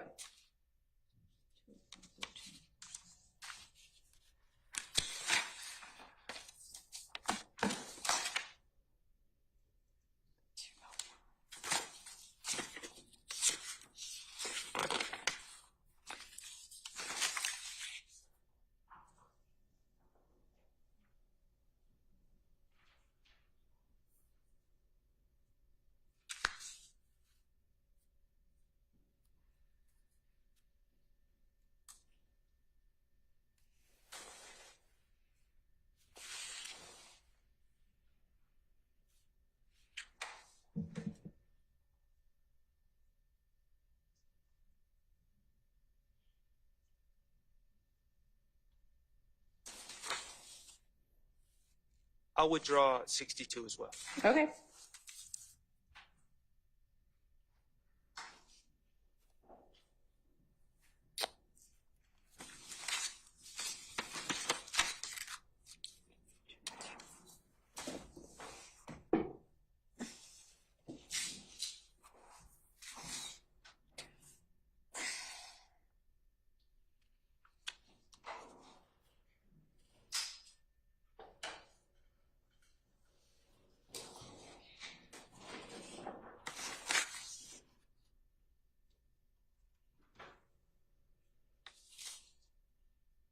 And Your Honor, for 63, if I don't want to withdraw it, because if you saw the way, if you agreed with my arguments about Demikion's statements, I think it would be inappropriate for Investigator Dennis to repeat Demikion's statements, but I would, for the purposes of this exercise, I would concede he is repeating alleged facts that Mr. Zachary is saying Demikion told him that fall under your previous ruling. Okay. All right.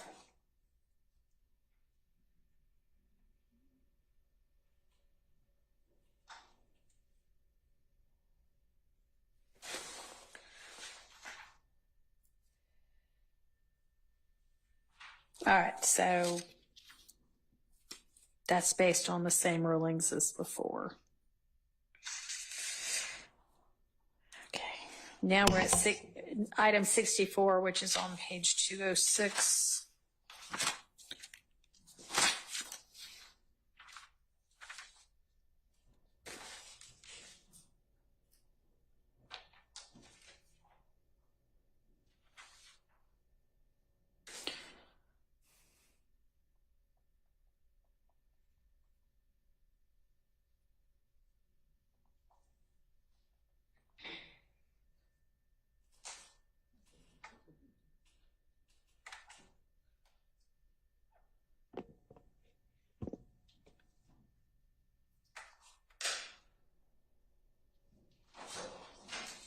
And Your Honor, I know you have no context for this at all.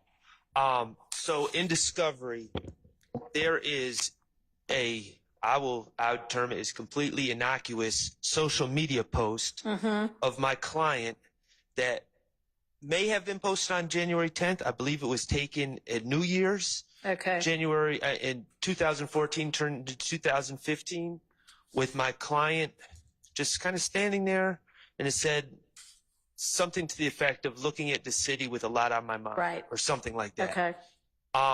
Somehow that's being posited as some sort of confession, or Right. which I don't really understand. It has not been admitted into evidence yet. I'm going to argue that it should not be admitted into evidence because it has no relevance. So there's reference to this Right. picture, and Okay.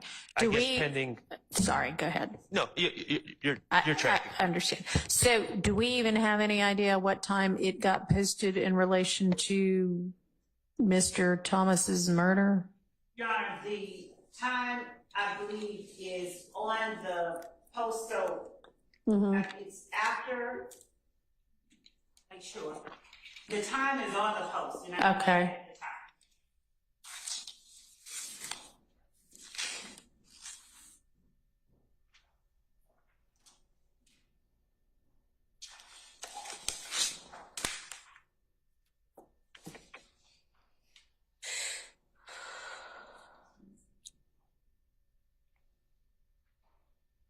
And my memory that I'm going to confirm is that it's around 10 something in the evening, but I'm going to confirm that. I may have What time was the a little after 7. 7 something p.m.? Yes, it was a little. Okay. 7:22 to 911 call All right. at night.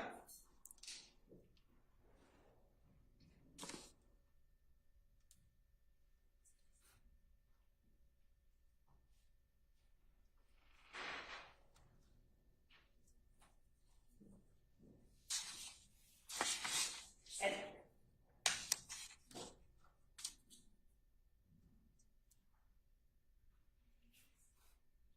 so it was posted by Mr. Stillwell on January 10th at 9:58 p.m. is the time and date of the post, on the post. So, January 10th at 9:58 p.m. yes. After the, yes. Yeah, that's going to be permitted.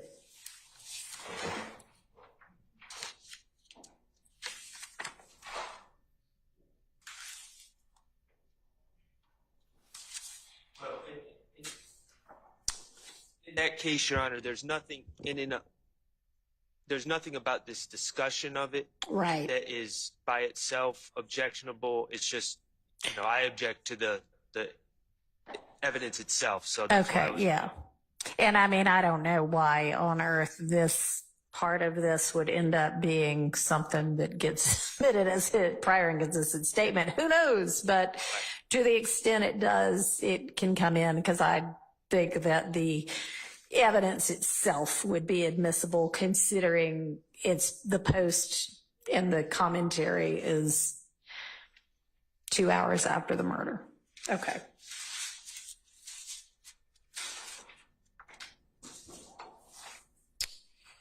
All right, takes us to 2:15.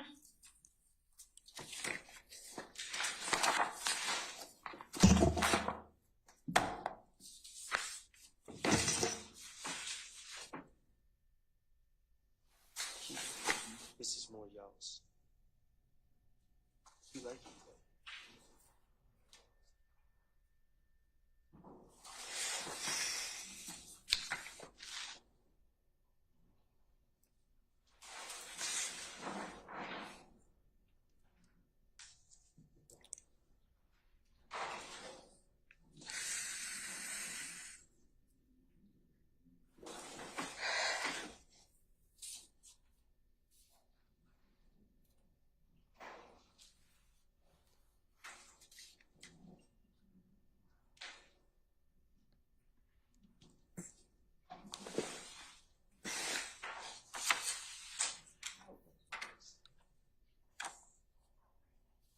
Go ahead, Keith, you answer it however you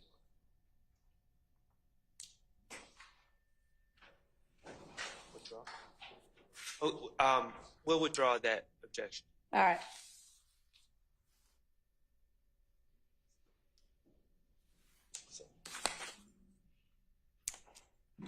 All right, now we're on to page 222.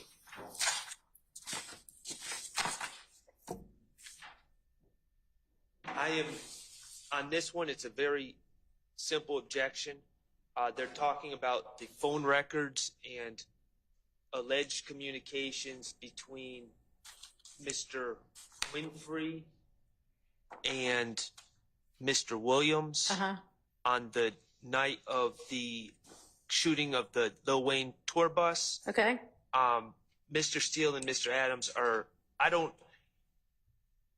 Investigator Underwood interjects and says, Mr. Zachary is saying that Mr. Williams didn't answer the phone. There was no communications. Right. Investigator Underwood interjects and says, that ain't what them phone records say. And that's not true.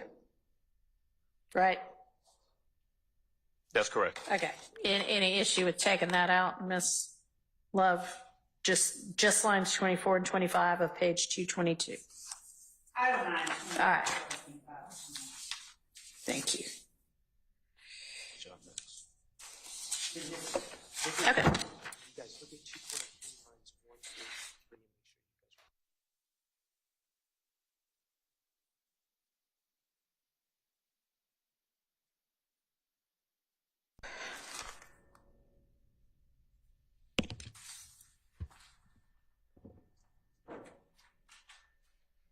guys or really 1 through 12.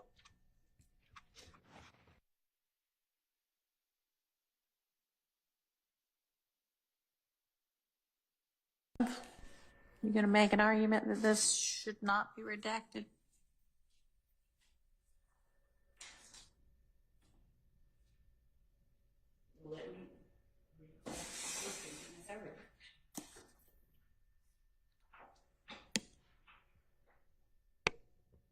So yeah, I don't have, I'm sorry.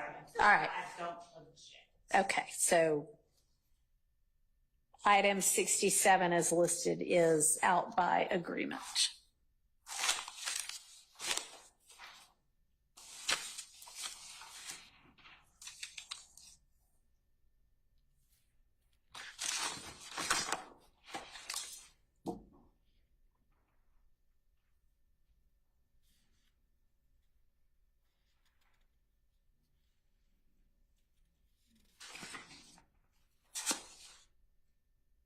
And the next one, Yeah.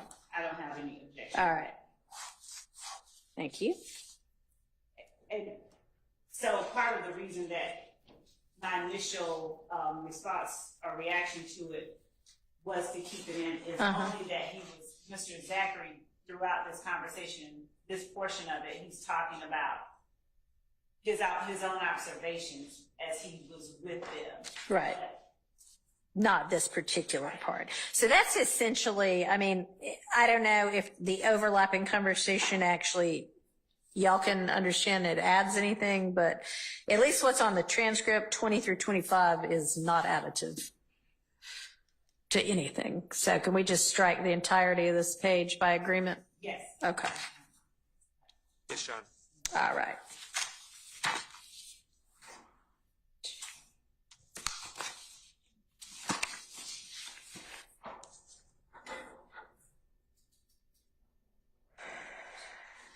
All right, the next one, 225, 1 through 6, appears to be admitted speculation.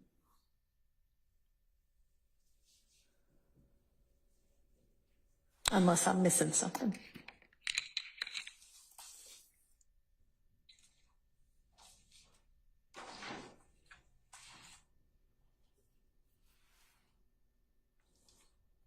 One through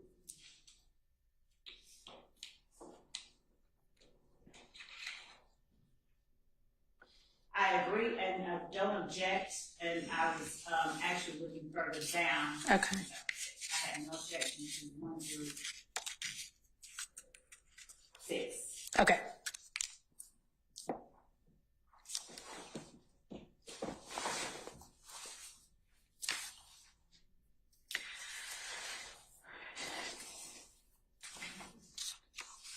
Okay.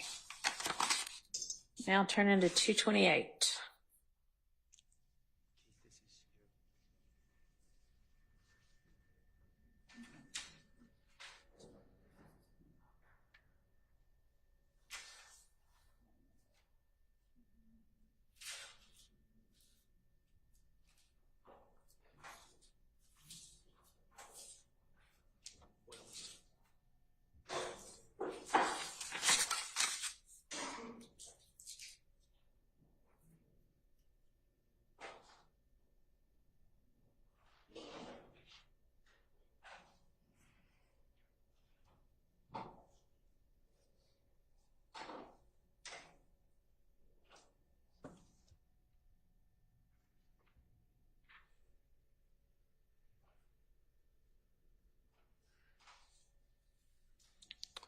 All right. All right, Ms. Love. So Judge,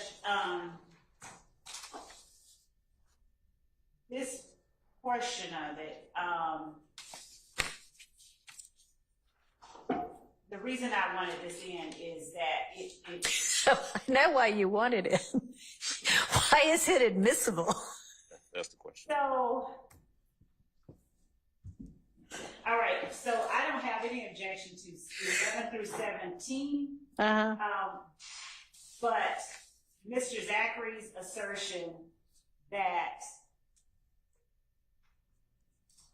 they, and the way I read it and understood and listening to it, YSL knew that Donovan Thomas's gang had shot up Thug's car. I believe that statement reflects a general understanding that he shares and that his cohorts share within YSL. And I would argue that part goes to prove count 1, and it provides not that we need a motive for murder, but the Woody get on Instagram flashing money and junk, and the Nut Gang had done shot up Woody, Thug's car. No, when he says, when you're listening to some Nuts gang, If gang, shot up, and But I mean, is that the part that you want? Is that like basically lines 17 through 19? Yes. But Judge, you don't look at it in a vacuum, right? If we're talking about looking at it from line 11. Yeah, no, I'm just trying to get a handle on what everybody's even arguing. So if she's saying, trying to figure out now, like she's saying, I don't have an issue with some of it. I'm not making a ruling right now. I'm just trying to get a handle on things. Yeah, I'm just trying to point out that the analysis is the same, whether we're going from 11 to 17 or 11 to 19, is still the same analysis. That what the speaker, what Mrs. Zachary is doing is he is giving his assumption as to why something is happening, what people are thinking, and it's clear, right? Where he's talking about, well, that's what everybody thinks. And it's because, Woody got on Instagram flashing money and people think that the Nut Gang had done shot up Woody or a thug's car. All of that is assumption and speculation on his part. And it's just not, it should not be admissible. Okay. I don't think it's an assumption on his part that Woody got on Instagram flashing money, is it? No, not that part. That's a fact. That's a fact. Okay. Woody got on Instagram. And it's also, I think, a fact, but I don't know. Y'all can tell me differently, that people from IF shot up cars in the parking lot that night. They believe that if gang shot up. Right. Someone's belief, though, is not evidence, and there's certainly been no evidence. That's an issue for a jury to make a determination about. No, the fact that this group of people thought that this other group of people that they are beefing with have done some shootings against people in their group is relevant, whether it is true or not. Their thought about it is relevant to the issues on trial right now. So to me, the only way this 17 through 19 comes in is if Mr. Zachary gets on the stand and says, no, I had no idea that Woody got on Instagram flashing money, and or no, nobody that I ever hung with ever thought that IF did anything about the shooting in the parking lot that broke a windshield on Thug's car. Right. It would have to be an inconsistent statement. He would have to. All right. So 17 through 19, that little portion, if he gets on the stand and says one of those things, then whichever part of that is inconsistent, you can say, didn't you on whatever day basically say this? But that doesn't mean 11 through whatever the next page is. That means that Woody got on Instagram flashing money or Nut Gang done shot up Thug's car. Okay? Yes. The rest of it does seem like, well, if other people think such and such, here might be the reason they think it. They don't, I don't see that they have an objection beyond 19. It's page, I believe it's supposed to say 2, well. I thought it went all the way to 229, line 19. Yes, that is correct. The one that I have, No, I know, it just says 2219, but he means 22919. So I have a different response with that understanding as to 228, 20 through 24, and Okay. further there. All right, so 228, 11 through 15, or the beginning of 16, is out by agreement.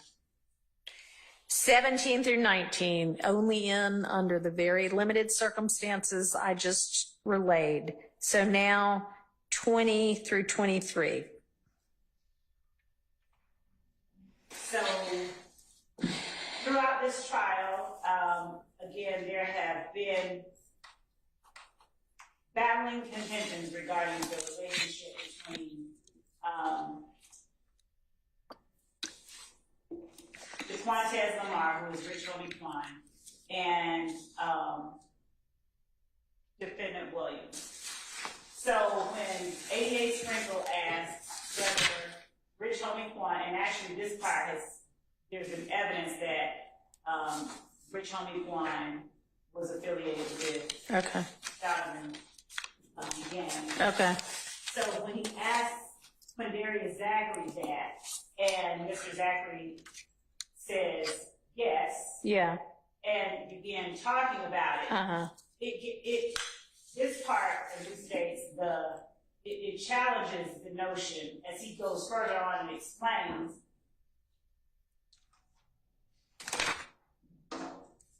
And I want to get to the part that he does.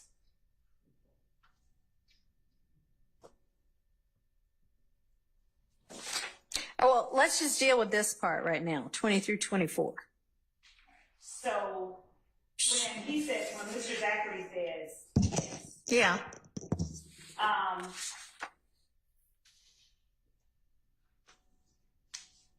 and then talks about the fact that Thug and Nut were hanging together Right.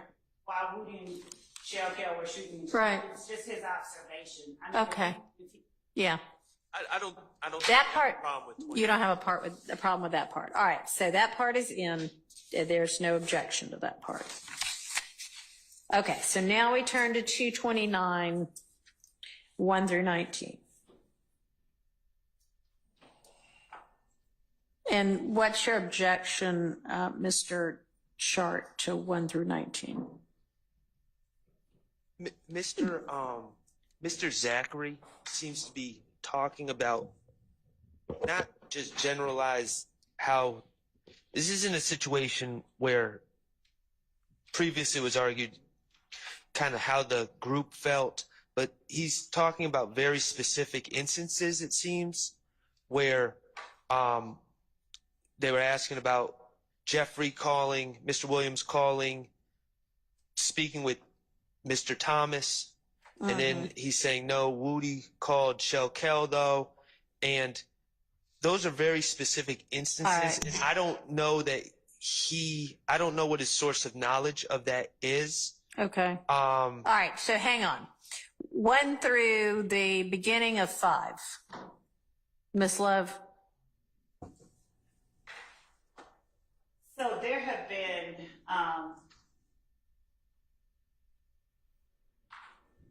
assertions regarding this call, and there have been assertions. Okay, so is any of the assertions that there's evidence to back up the assertion suggested in Investigator Underwood's question on about what Thug did? I know that there were suggestions that Nut might have tried to quash something. Is it just pure speculation that if he did in fact do that, that Thug said F you? I don't object to that kind of. Okay.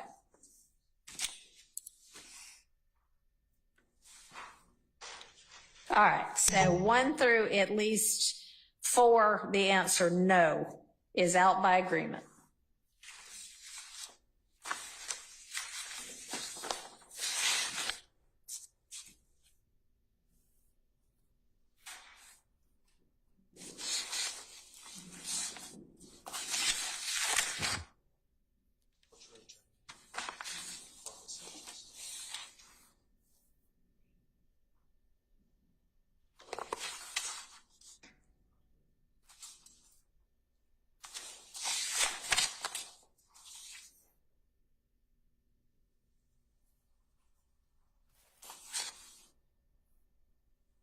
All right, what about the rest of it?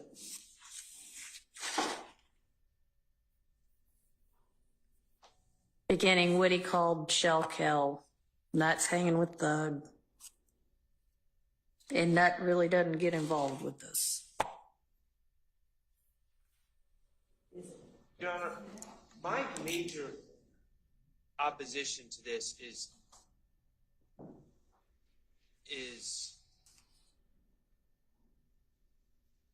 well, I'm going to defer to Mr. Adams on this if he has a problem with it. I don't really have that much of a problem with it. All right. Neither do I. Okay. Then the objection to 129 line 4, beginning with Woody call down through 19 is withdrawn.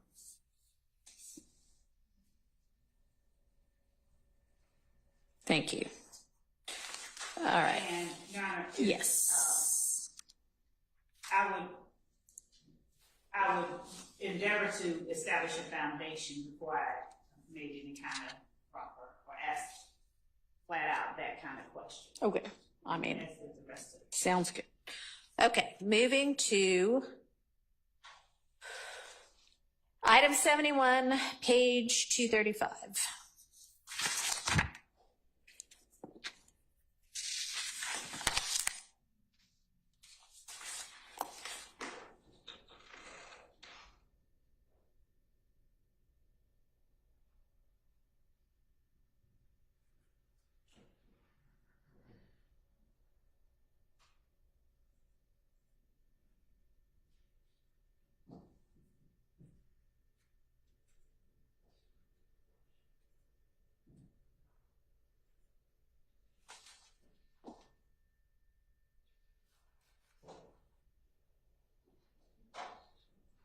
I know you are. Okay. This is where I think I have a problem, and I know that in some ways this answer is helpful to Mr. Williams. I don't, Mr. Zachary,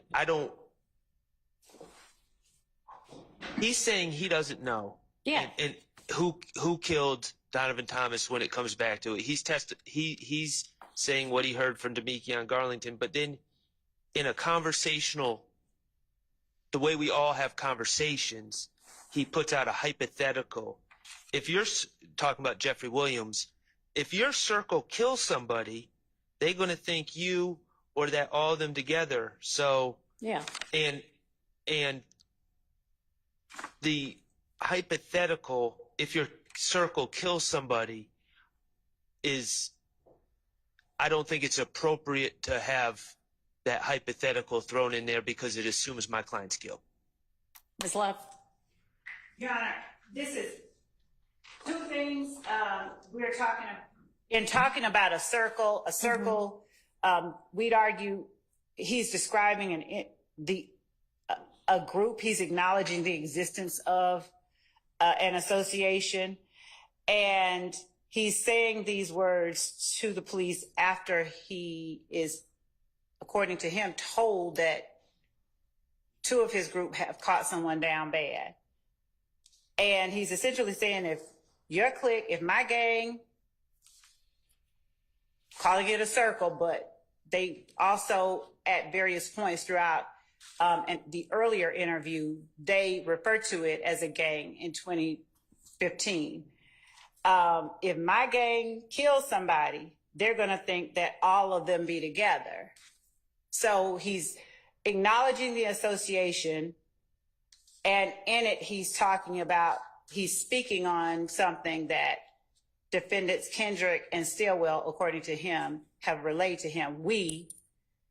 And that's the way that he tells the police that Mr. Kendrick and Mr. Stillwell told him, we caught that in down bad.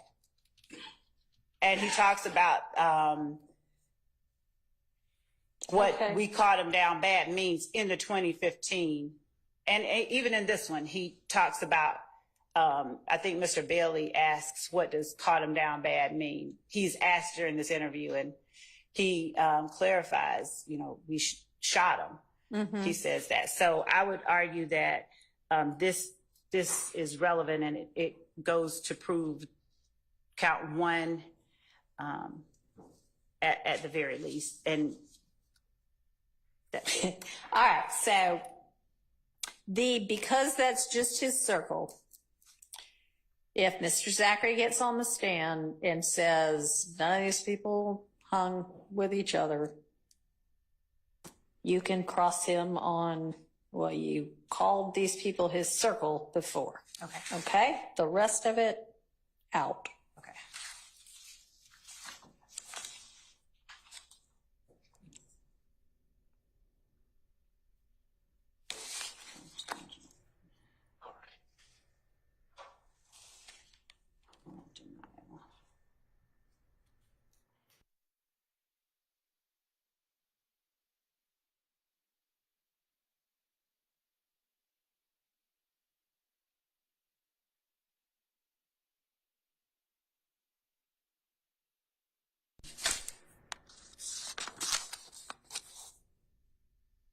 And the judge, my number 72 is cut off. So is it 239, 20 lines 23 through 24? I think so. Yes. Okay.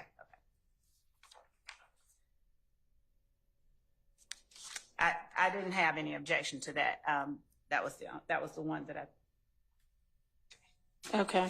that's like 70. All right. That is.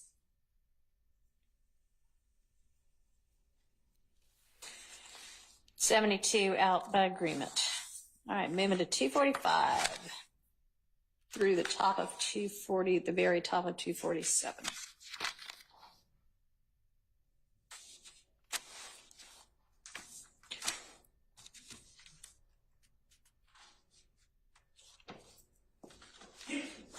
Bless you.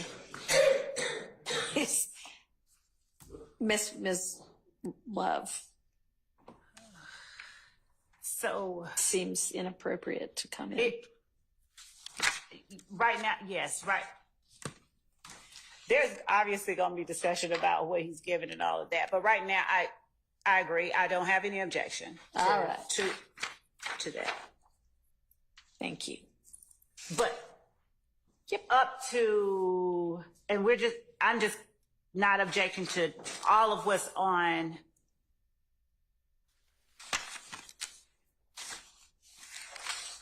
actually lines 1 through 18, because when he's asked, Wait a minute. 1 through 18 of which page? 245, because that whole Okay. conversation up until that point is about who's going to jail, what time you should get, Okay. and all of that. But at line 19, when he's asked, do you realize how much you contributed to what's going on? Okay. Mhm. He's acknowledging some things. Okay. I mean, he's pled guilty to these charges. But- I mean, I don't really foresee him. Okay, well, this is only if he says, I had no involvement. Then, if she presents the guilty plea and he says, I only pled guilty because I just wanted to get out of jail and I had already served enough time, then she can say, well, I mean, it's also because you actually did them, huh? So, under that circumstance, 19 through, 245 line 19 through 246 line 1 would be okay.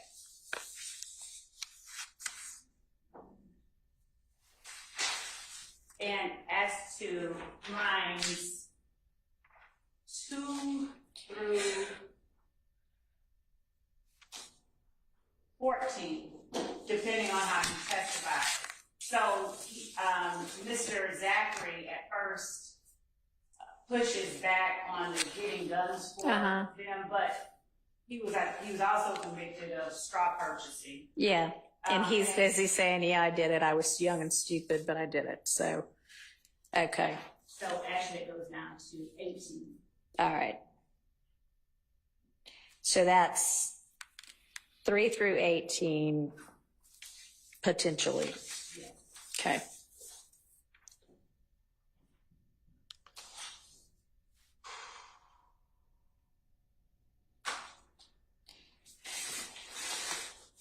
And I don't have any objection to 19 to 25. Okay, so 19 through 25 out by agreement.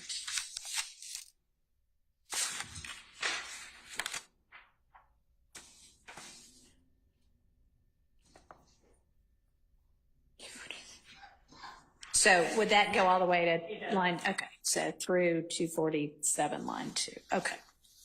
Thank you.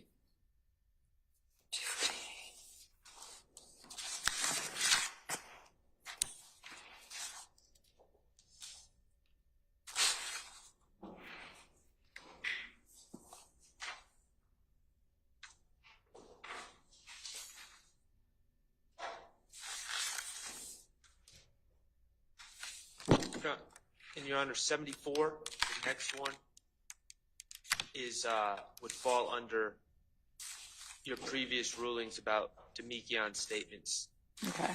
to Mr. Zachary.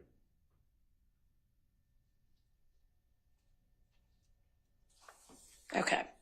So on that same basis,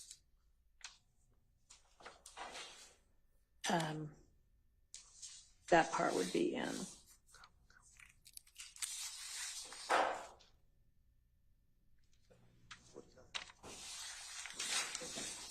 So now we're looking at 249, line 22 through 252.15.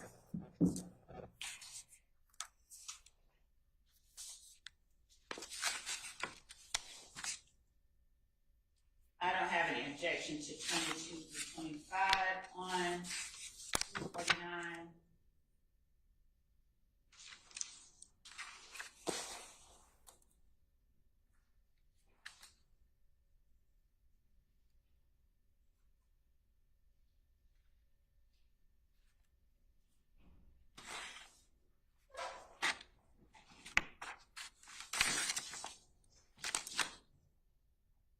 And up through 15 on page 250.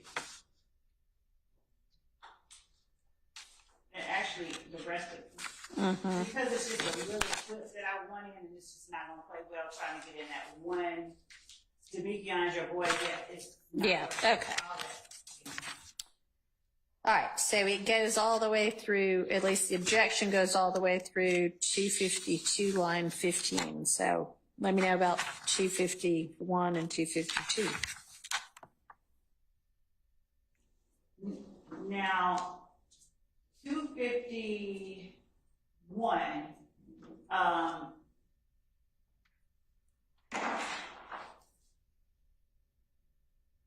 again, only assuming that, you know, he makes some assertion that makes the fact that he's sitting right there with his attorney relevant when he's doing a proffer. Okay. Okay, so and if he gets on the stand and says, man, everything in that statement y'all coerced me into, then you can say your attorney was right there. there's no reason, I mean, I don't, Okay. absent a reason, I don't object, absent. All right. So but otherwise, you are good with.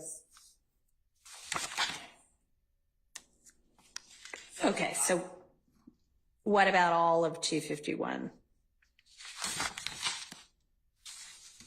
And then on to 252, line 15, which may. All of it, rethinking how I was looking at it, I don't have. Okay, all right. So that is out by objection with the one caveat that if he says, you can't believe any of this because I was being coerced, then we can say, didn't you have an attorney with you? Okay. And also, Judge, I'm not, there's a portion of 252 that wasn't objected to. I haven't voiced to the court the two areas that I would argue need not come in. Because I think that we should, for clarity, just go through what has been requested by the defense, but I'd like an opportunity to just. Okay, so we are now at the end of the defense's requested redactions, exclusions as to this statement. So if you think that there are things that the state believes should not come in, now would be your time to present those.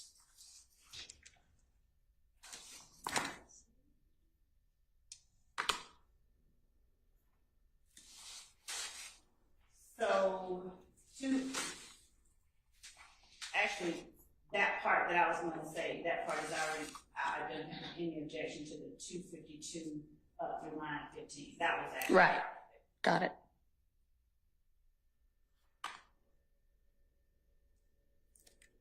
And then so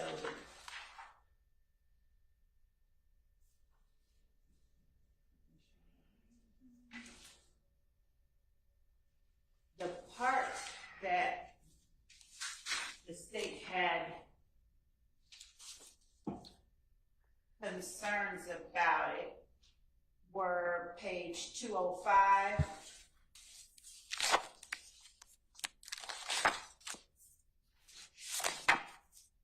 Page 205, where Dennis says, who you believe has something to do with it? Just Rudy by himself, and Zachary says, yeah, think about it. And then Dennis says, but they had to know what is their motive, what would be driving them to participate in it, and Zachary says, Rudy, essentially, now it's him saying, I think, despite what Mr. Kendrick and Mr. Silva have told me, I think this. I don't have I would argue that it is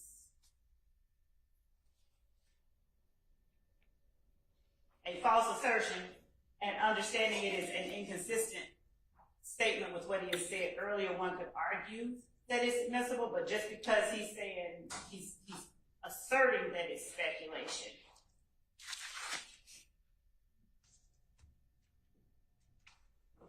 I don't follow you. Are you saying that 205 lines, I guess, what, 4 through, I don't know, 1 through 23? No, it was 7, I don't know, 11, okay. Well, 11 starts with by itself, so there has to be some reference to Woody before then. 9. Okay.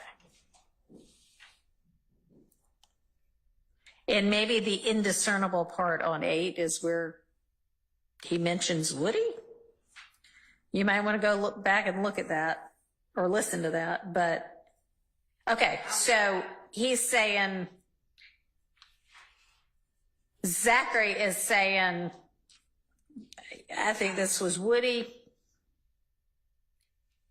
Let me go.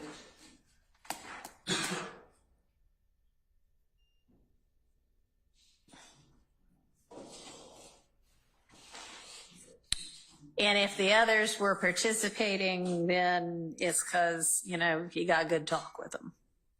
So when would you be planning to use that? I wasn't. I think I was, the court. You want it, Yeah. you want it out. Yes, that's what I was saying. Okay, and why?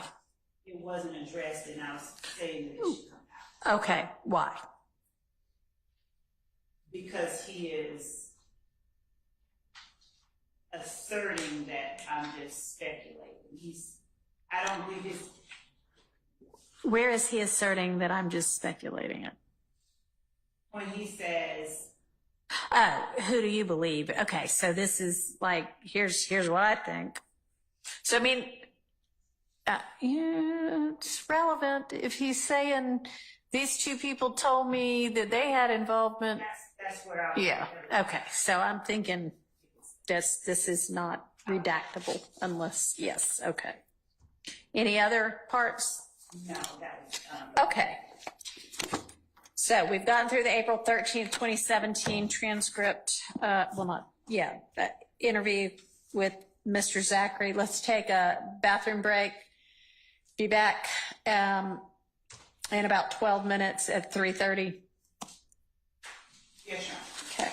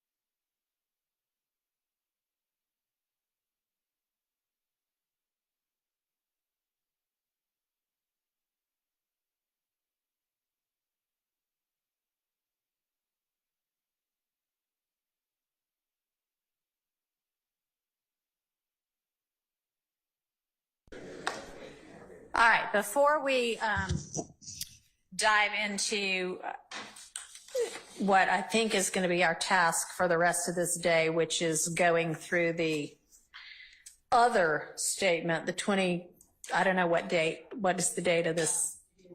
August 5th, 2015. Okay, the August 5th, 2015 statement of Mr. Zachary and potential objections to that. Is there going to be a 4:30 to 4:45? Hey, Judge, guess what else happened? Revelation? Because if so, go ahead and tell me now. I'm going to do it today. I acknowledge that. That is not a disappointment. Okay, so where are we on, and I know we've got all day tomorrow. I don't know if I have told y'all or not. Friday morning, we will not be in session.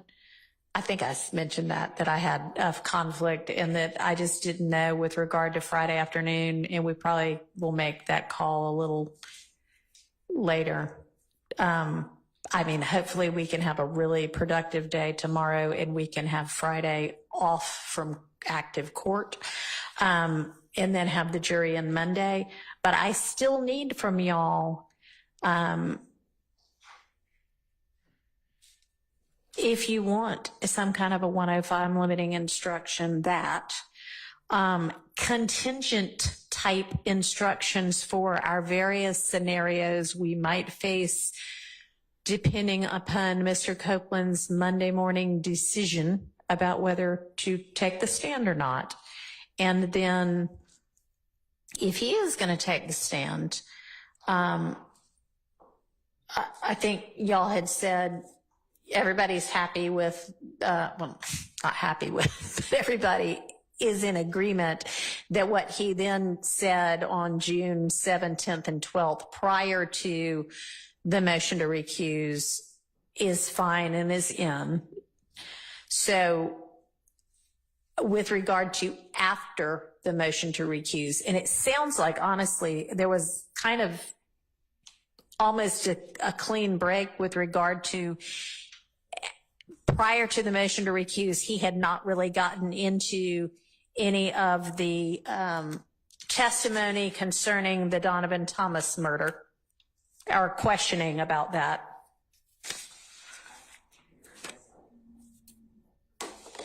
And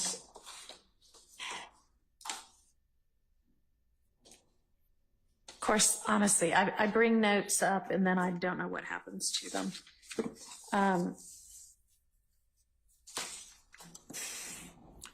No idea. I know.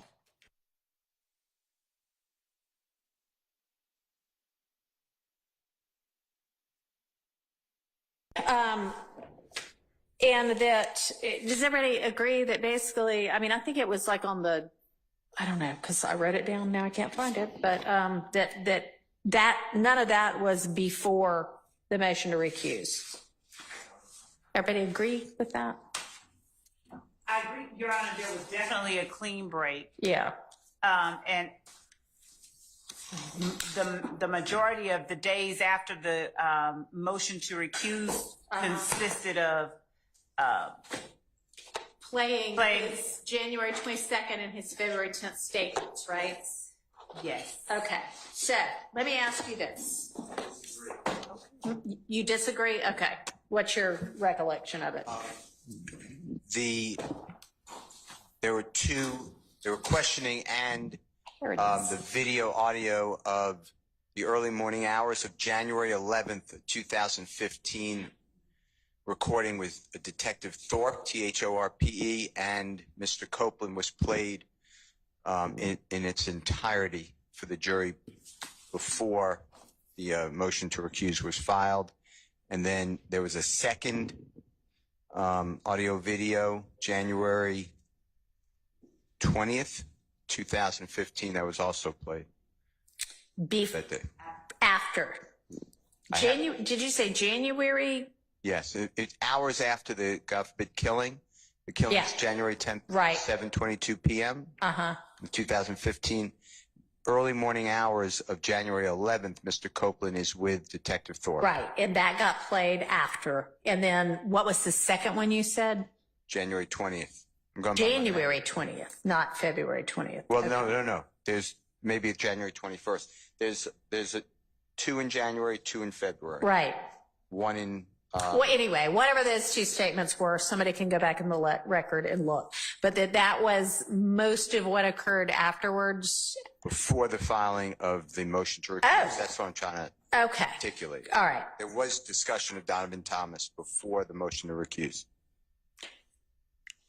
That's why I wanted in. There was a lot of exculpatory information. Okay. So y'all can agree to whatever you want to agree to in terms of things that are before the jury post recusal motion. This is pre-recusal motion. That's why I wanted it. Pre-recusal motion. Yes. Okay. I think, Your Honor, there's no, we don't have differing opinions about pre-recusal motion as long as he continues to testify. Right. Agreed. So Agreed. Yes. So whatever is, if he continues to testify, whatever has already been tackled pre-recusal is fine. And you are saying that part of that, there was at least one, maybe 2 videos played pre-recusal. That's true. Okay. And so those videos, y'all, was it like the entirety of it, or? I mean, it seemed to be most of the day's transcript was video played, but but then video was played on the 17th also, which was post-recusal, right? Yes. And that was maybe, I thought maybe that was January 11th and February 20th.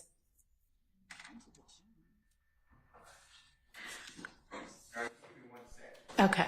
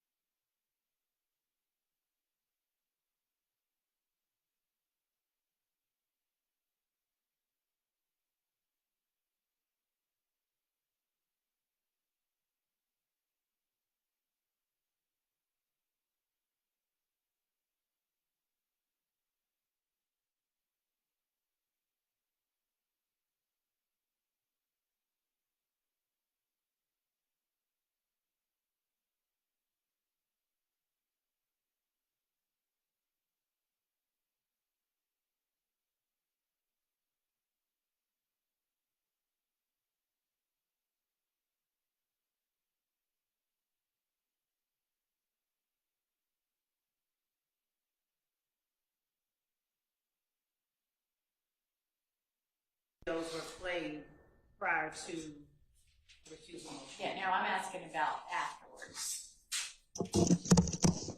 I mean, I'm asking about before and after, I guess.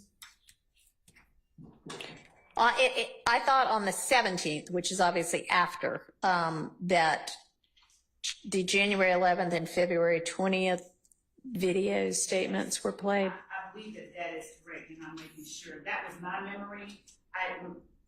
My memory was that the full video, she played portions of videos prior to that, 17th of the last. Right, but some little snippets, right. But the full videos were not played, and that was what we had discussed internally and tried. I thought that was what we came to, that the full videos were not played until after the motion for recusal. Okay.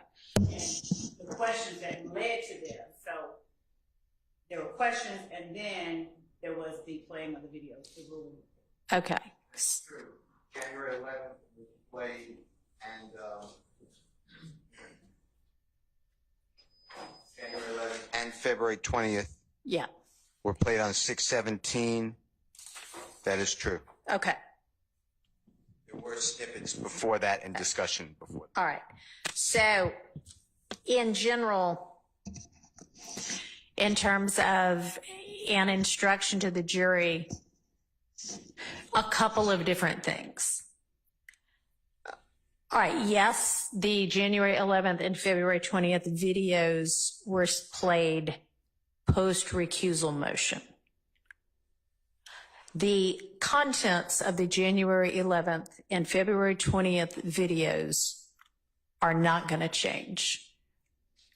Are y'all proposing that we have the jury watch the entirety of those again? Simply because they watched them after the recusal motion? And I'm just asking that because I'm trying to figure out the logistics. And y'all can huddle on that if you want and give me an answer tomorrow. But in terms of thinking through how we instruct the jury and how we handle this, that is an issue to be considered and for y'all to come up with an answer about, okay? And then, is there, other than those two videos, however y'all want to handle those,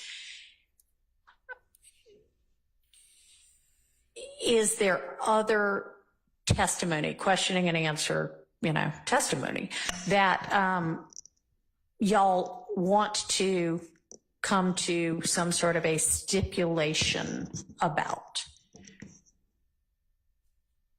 And yes or no, either of those is fine. Just, I need to know how to deal with it.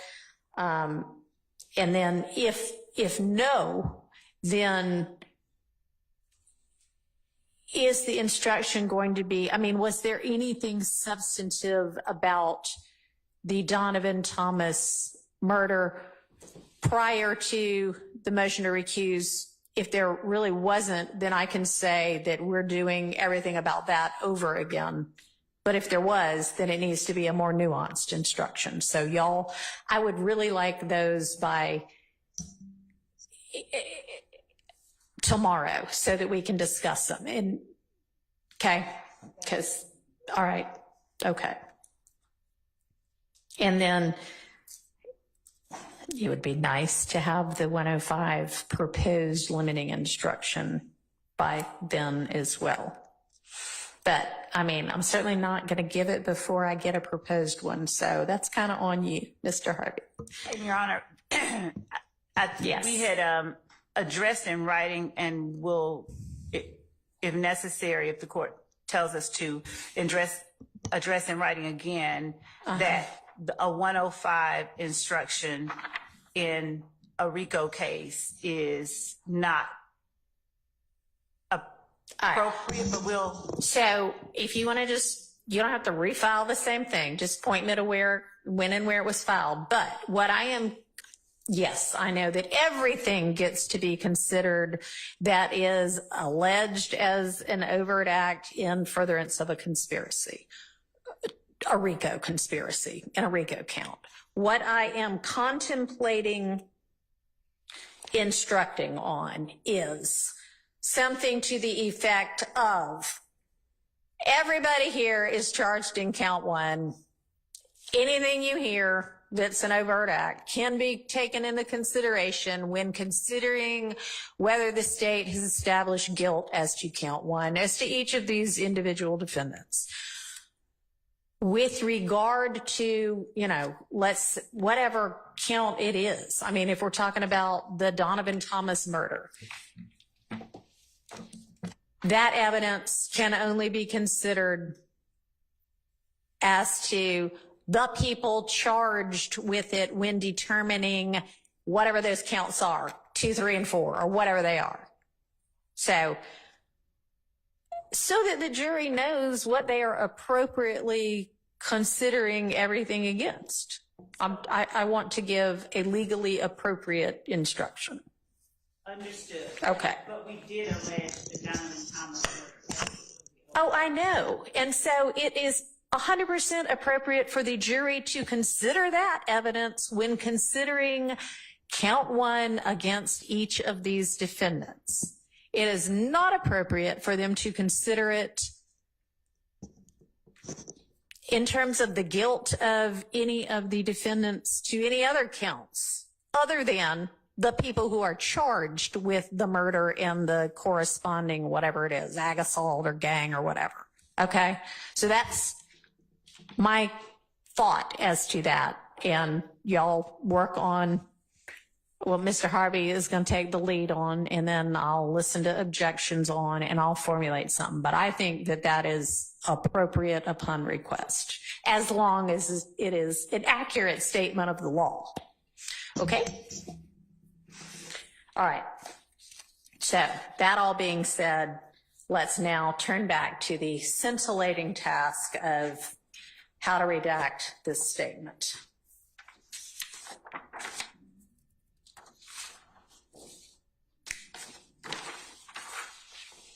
Laura, can you make me a copy?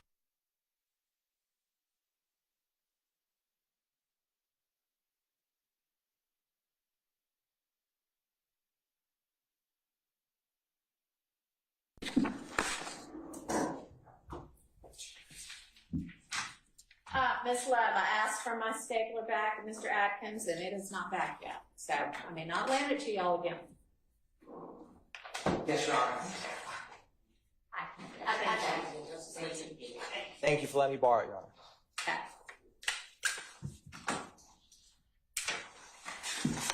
All right. Everybody ready on our August 5th, 2015 statement that we need to get through?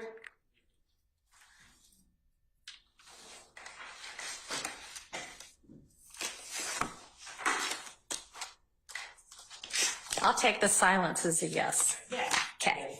All right. All right. So, Mr. Shard, if you could do us the favor of making your proposed redactions another part of the record somehow. Yes, Would you like me to put like the heading, the title of the case, and style of case on it? I mean, make it look official. I didn't file them in, obviously. But you know, it can just be a notice of filing, and you can do a cover that says notice of filing of, you know, whatever, and then just attach this. Is Yes, fine Sean. with me. I'm not really that particular about how it gets done. I just want it to be a part of the record. Yes, Sean. Okay, thanks. All right, item number 1, page 24 is where we start. So, Your Honor, Yes, in regards to the state's position here, yes, it is not, we are introducing this kind of like what the court alluded to earlier. It is important that the YSL members believed it was Ifgang. Whether Right. Ifgang actually did the shooting or not, what happens immediately after this is okay, they get in the car and go and do retaliatory shootings. right, So it's the fact that they believed it was Ifgang, whether in reality it was or not, which came from Summer Good, who is Quadarius Zachary's, at the time, girlfriend. okay. Oh, and let me ask, actually, are there any of this list of 43 items that the state agrees should be redacted? Yes, Your Honor. Yay. Tell me what those are.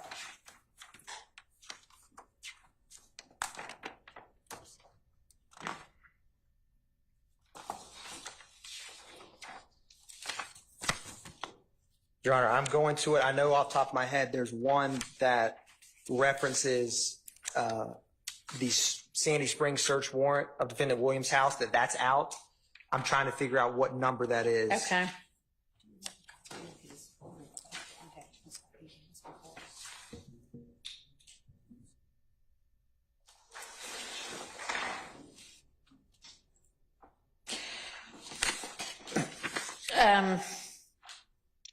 Mr. Shart, do you happen to know which item number that was? Sandy Springs search warrant?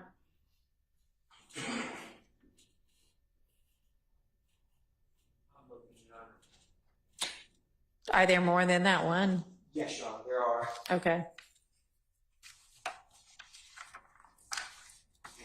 There's also one where, and I'm finding this number, Your Honor, but there's a line where Mr. Zachary says that defendant Stillwell is hot-headed. There's a part after that, but the state agrees that calling him hot-headed, Okay. the state would concede that. So I'm going to I have this in order, but Okay, I so didn't separately draw out which ones. it's fine. I guess just then, whenever we get to it, Yes, Your Honor. you can say, before I read it and Mr. Short argues, just say, okay, for that one, we agree. Thank you. All right. The first one that Mr. Atkins was referring to is number 34 on my list, I believe, which is 149 page 149, line 19. Okay. That's correct, Your Honor. Thank you, Mr. Sharp. All right. Perfect. Okay. So back to number one then.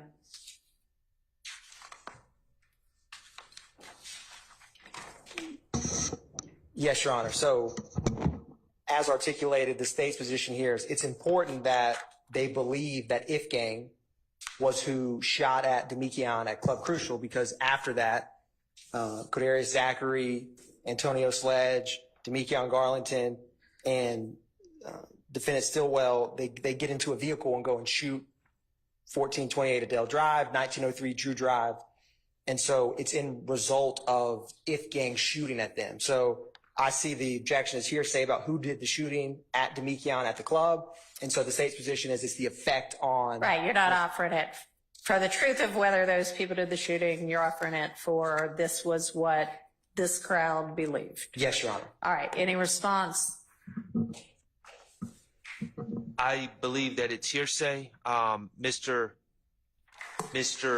Zachary was not present. I heard what the state said. My stance is Mr. Zachary was not present at the club when Demekian allegedly got jumped, and he wasn't outside the club when shots were fired. So any information about what happened outside the club that day was something that Mr. Zachary does not have firsthand knowledge of.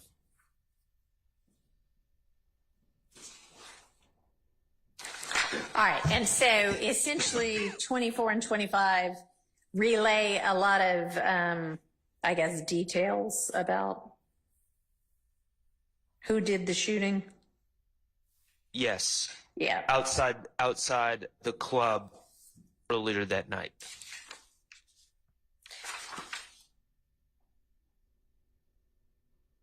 All right. So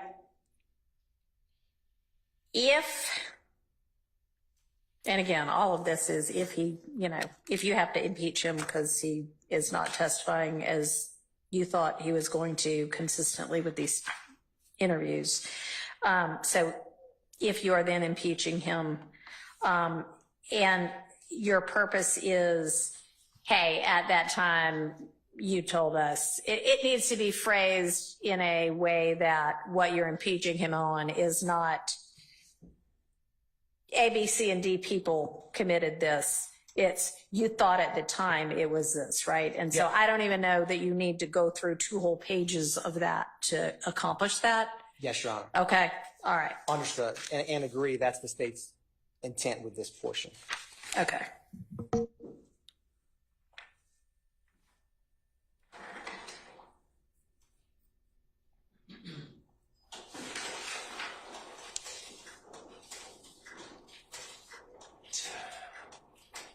And y'all, I'm making all of these rulings prior to us coming back with these witnesses on the stand in hopes of there being an understanding by everybody what comes in and what goes out and us not having to take it up while the jury's here.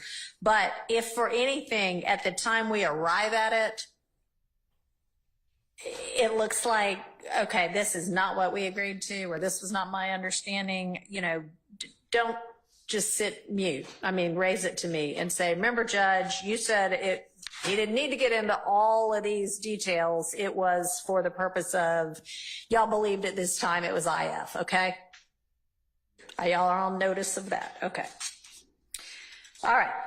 So, Your Honor, Yes. the second one, this transcript is very incomplete. So, Yeah.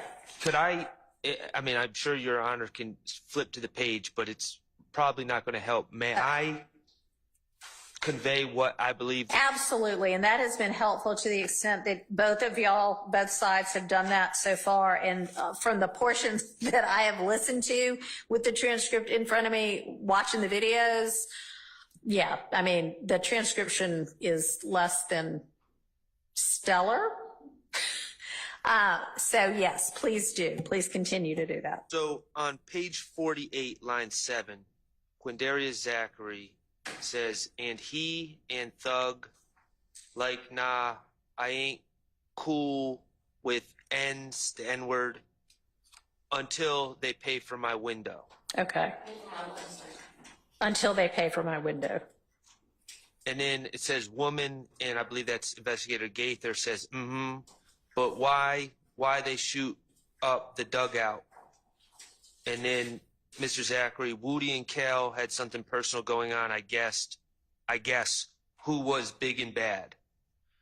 And my objection is with the statement that Mr. Williams, according to Mr. Zachary, said, nah, I ain't cool with N-words until they pay for my window.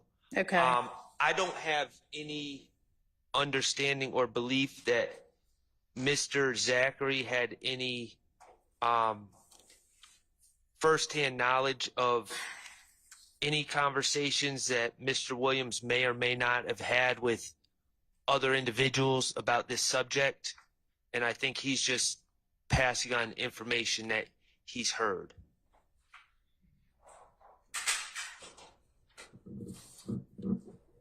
Your Honor, the state's response here. So just to give a little context to Zachary at this gambling house, Zachary says, I was inside. I didn't have a gun on me that night. And the way he says it in the state's opinion is that when Defendant Williams walks outside right before who they later go on to believe Kelvin Watts, Shell Kell, shot and broke his window, that he kind of comes outside afterwards. I mean, He's Zachary? Yeah, Zachary's inside when the shooting happens. So he's not physically outside. He doesn't like spot Shell Kell in the bushes and say, oh, I saw him with my own eyes. But it's kind of the state's, with the way he describes it, you know, he walks outside soon thereafter because he just heard a bunch of gunshots. Right. And I think it's reasonable to believe that, you know, they would all be discussing, and he kind of alludes to that, like going to the parking lot and there's a lot of broken glass and bullets. They don't immediately know it's Kelvin Watts, but at the same time, the state believes that between either excited utterances of people out in the parking lot after this shooting that hit multiple cars and or speaking with fellow co-conspirators, what he says here, and this is relation to something else that comes up down the road where a female who Shell Kell ends up confiding in, Zachary classifies it as flexing, like bragging about doing the shooting. Right. That's how they end up believing or thinking that he did that, to confirm that. So when he says here, you know, he's explaining about Defendant Williams' reaction to the window being broke, I think there's reasonable assumptions, I believe, that given his personal being there, interacting with this individual at a regular basis, and also the key part that Kelvin Watts is the half-brother of the deceased Donovan Thomas. And so I'm not saying that the murder of Donovan Thomas was 100% related to this broken window, but it is, you know, relevant in that sequence of events and escalation of shootings in the state's position. So with all of that said, the state feels that this is not as speculative as it may first seem. All right. And you've got evidence somewhere else that Zachary walks outside while the, you know, aftermath of it is still going on? In this interview, Your Honor, he ends up saying, so everybody's walking him to the car, him being Defendant Williams, then hears gunshots still going off. And so he says, I'm still gambling. I didn't have a gun anyway on me, so no sense walking him out there. So Zachary tells the police in this same interview, I was at the gambling house, and then he says, Then gunshots go off, and then everyone runs out the door. Everyone in there with guns ran out, started shooting. So like he kind of alludes to after this gunshot, everyone in the house ran outside to include himself. If he says everyone with guns ran out, that does not include himself. Yeah. If he just said he didn't have a gun. So is there something more? So, Your Honor, he also goes on to state that a bunch of people were, he's inside the gambling house. He said he posted a bunch of pictures, Instagram photos, and he says, when the windshield got shot out, did they confront Kell about it immediately? And Zachary says he didn't know because they didn't initially know. They have to find out down the road. And so I'm trying to find where this is in terms of, he says, you all come outside. Zachary says, I didn't have a gun. And so there's other, I guess, evidence, so to speak, of, in some of Copeland's interviews, taking aside what's in evidence right now or not with what we're redacting, he describes this gambling house incident as well. And so for purposes of, in this hypothetical universe, you know, defendant, or not defendant, but Mr. Zachary is going to testify after Copeland. Okay. And so the state believes that with the combination of, you know, I can't find in this moment, Your Honor, where Zachary himself walks outside, but he does state in this interview that there was a lot of gunshots. It was chaotic. People ran outside. I think it's fair to assume he walked outside at some point shortly thereafter, didn't just stay gambling after they shot up. And he interacts with these people on a nearly daily basis or a frequent basis, that this shooting of the window is something that gets referenced by multiple interviews. Yeah. So it's the state's position. I don't have like a definitive piece of evidence where he's like, this is exactly how I know, but I think it's reasonable to think that he would have a pretty good basis for what he says in this specific clip that we're arguing about. And also, you know, when he says a part of this as well is Woody and Kell had something personal going on, he interacts with Mr. Copeland, who his nickname is Woody. And so I think he would have a foundation to know that Kenneth Copeland and Shell Kell did not interact well. And I'm not even honestly sure that when he's saying that Thug says, no, I'm not cool with them until they pay for my window, that he's necessarily, that the assertion is necessarily that is what Mr. Williams voiced to anybody that night out in the parking lot. It's just. So my understanding, based on what Mr. Copeland has stated in this courtroom, whether it's in evidence right now or not, there's a shooting at the gambling house. Shell Kell was not initially thought to be the person, and then later has pillow talk, and he's thought to be the person. I agree that Mr. Zachary was present at the gambling house per his own words. But this conversation about I'm not cool with people until they pay for my window never is alleged to have happened that night. There's a subsequent conversation with Mr. Copeland, and Mr. Copeland is apparently there, and Mr. Watts is apparently there, and allegedly Mr. Williams is on the phone with Mr. Copeland. That's Mr. Copeland's testimony. Mr. Zachary, to my understanding, has nothing to do with that conversation. So he's just passing on hearsay that he would have heard from Mr. Copeland, presumably, but that's, I'm speculating. Okay, well, even if it's hearsay, I think this would come in under the, what's your theory as to why this comes in? If he hasn't heard, I mean, if you can show that he at some point heard or overheard Mr. Williams saying, they can pay for my window and then we're cool, not until then, great. Yes, Your Honor. Point that out. Otherwise, it is hearsay. What would the exception be? So, Your Honor, the exception here would be, or at least the state's argument is that, and I can't directly point to the moment in time where he believes or hears someone state, I'm not going to be cool with him until he pays for my window. What I will point out, and I will, in answering the court's question, is shortly thereafter in this interview, Mr. Zachary says, Thug comes in crucial, throws money. Kel doesn't want him to do that. The Thug, he's not clicked with him, or it may be cool with him.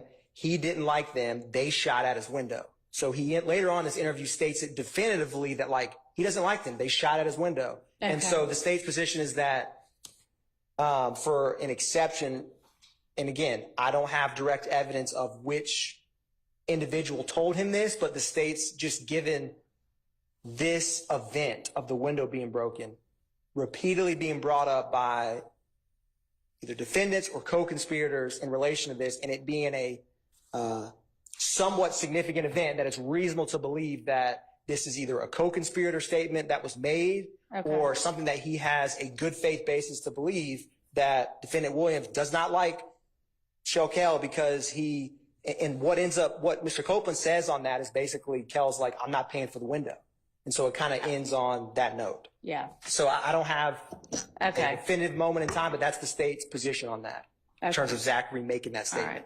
All right. Okay. I mean, yeah, I would think that this could come in under 801D2,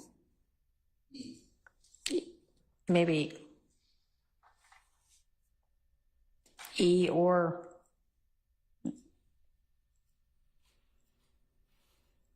yeah.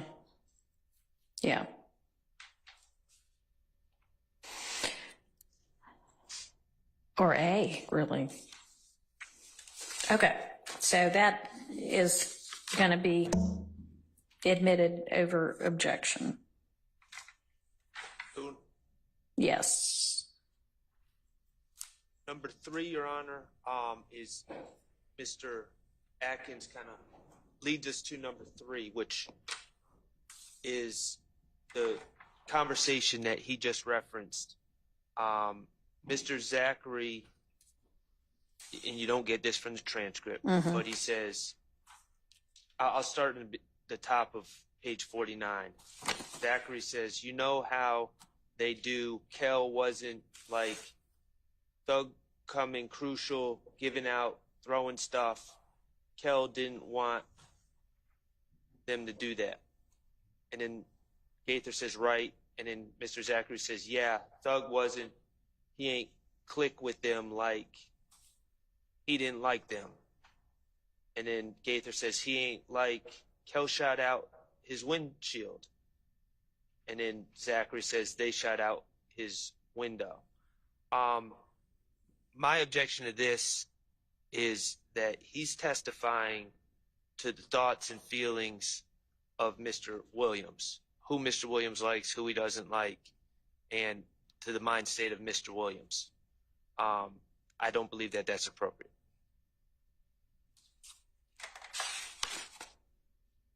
All right, so the throwing money parts as to the incident that happened at the club. Correct. Right, where some people. And for context. Right. So is Mr. Zachary there, or does he know about that incident having occurred? So, Your Honor, there's specific incident reference where Mr. Copeland gets jumped at the nightclub after flashing money. But in Mr. Copeland's own, and maybe in other statements, but certainly Mr. Copeland, he kind of regularly went to Club Crucial and flashed money. Okay. And so they kind of referenced that Woody flashing money in Club Crucial was not like a one-off event. Right. And so the way I take some of this, what he's saying is, they come into Club Crucial almost every Monday or every other Monday or frequently, like to come to that same establishment where a lot of Shell Kel and his crew, which is the If Gang, and the YSL are there at the same time. So with that, I just wanted to clarify that for the court. So who's the he that we're talking about then in 49, 1 through, 8 or 9, where there's a he didn't want me doing that, he ain't clicking on me? They're talking about Defendant Williams, like. That's what I thought. Yes, Your Honor. He ain't clicking with them. With the opposite side as well. Well, so that's just mistranscribed. Yes, I believe so. Okay. Okay. So, y'all are going to or have established that Mr. Zachary also has a close relationship with Mr. Williams, right? Yes, Your Honor. Okay. I mean, he's got a basis to know those things. So, overruled.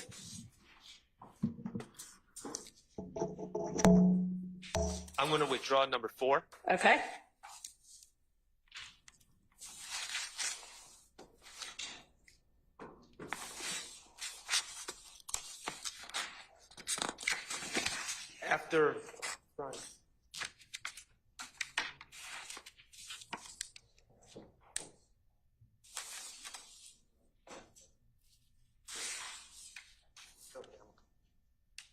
After consulting with my colleagues, we're going to withdraw number 5. Okay.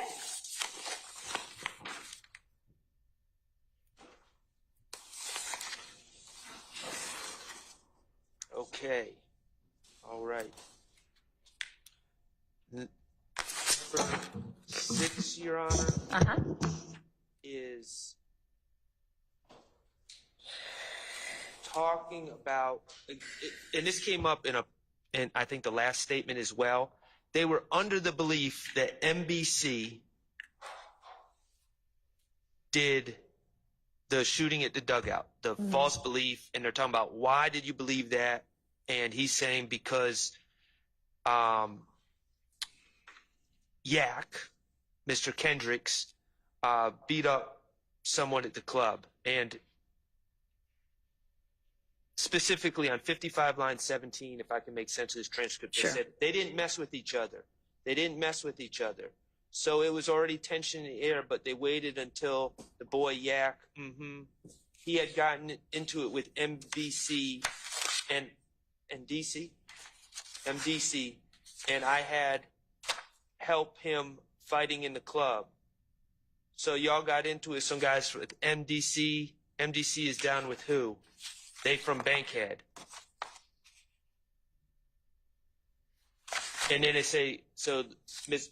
Gaither investigate. That's what I'm saying. It's like they not really with. And then Mr. Zachary says, if gang, and Gaither says it's just them themselves. Okay. So this has nothing to do with. All right.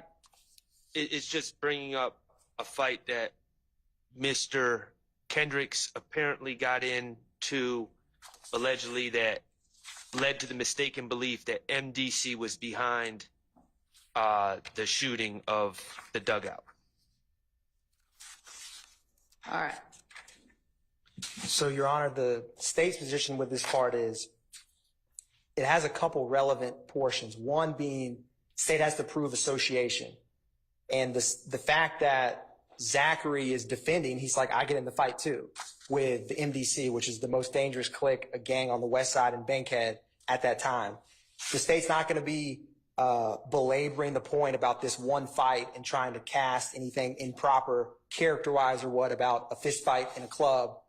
But the point of this is that they defend each other. And that's a big part of the retaliatory shootings. This is a fist fight, but the fact that he jumps in and protects him, and also the way he describes this in the state's position is, he says, like, Detective Gaither, Zachary's like, they're from Bankhead. And Detective Gaither's like, that's what I'm saying, they're not really with If Gang.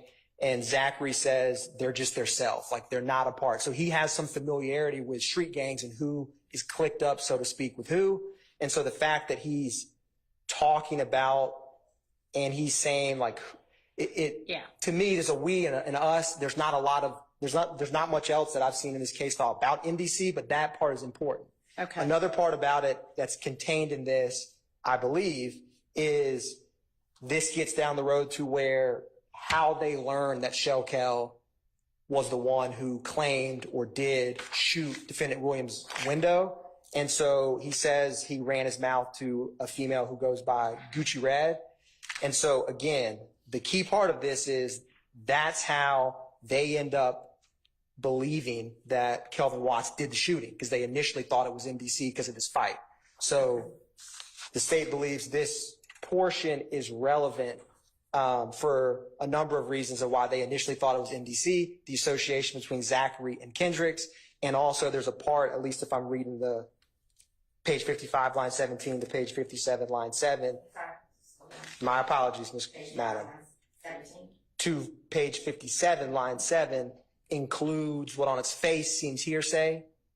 Like they learned about this from this female, but it's it's important that they believe it was Shellkel who shot the window. And I think we've made the decision as a defense that we're not going to fight the hearsay about it being Shellkel and how that eventually came about, and that would be on page 56, line 10 to 19. He's saying that they found out it was Shellkel because he was running his mouth to Gucci Red. He says pillow talk and junk. So I don't have a problem with that section. I just don't know why we need to get into Mr. Kendrick's apparent simmering feud with completely unrelated people that led to the false belief that it was the most dangerous clique as opposed to Shellkel. I mean, we can just get into the fact that they know it was Shellkel now without going through that whole misapprehension. Okay, so, I mean, it is potentially relevant, and again, this is only if he testifies inconsistently, on the issues of, as you represented, what you think it's important for is that, hey, we all defend each other. We hear X, Y, Z, and then that's good enough for us. We go back our boys. And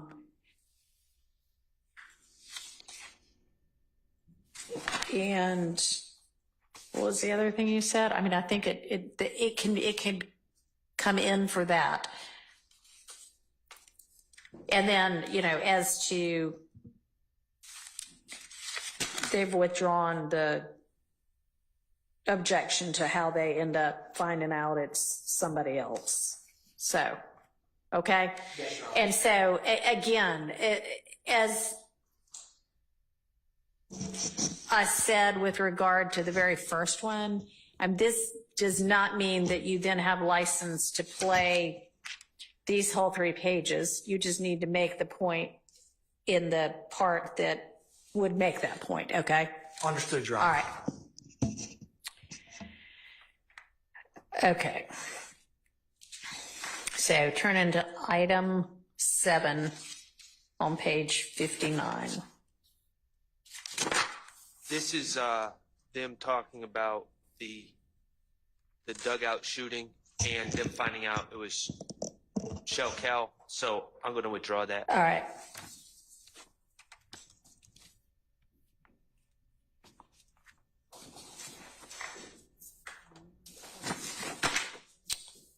All right, item 8 is bottom of 60 through middle of 64.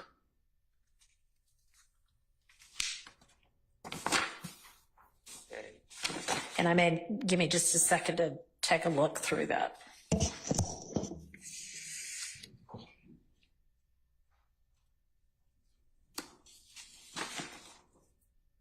I forwarded it to you.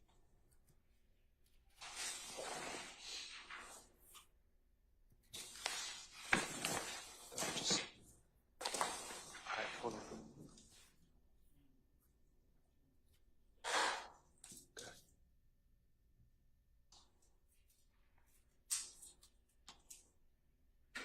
Just sent it.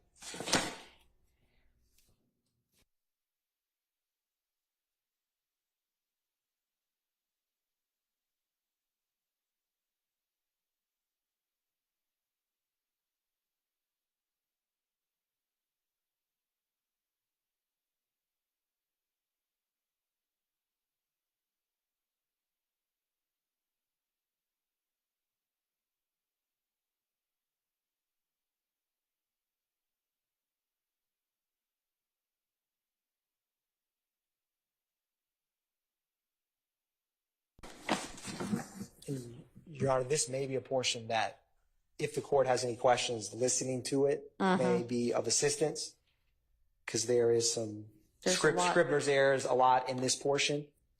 Okay. Do you have it queued up? I am, Your Honor. We're getting queued up right now to play. As a general proposition, this is my understanding of what Mr. Zachary is saying. Speak into your mic. Mr. Zachary is saying throughout this process that my client told him some information. Okay. That information included 4 people that were in the car. That's what Mr. Zachary is saying. Mr. Zachary is also saying that Mr. Kendricks said something to him, which was that involved the 4 people in the car, according to Mr. Zachary. Later on, he goes into more detail, and this is starting on 63 line 8. He goes into more detail about an entire story involving cars and cars driving by the Texaco and spotting Donovan Thomas and switching seats with Bushi and all those things. My understanding is Mr. Zachary is saying his source of knowledge on that is Mr. Garlington. Okay. So my objection is that anything that didn't come from my client would not. I understand statements by a party opponent as it applies to my client. If he's saying my client said something to him, I understand that, and I'll deal with that through cross-examination. But regarding things that Mr. Kendrick supposedly said to Mr. Zachary, or that Mr. Garlington supposedly said to Mr. Zachary, I'm objecting as on hearsay and confrontation clause grounds. All right. Your Honor, just to kind of give the court the state's position, there's no confrontation clause issue because it's not testimonial, but to go to, so the way, and we'll play this, before he gets into this portion, they ask him, who told you? He says, Shannon and Yak is defendant Kendricks. Okay. And then he just kind of goes into after that, they're like, why'd they tell you? We were at the house talking about it. And for the next, couple minutes, he just starts providing details. So it's not exactly clear. Right. But also what's important, Your Honor, is he also later on in this interview, and there's some social media that backs this up, that Mr. Zachary, defendant Stillwell, Kenneth Copeland, Demise McMullen, who they call Nard, defendant Williams, they go in a Sprinter van down to Miami, Florida. Right. So they have some statements about defendant Williams had a concert there. The state also believes views it as some consciousness of guilt getting out of the city after the murder, because Donovan Thomas is January 10th, and they start traveling down there January 11th. And so all that aside, the state feels that him, the night of the murder at defendant Williams' condo, them directly telling him, obviously that's a party opponent admission, but the state feels more so it's a co-conspirator statement. Right. To keep him abreast, they all traveled together as a group down there. And then, so that's the state's position, is that this entire portion is a co-conspirator statement. It's keeping them abreast. It's cohesive. And he needs to be aware, because what happens that same night is if gang members and their associates start shooting YSL houses up. And that obviously escalates. All right.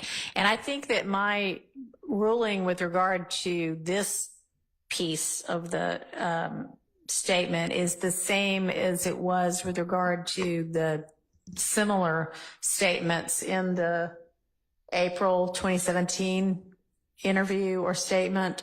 And that is that these are statements by a co-conspirator, and I believe sufficient evidence that they're during the, in furtherance of the conspiracy and still in the concealment phase. So I'm going to admit those over that objection. And with regard to the confrontation clause objection, these are not testimonial as made to Mr. Zachary.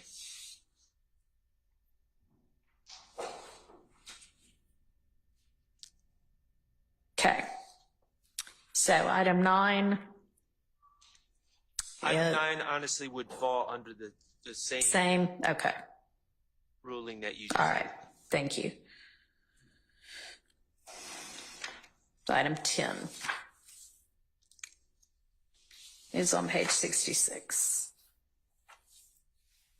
Your Honor, I believe this is just the single line of Detective Gaither asked Zachary, did Woody, Mr. Copeland, have anything to do with not being killed? And he says, nah. And the state, it's listed as speculation.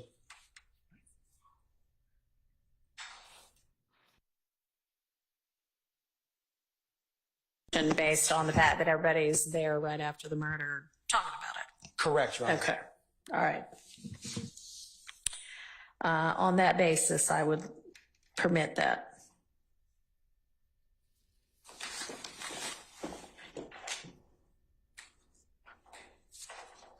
All right.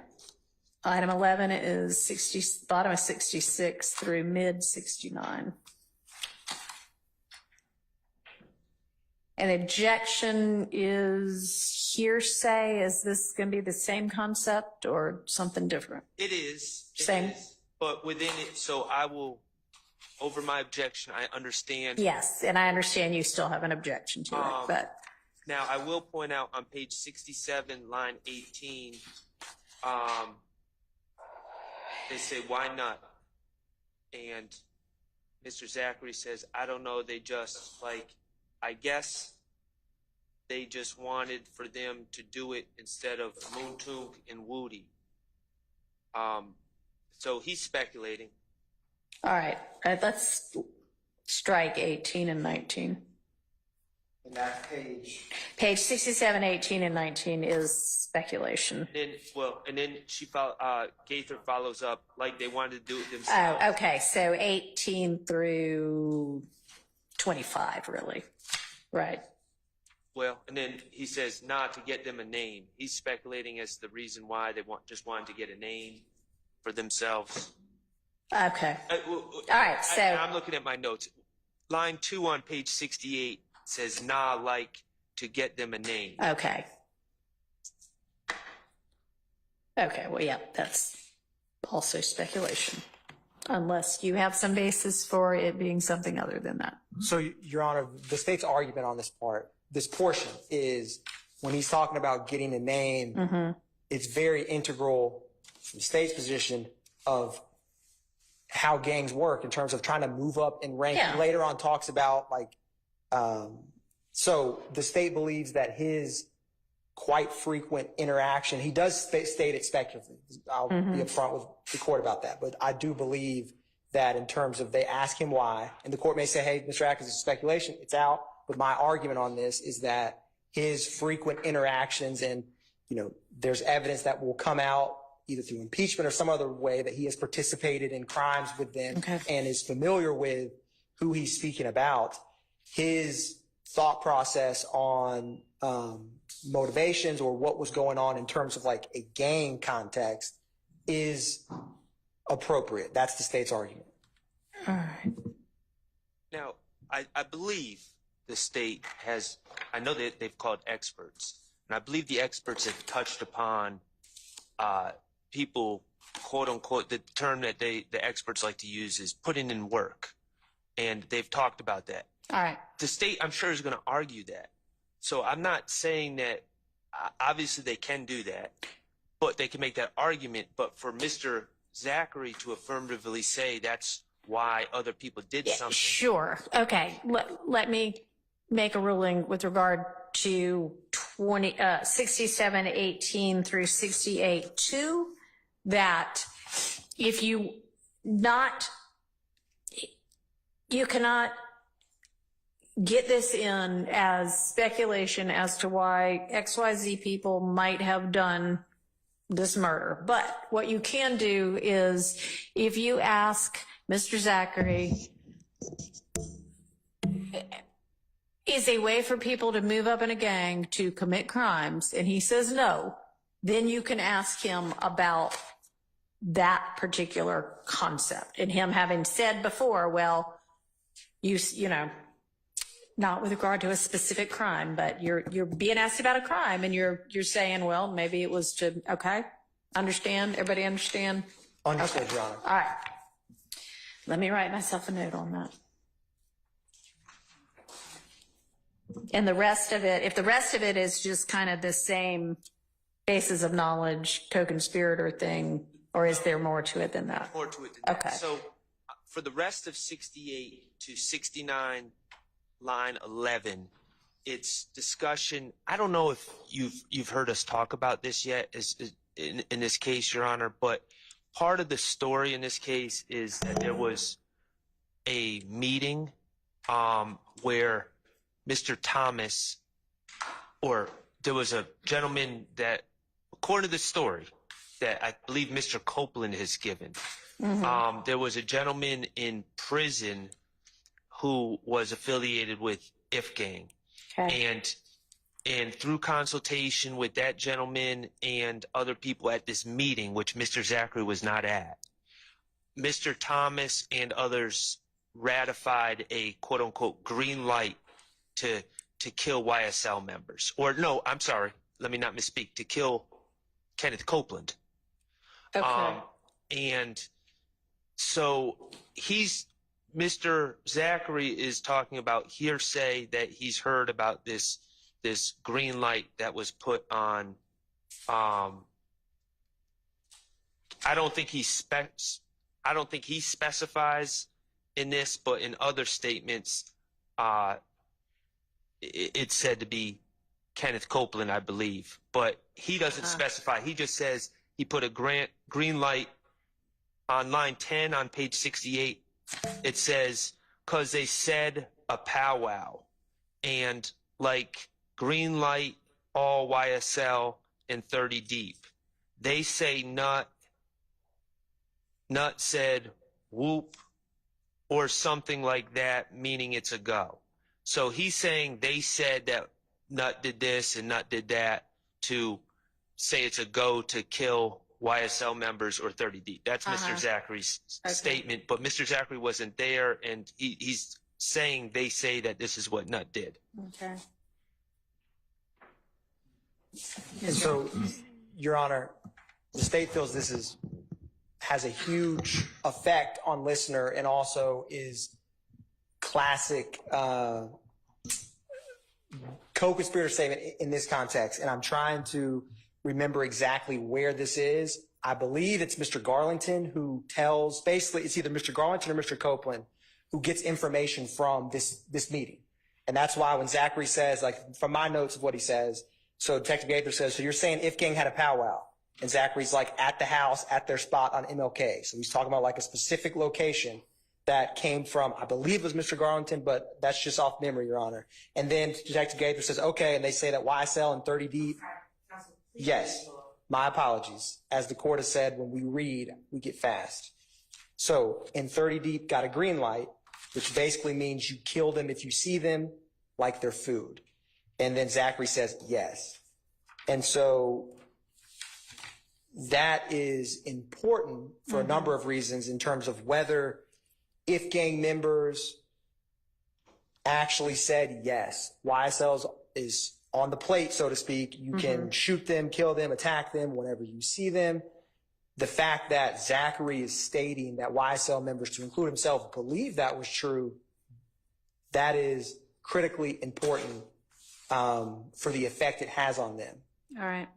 And you're saying that one of the other alleged gang members who's indicted in, or maybe has fled or not, but is indicted, actually has a basis of knowledge for what went on in this powwow. And is that what you said? Yes, Your Honor. And my memory is either Mr. Garlington was actually, he either was there or someone at the meeting who was friendly, because Mr. Garlington was 30 deep at some point in time. And there's some friend, like people, it bleeds over. It's not like right. You have friends in other gangs, so to speak, or associates. And so someone calls and notifies either Mr. Copeland or maybe it's Mr. Garland who calls them. That's what my memory is of how this got to Y'all have evidence of that you're intending to introduce? Or you have a good faith basis for saying he had a reason for knowing this? Yes, Your Honor, and I will find where that All is, right. what interview statement, but yes. Okay, well, I mean, assuming, go ahead. It's my understanding, it's Mr. Copeland that introduces this concept. Okay. I don't believe Mr. Copeland was at this meeting either. It's entirely unclear to me, and I may just be misremembering, but I don't believe it's ever established exactly how Mr. Copeland knows. But Mr. Copeland is Okay. other person that spoke about this, not All right. Mr. Garlington. But Mr. Copeland relays to, Well, I don't know. We don't know that. well, he knows it somehow. Well, I agree that he is passing along information. He could be correct or not about it, about what happened in the powwow, but at this point, There's no evidence that I'm not trying to be hyper technical, but when we're talking about statements made by a co-conspirator and furtherance of a conspiracy, there's no evidence that Mr. Copeland told Mr. Zachary this. okay, but as I understand the state's position, they're not offering this for the truth of what happened in the powwow. They're offering it to show that the alleged YSL gang believed that it was, open season on them, and that had been authorized by the IF gang. So that is permissible for that purpose. It's not hearsay at all. Okay.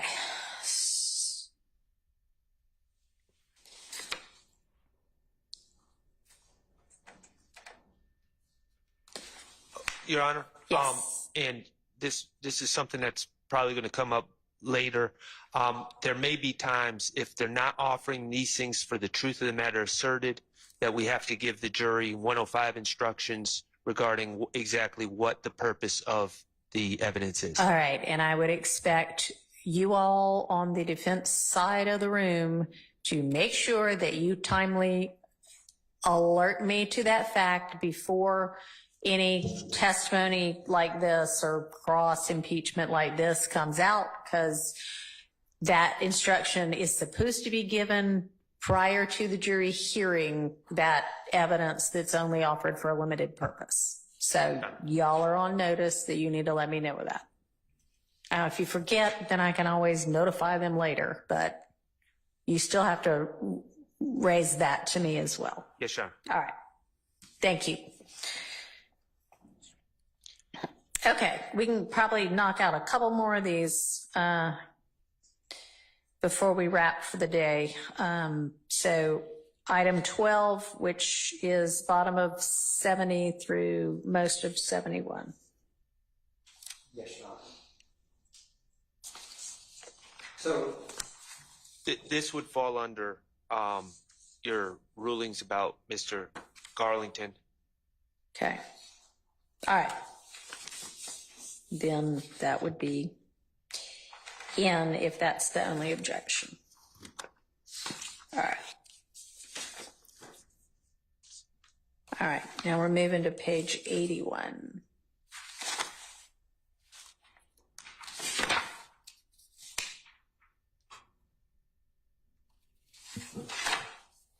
So, Your Honor, my notes, or what's said here says, Zachary says Nard says that Woody's going to fold, talking about Mr. Copeland. Okay. I'm like, what do you mean? I may have started this a little bit before, but I wanted to read, it's just two sentences. And he says, I'm like, what do you mean? He's going to tell on us. I'm like, about what? About the nut situation. He won't fold. And then he says, that's why Thug stopped messing with him, because thought he was going to fold. I agree with the content. Okay. And my objection is to the speculation and explanation of what's going on in Mr. Williams' head. That's why Thug stopped messing with him.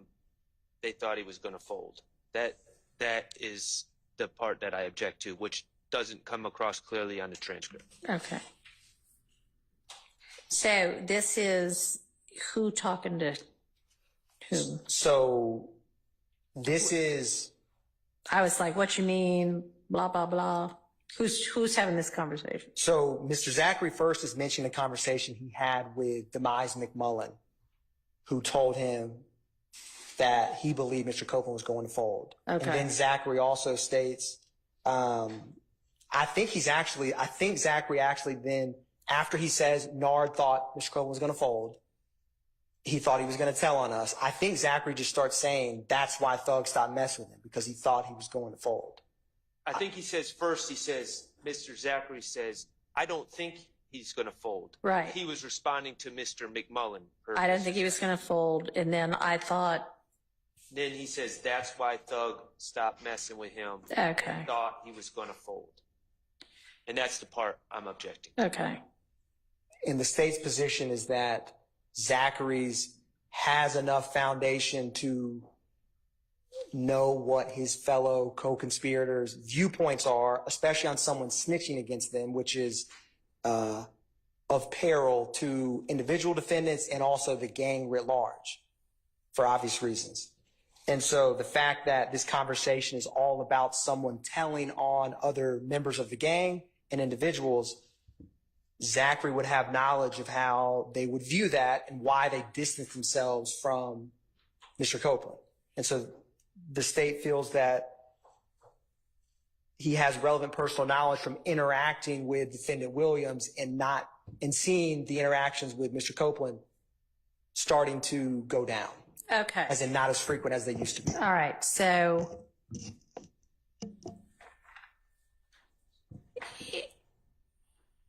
and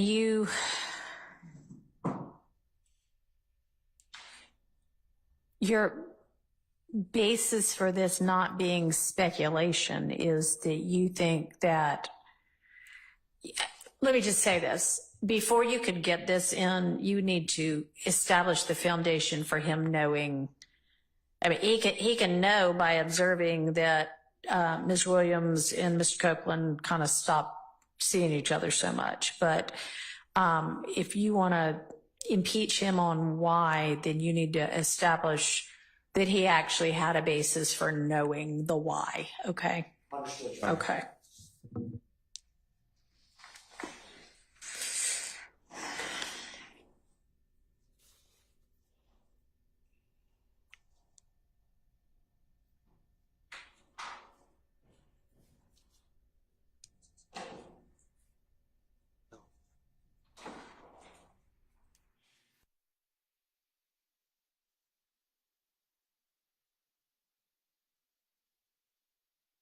The next one is the one that the state, at least a portion, agrees with Mr. Sharp. Okay. So that line that says, yes, Shannon's hot-headed, the state agrees that Yeah, that should okay. come out.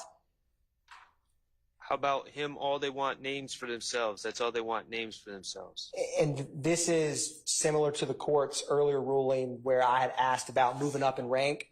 So Okay. So you could use this as well to say, didn't you tell us already? They want names for themselves. yes, Your Honor. But only for that, and the hot-headed part doesn't come in regardless. Yes, Your Honor. All right. And then Hang on, give me just a second to jot myself a note. 122.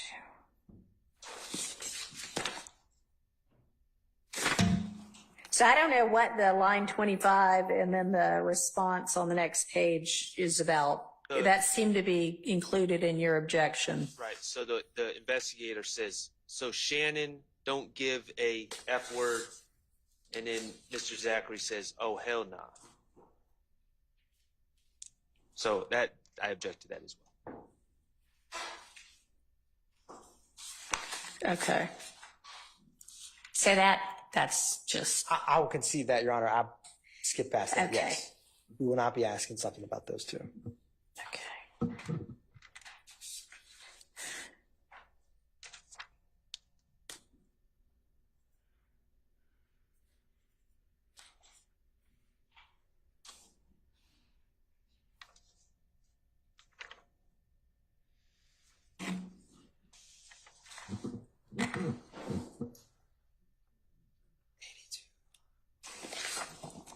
Your Honor, the next one, it says Mr. Sharp says irrelevant discussion of Bentley selling Right. drugs. Bentley being OG Bentley, who's Kelvin Treadwell. Right.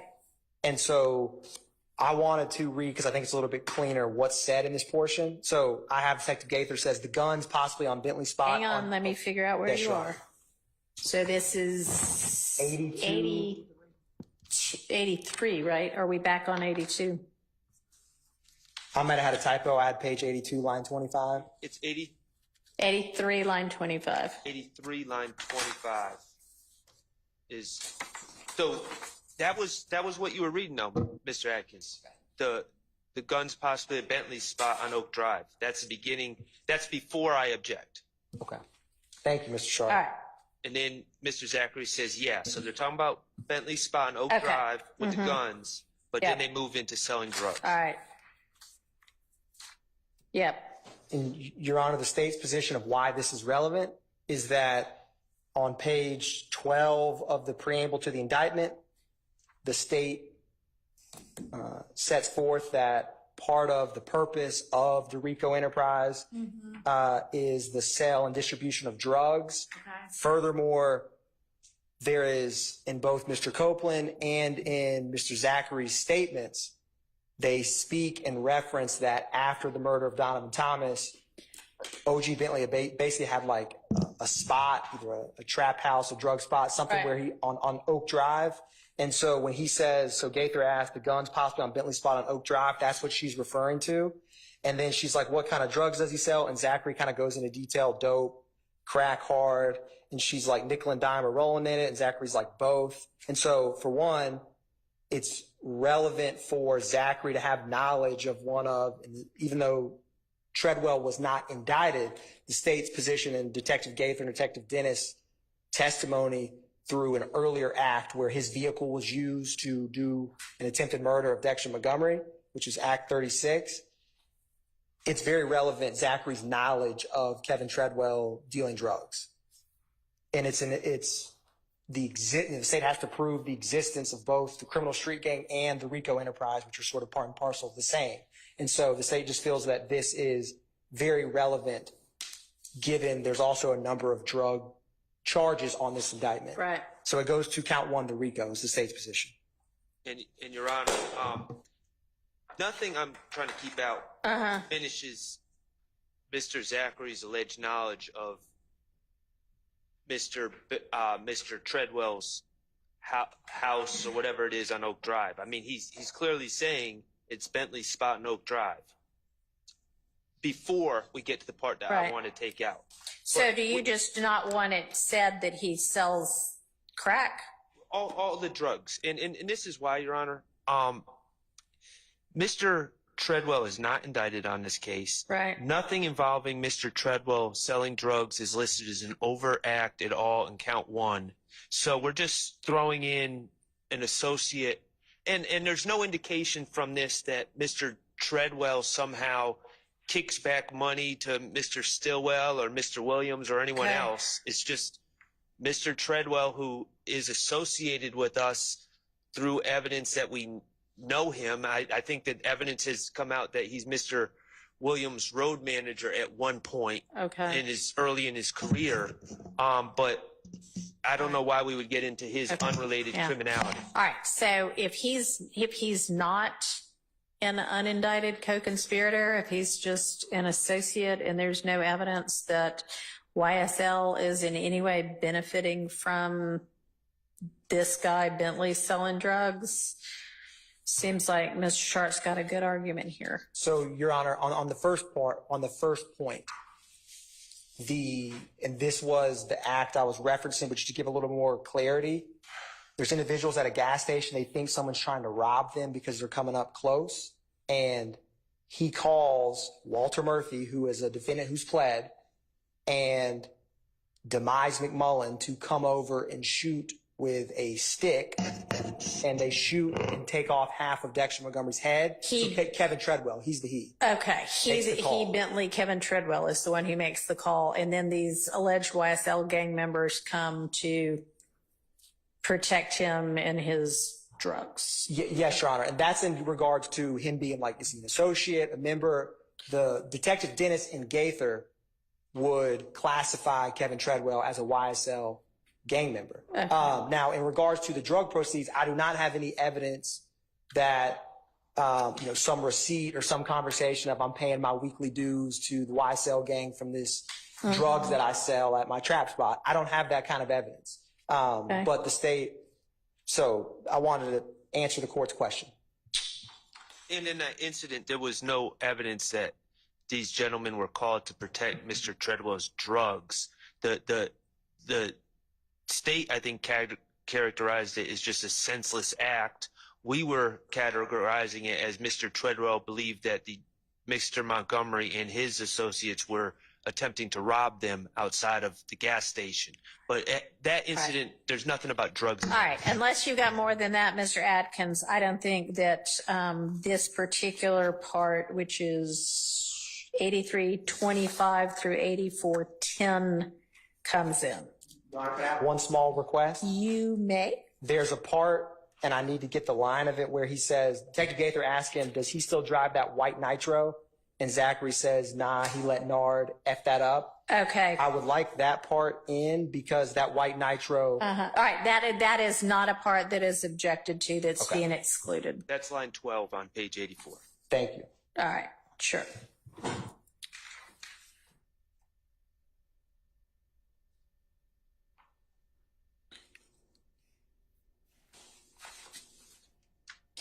All right.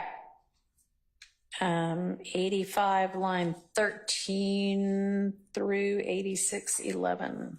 So context here, Your Honor. Mr. Treadwell is actually, at the time, I don't think they're still together, was actually in a long-term relationship and has a child with Donovan Thomas's sister.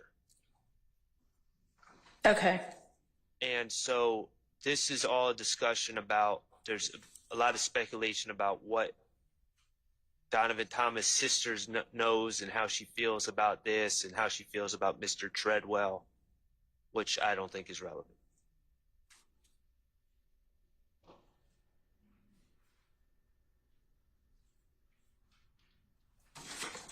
Your Honor, the main portion of this, so to speak, that the state wanted in is not as much about what his wife knows. It's more so this line where he says she doesn't know that he, talking about Kevin Treadwell, hid those guns and had something to do with it, talking about the murder of her brother. And so...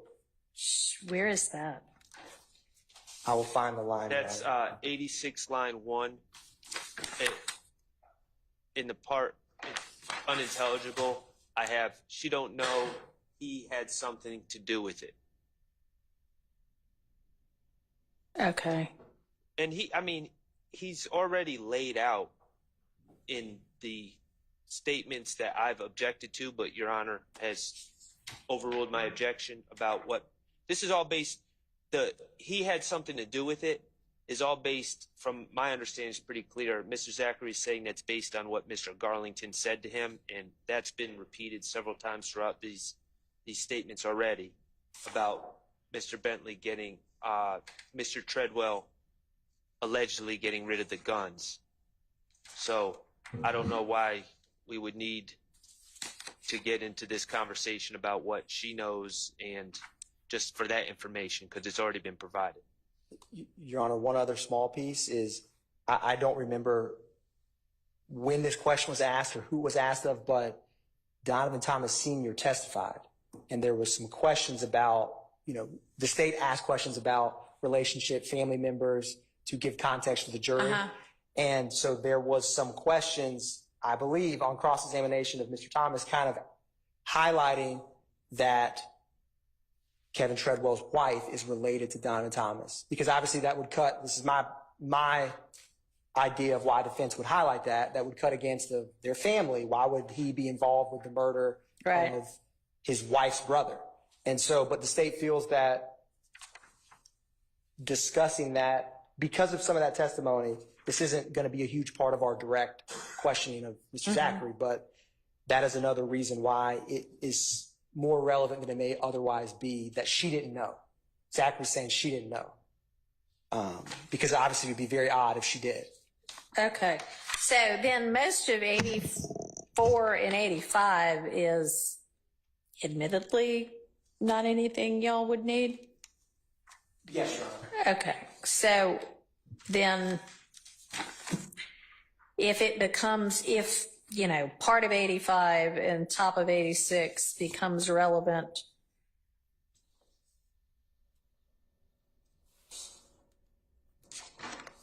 I mean,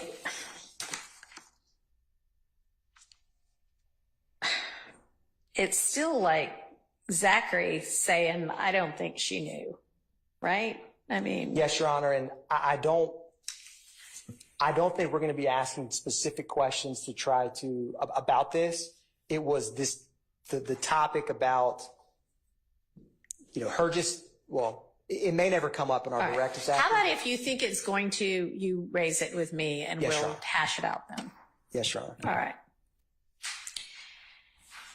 All right, 92, first couple of lines.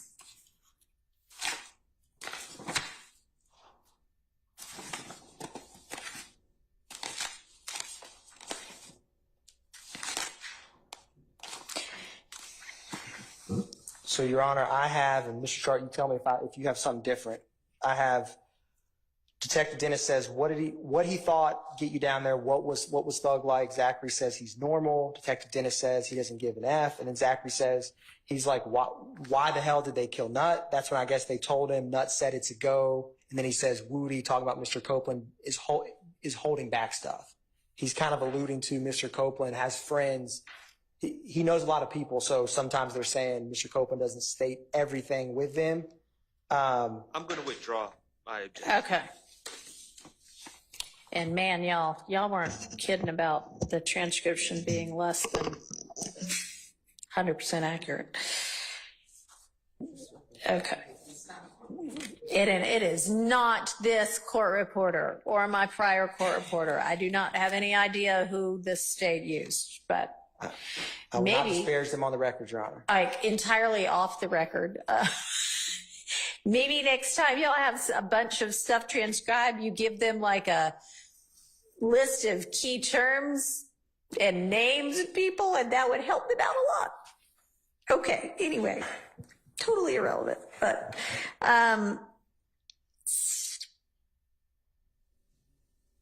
okay, so In light of my review of the transcripts, I'm going to withdraw my objection on number 18. Also, okay. Because I believe that, not saying it's the truth, but I believe Mr. Zachary was there. Okay. All right. Then we are at number 19, 102, 15 through 22.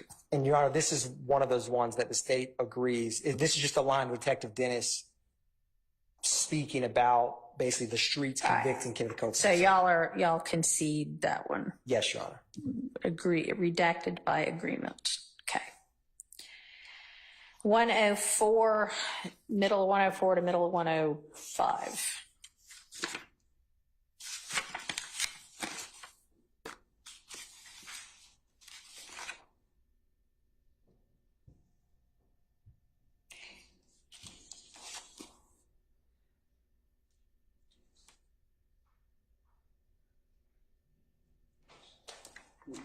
Your Honor, this is another one that we will concede.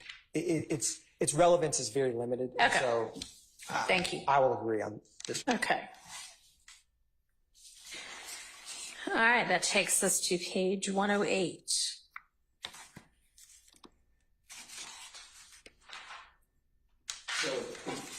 Your Honor, this came up in the 2017 interview.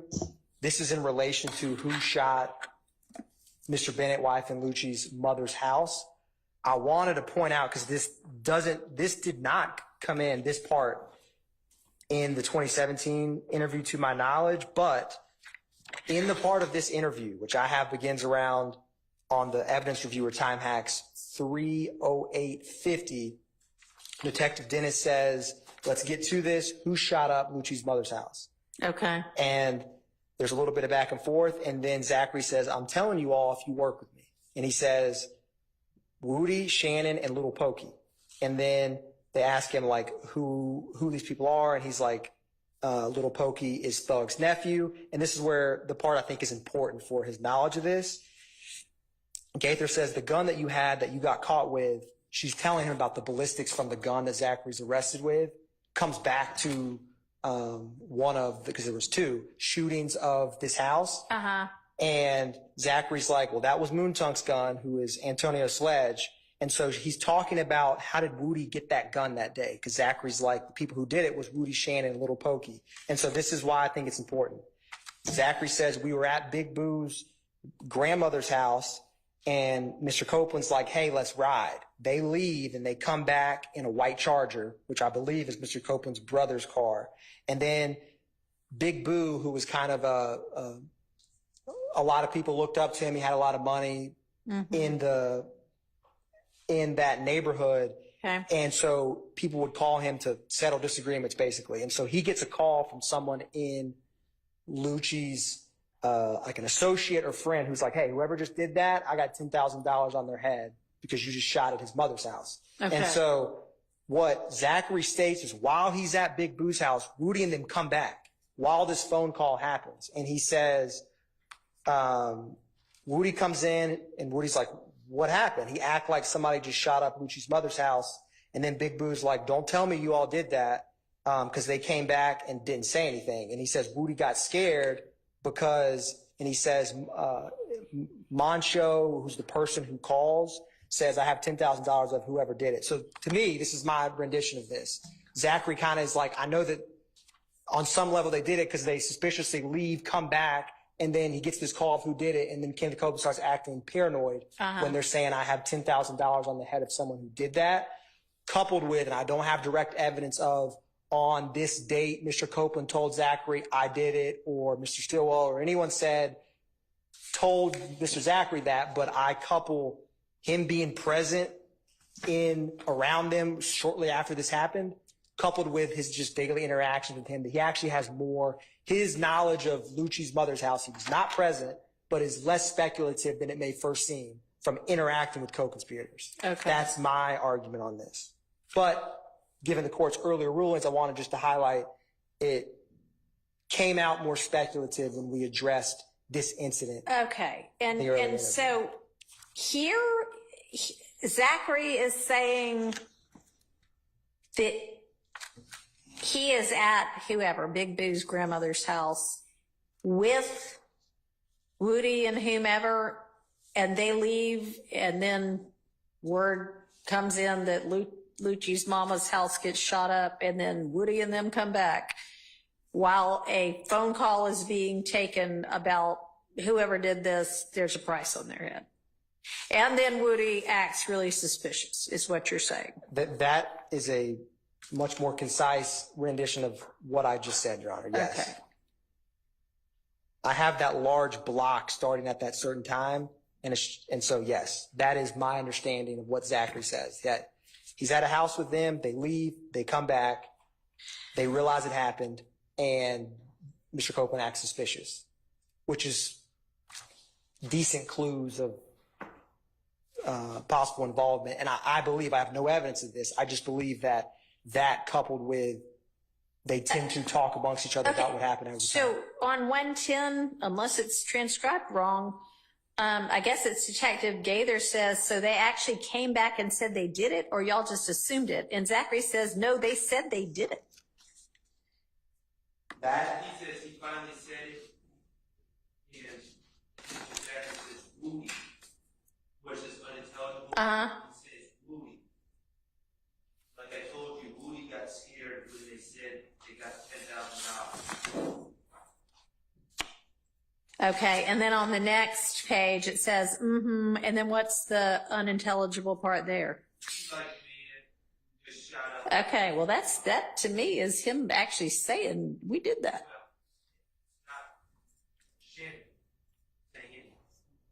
Okay, well, Your Honor. well, Mr. Copeland's not saying I did it, he's saying we did it.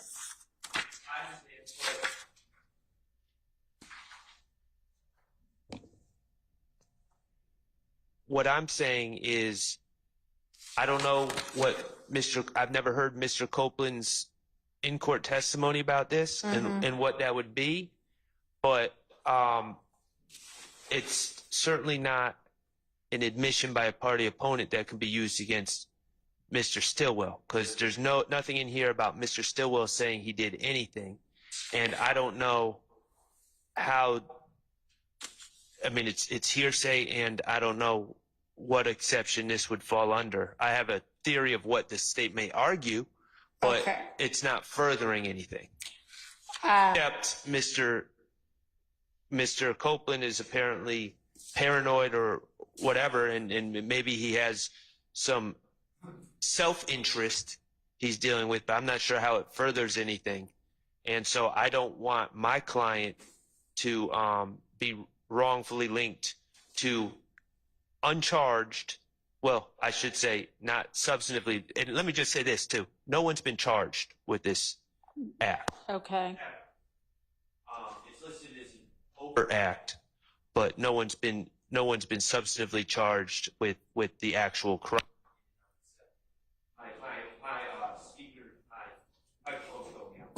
All right, so who all is, I mean, I get that Zachary is at the house, at the grandmother's house, and Woody is at the grandmother's house and then leaves and then comes back. Who else is at the grandmother's house, leaves with Woody, and comes back, if anyone? So, Your Honor, I believe, so the closest I get is when they ask him who did it, he says Woody, Shannon, and Little Pokey. And he says collectively, like earlier he says, Woody's like, hey, let's ride, like collectively. Okay. And then he's like, they got back, or, so my understanding is he doesn't definitively say this, but I believe either Shannon and Little Pokey were at the house and left. I'm just assuming from the way that he's speaking about it.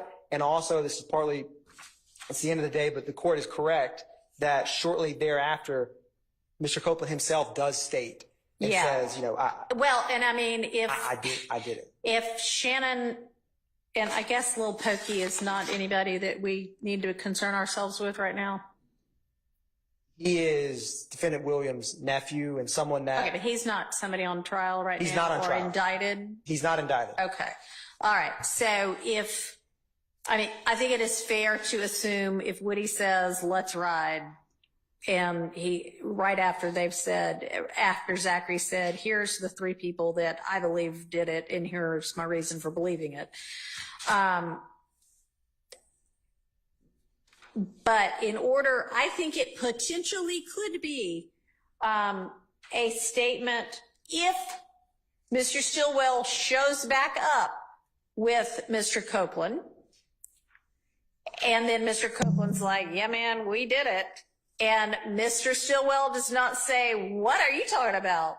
I didn't do it. You might have done it, but don't count me in on that. Then that might be an admission because he's adopted it by silence. But not if he's not there when it gets said. So, you know, if you can establish that when Woody says, yeah, man, we did it, that Shannon's standing right there with him, knowing there's $10,000, you know, on his head, then yes. But otherwise, no. Understood, Your Honor. All right.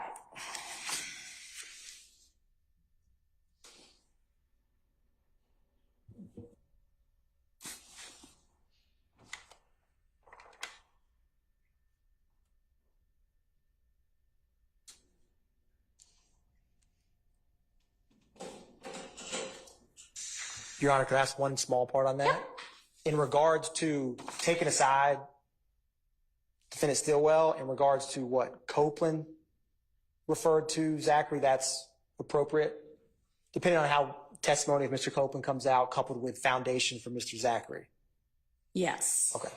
Thank you, Your Honor. And that might be one of those times when we might need a limiter if that comes out. If I understand the state's question, they're saying, can we get into the fact that Kenneth Copeland admitted involvement? Right, yes. Without bringing Shannon Right, into that it. was the second question, yes. If we can't get to the adoptive admission. Yes. I don't have a problem with that. All right. All right. We just have a lot to get done, but these are Mr. Zachary's only two statements that we need to get through, right? Yes. And we're about halfway through, I think. Yes. Assuming Mr. Copeland, to try to figure out scheduling, assuming that Mr. Copeland does not testify now, then y'all need to move to your next witness, right? Yes, right, yes. So, and I know Zachary's one of the next ones up. He may not be the very next one up, but is there another, witness that we would be hitting next week? Because after next week, the jury already had a week off, so we can do this delightful stuff that week, the week of the 19th, with regard to future witnesses. But are there other witnesses that, assuming Mr. Copeland does not testify, that we would reach next week whose evidence we have to hash out? Yes. Mr. Sledge is the other person that Okay. But his interview is smaller. Okay, can I go ahead and get that interview? And you have listed also a jail call, right? Yes. And then social media. And when can you get the more detailed information? This was supposed to be here today about at least these witnesses to the defense, not social media, but what? And they may have it, but if they don't have it, we need the detail. Yeah. So can we provide that to them for, like, in the morning, or, like? Do you have any of it ready right now? Because I know that your person working on it had been worried that he or she could not finish it all as to the first 30 witnesses, but surely he or she has accomplished the big chunk of it by now, right? So those were the exhibits that she was working on. So we had the court had instructed us about the exhibits. And so that is what that person was working on. And I was hashing out the pool of the 30 witness exhibits that we were introducing. All right, so how far along are you into that? Have you done like page 1 of it? I mean, I assume you're going in the order that you. So can I, will the court so may I send to the court or to defendants into the court by 9 o'clock tonight? So everything that I have compiled. Can you just send right now or in the next 45 minutes what you have so far? Because I'm sure that, what I suspect is that everybody would probably like to get some sleep, but that's not the reality of being in a trial. And so the sooner you can get them the stuff, the better. So let's not wait till 9. Let's, in the next hour, get what you've got right now over to them and me. And hopefully it'll be a big chunk of it. Okay, so, and then you need to send me, I assume the defense has a copy of Mr. Sledge's interview. Yes. Have y'all done this same exercise for Mr. Sledge to figure out what portions of it you need to object to? All right. No, I will say Mr. Sledge's interview is shorter. Okay. And it's really confined to the incident that he's charged with. Okay. Which is the shooting up of houses he was charged with back in 2015 that him and Mr. Zachary pled to. Okay. It was taken after being arrested for that. Okay. So I'm thinking that potentially the defense might have objections to social media, the defendant interview, or jail call or calls. But I don't know that. Do y'all know what you're going to get them, the specific social media? All right.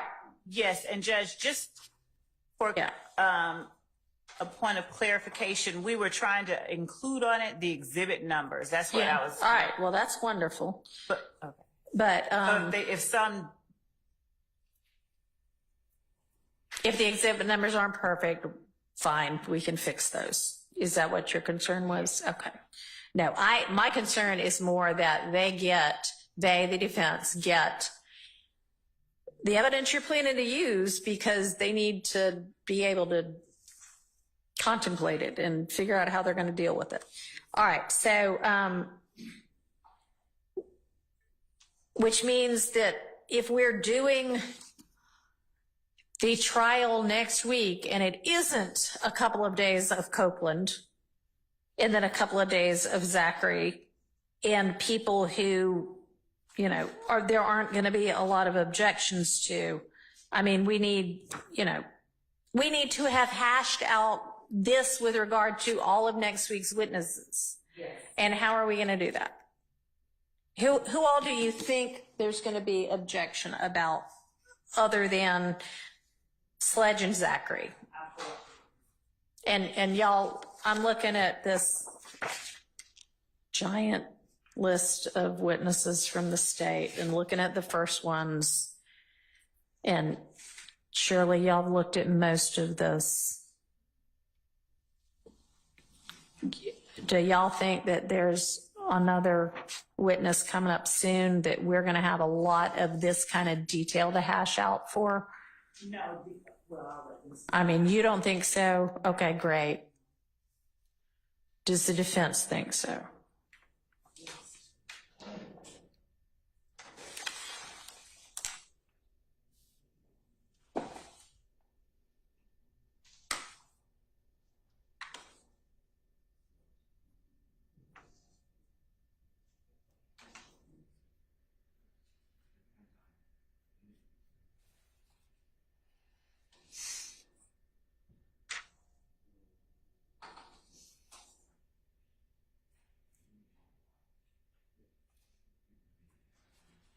So, Your Honor, so far, the state has seemed to be trying to introduce prior statements through the witnesses that are on the stand. Detective Thorpe and Michael Sprinkle, ADA Sprinkle, both conducted multiple interviews. I don't know to the extent that they're going to seek to introduce any prior statements through them, but that's the only thing that I can see. Mr. Sledge has a prior interview, right? But my recollection is it's very confined to one incident, and he doesn't say, I'm going to review it, of course, but he doesn't say anything about anyone other than himself and Mr. Zachary, mostly. Okay. My recollection. Okay, thank you. Anybody else see something that's going to be a whole lot of what should have been motions in limine?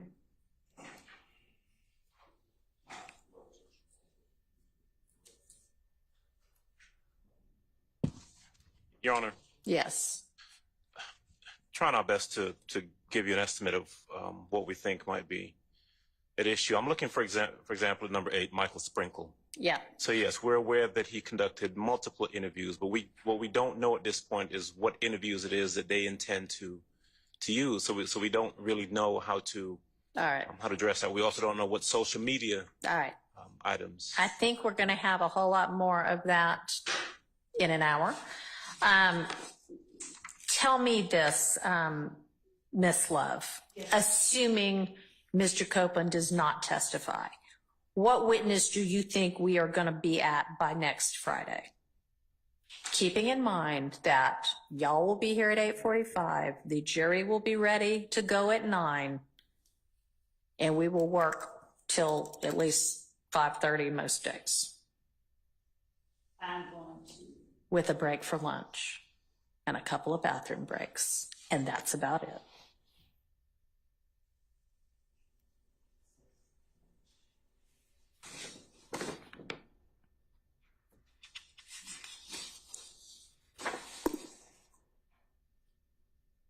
So, thinking,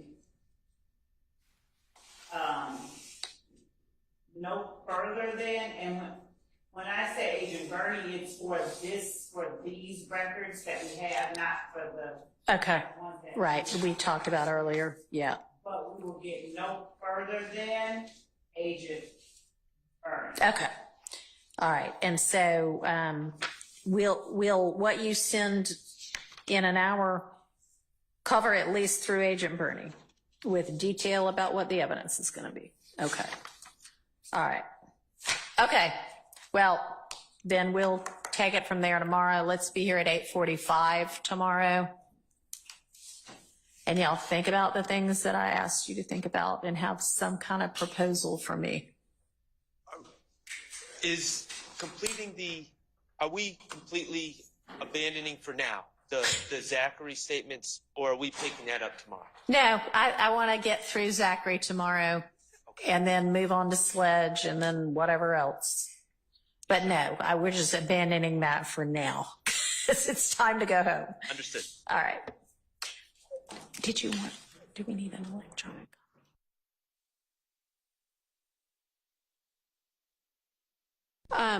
Mr. Atkins, could you send over an electronic copy of this transcript of the interview we're going through right now? Yes, Your Honor, I will. Okay, thank you. All right, we're adjourned. Excellent, thank you. Give the original.